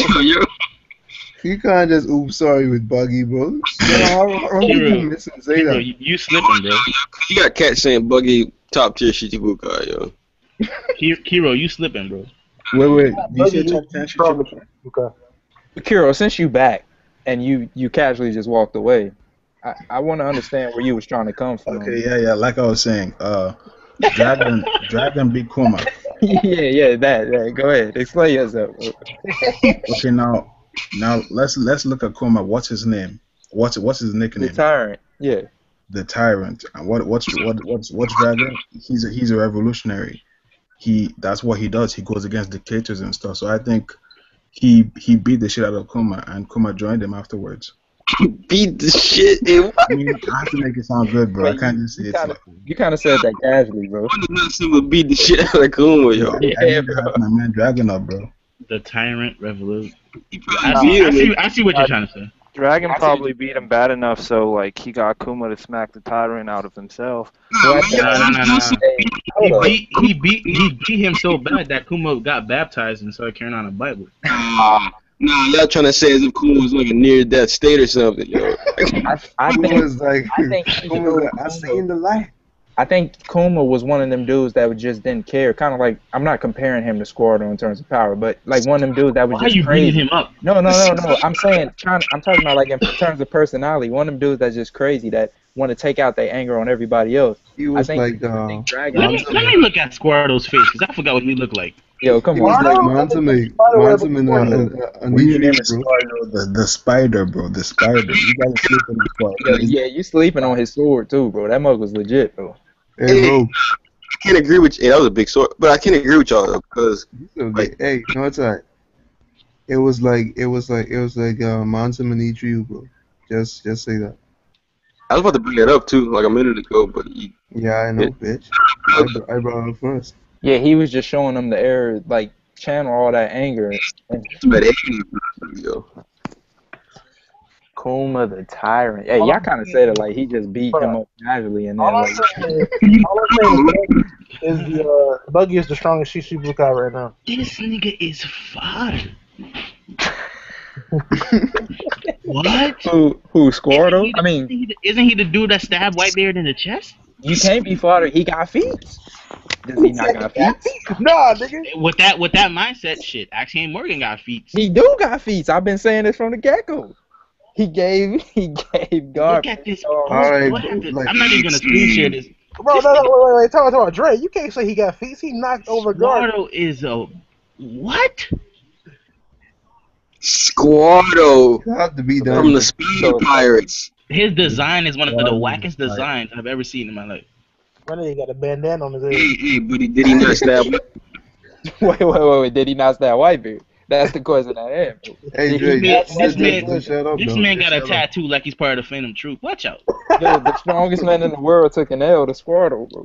Yo, if you notice, like, hey, go away, bro. Kind of like Cavendish with like the whole. He put Whitebeard on one knee. And Whitebeard gave in. First of all, Whitebeard went on one knee only to hug him. Nah, because he had to apologize. That was his way of apologizing. I'm sorry, sir, for ever doubting you. The amount of damage he dealt to him had to put him on one knee, yo. Squirtle, I'm not gonna lie though. Squirtle does have balls for trying to kill this guy. I wouldn't even step up to Whitebeard. Whitebeard went on one knee, then he hugged him, and then he whispered, "Please don't fauterize me." No. He said it real quiet, so nobody could hear it. He said kneel before the new pirate came. He whispered to him, you know All right, my boy, y'all can shut up now. Nice though. No lie. Hey, let's be real. If you deny Axan's feet, bro, he knocked out guard, bro. He knocked him over when he was asleep, bro. That's no feet. No. Same thing with both of them, because they probably knew it was coming, like because of their observation. Hey, bro. Hey, Dre. If we go in this direction, Bellamy got feet too. He cauterized Luffy and Zoro. He did. He got feet, bro. He put Zoro through a glass. You can say that with a straight face, bro. He went to Skypiea. All right, let me show you. Hell he went to Skypiea. Hell has the best durability feats I've ever seen in a series ever. Yo, all I'm saying is Bellamy went to Skypiea. Bellamy went to Skypiea. That's why Nell really left, because Bellamy went up there. Nah, shut up. Yeah, now it went to work. Now that I think about it, this nigga Blackbeard is fodder as hell. Because before they went up to Skypiea, this nigga was riding around in a log ship. Nah, that's not fodder. That's a testament to his crew. That's a testament to his crew, bro. You can't say, nah, you can't use that for me, Hawk, and then use it for him, bro. You throwing you cutting down trees and making a boat like you on survival. Watch out. Luffy get captured, yo. You can't. They couldn't buy a boat. Wasn't No, Luffy like in a barrel? That's sort of his mentality. They have this whole thing where all of them believe in destiny and fate and stuff. So they don't. This is not dual survival. They could just go steal a boat.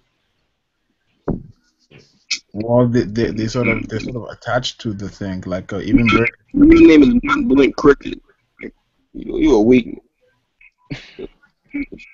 Nolan. That's a fodder crew. You got niggas like Lafitte screaming, swarming his way into meetings like. This dude's a way. Yo, he got wings. This man Lafitte got past the guards. Like, Ed, did you just make up your own vocabulary, bro? What, swarming his way in? Swarming his And then says swarming his way. Yo, watch out, bro. This man got past the guards undetected. How do you get through all those Marines undetected? Show up in a window. He didn't go through the front door. He came through a window. This man was flying, son. He had all undetected. Like they got a security system. Everybody. Hey, to be honest, if the Whitebeard Pirates, if the Blackbeard Pirates wanted to take out the Straw Hats, they could have, because that nigga had the sniper on them niggas the whole time. Like he was like, I'm about to pick these niggas off. Like, yo, let's be real, cuz. I think the sniper learned his lesson from what he did to Ace. That man Ace said, "Looks like somebody ain't got no manners here, cuz." Let me show you real firepower. Yeah, that's a beast tag, bro. Fire bullets? That's a beast tag, bro. Ace was crazy. Yo, Otis genius. Oh yeah, do you guys remember like Mingo? And it's all about when Kizaru came to Sabudi. You got Joker with aces, with the ace fruit. You guys remember when Kizaru came to Sabudi and he landed on the cannonball? Whoa. Wait, what? When Kizaru first came to Sabudi, he was standing on the cannonball that they shot. Yeah, he was. Can you guys remember that shit? Nah, you making up stuff. Nah, he was literally standing on the cannonball. Yeah, lying. Cause that never happened. I'm gonna link you, Dre. I don't need it, bro. I just know you lying. Nah, I'm gonna link you. Yo, this how it feels, bro. When you can say something directly from the manga, bro, this community's going downhill, bro. You can say something from the manga, you can't be like, nah. Basically, right, that whole thing is based on one dude called Baron Munchausen, who's this like German nobleman and stuff, and he's like basically a German Usopp. And this guy's stories, man, I've been reading some of them and they're ridiculous. Like, whoa. Wait, what's this one story where, like, since he's a nobleman, like he lives in a castle, so one day he woke up and he saw like the lake beside his castle. There was like lots of ducks, and he wanted to hunt them. But as he was running out of his room, he banged his head on the door because he was in such a hurry, and he hit his head so hard on the door that sparks flew out of his eyes. Yeah. Wait, hold up. Then when he reached the pond, he left the thingy to like. He left one of the things that you need to light your guns, because this is back in the day. But he didn't remember the thing that happened with his eye, so he punched himself in the eye so hard that sparks flew out, and he set his gun. And that's how he lit his gun and shit. All right, and nice. One shot, he killed like 20 ducks and shit. It's a nice theory. Hey, but you guys ever wondered why is there a beanstalk in Skype? Or was it ever explained? It came from the verse. Came from what? The verse. Why did it what? The beanstalk came from the verse? Yes. The fairy verse? What beanstalk? Remember that beanstalk in Skype that they were climbing up? That they just chopped down to get to the Golden Bell? Oh, I don't know. It was ever explained. Because I had a theory, because that is based off Jack and the Beanstalk. And somebody named Jack was mentioned Underground Brokers. What if he's like a giant or something? Wasn't Skypiea once part of the Blue Sea? Yeah, exactly. So the Golden Bell was actually in Skypiea, but while the island was on the Blue Sea. I still think And that you use that beanstalk to get the Golden Bell. I still think Greenbit is The trap calls. There's no way Nolan met these Tantadas in the new world, in the new world, yo. Wait, what happened? You think there's more? Get butt. You say you think there's more Tontadas? Nah. I was saying, how did Nolan meet the? Cause the only way to get to the new world is you go through the Fishman Island, and Tantadas, Nolan, he ride him or something. Yeah. What if Skypiea was hinting at? Because Anel wanted to drop Skypiea back down to Earth. What if he was hinting at that Greenbit is part of was once in the sky and stuff like that? Because Greenbit, like everything's big over there, just like everything's bigger. That's crazy theory, man. Like, cause we had the beanstalk, and shit. So that's sort of like the Greenbit type of plants. Yeah, God, cool.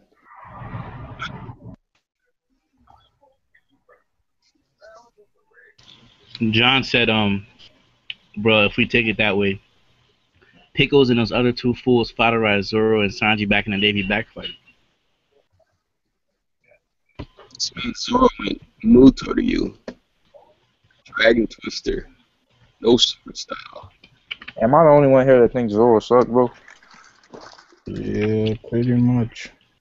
With that being said, it's probably time to give our outros.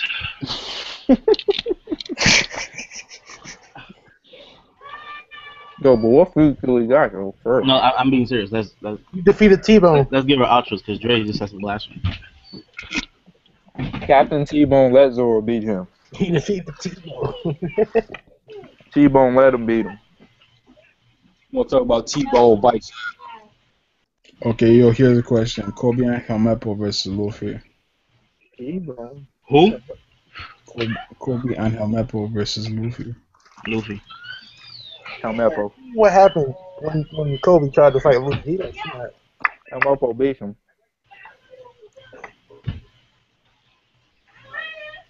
It's obvious that Helmeppo didn't want to jump in the fight. But he just had to do it because Kobe did it. Yeah, Helmeppo be like, Don't come back. if I jump in, it'd be too much. Brandon! Kids, bro. Hey, let's be real though, bro. I've been trying to tell cats that hockey, people try to say, like King's hockey and stuff, but maybe that is. But that'll just defeat the purpose of Destiny and stuff like that. Because I don't think all the Will of D users, you have to be a Will of D user to have King's hockey. But I look at it and I say that it's basically derived from your will. Garp was doing all that stuff to Luffy and Ace and all them because he wanted them to unlock the potential, whatever it is. Because if you think about it, when Kobe was in the doctor's office after the war, he was like, the doctor was like, well, most of the time you can only awaken Haki by years of training, but you can. It looks like yours awakened through a shock. Whatever, something happened in the war that shocked you so much that it awakened. I don't think it's just solely off you have to train or you have to have like certain bloodline to have King's Haki and stuff like that, bro. Yeah, I think it's just like what I forget who said this in Marine or I forget who said it actually. It was like it just means like you can be king, like you're suited to be a king. Yeah, don't change out. Yeah, and then he's just like chill with that, B. But there's a lot of those. Like that ain't anything special. Yeah, he said the one with the strongest will be at the top. Yeah. So there's plenty of people that got King's Haki.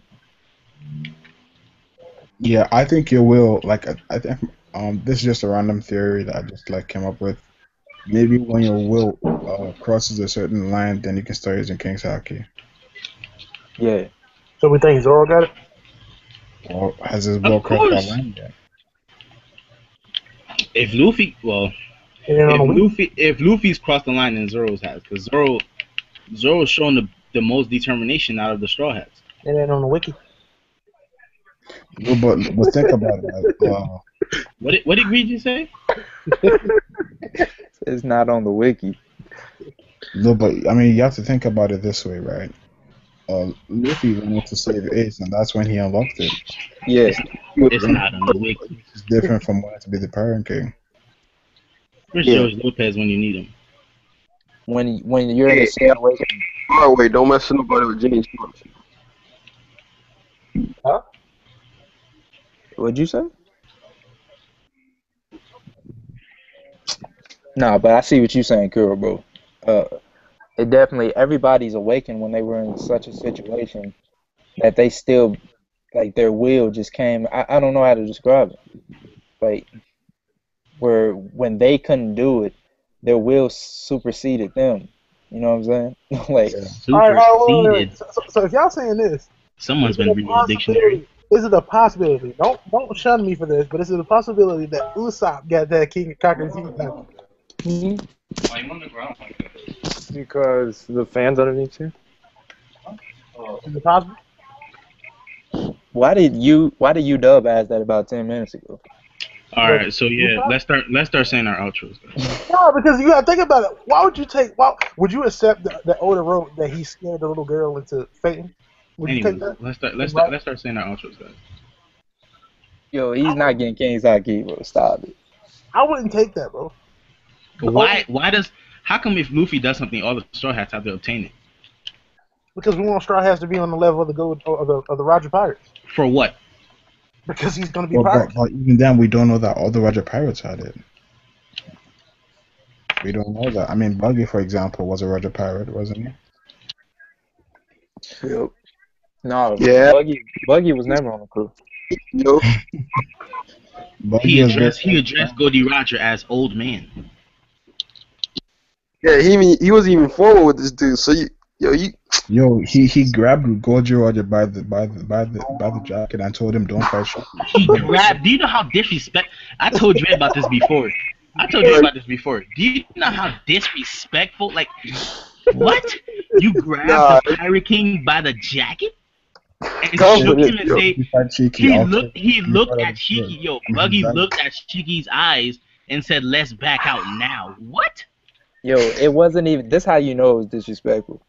Buggy was so strong that he felt it. He deemed it necessary that he attach his hands from his body, bro. His hands were the only things grabbing him.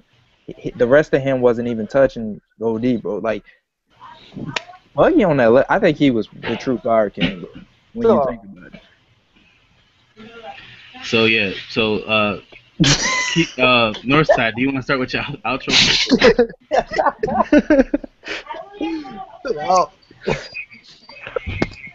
I mean, everything I'm saying is from the manga, though, bro. Hey, my channel, man, you already know what it is. We keep it 100 on my channel. You know what I'm saying? What? Yeah, right, either he lagged. Go ahead, listen. Oh, my name's Listen to My Reviews. You can check out my channel if you want. Kurosagi. Who it is, Kurosagi. Like, comment, subscribe, all that good stuff. And as always, thank you guys for watching. All right, go ahead, Dre. Cause I'm gonna skip Greed. What? Oh, word. All right. Shout out to Accent. He got feats. No dispute. Nah, see, look, you go this nigga. Shout out to Squardo got feats. But my man White Bear. One shall rise, one shall fall. Hey, bro, stop talking garbage, bro. Unless you telling the older he wrong, bro. Squardo got feats. Yeah. Hey, you're the wrong. So, let's start. Just had to say shout out to my boy. Channel. You know what I'm saying? Brooke is strong. Yo, Dre wasn't finished, bro. Where the feet are, though? I just had to say shout outs to Squardo and Accent, bro. I'm done. They got feats. The world knows it. You done after that. All right, man. Forget them father Your people. career is All I'm over. gonna say is Nico Robin stronger than Sanji. She in the big three right now. Sub to my channel. crazy. If you want to hit some if you want to hit some more. Don't even no one even respond to this guy. I don't even know why he's. Go ahead, King. Walking. All right. So this week Thursday.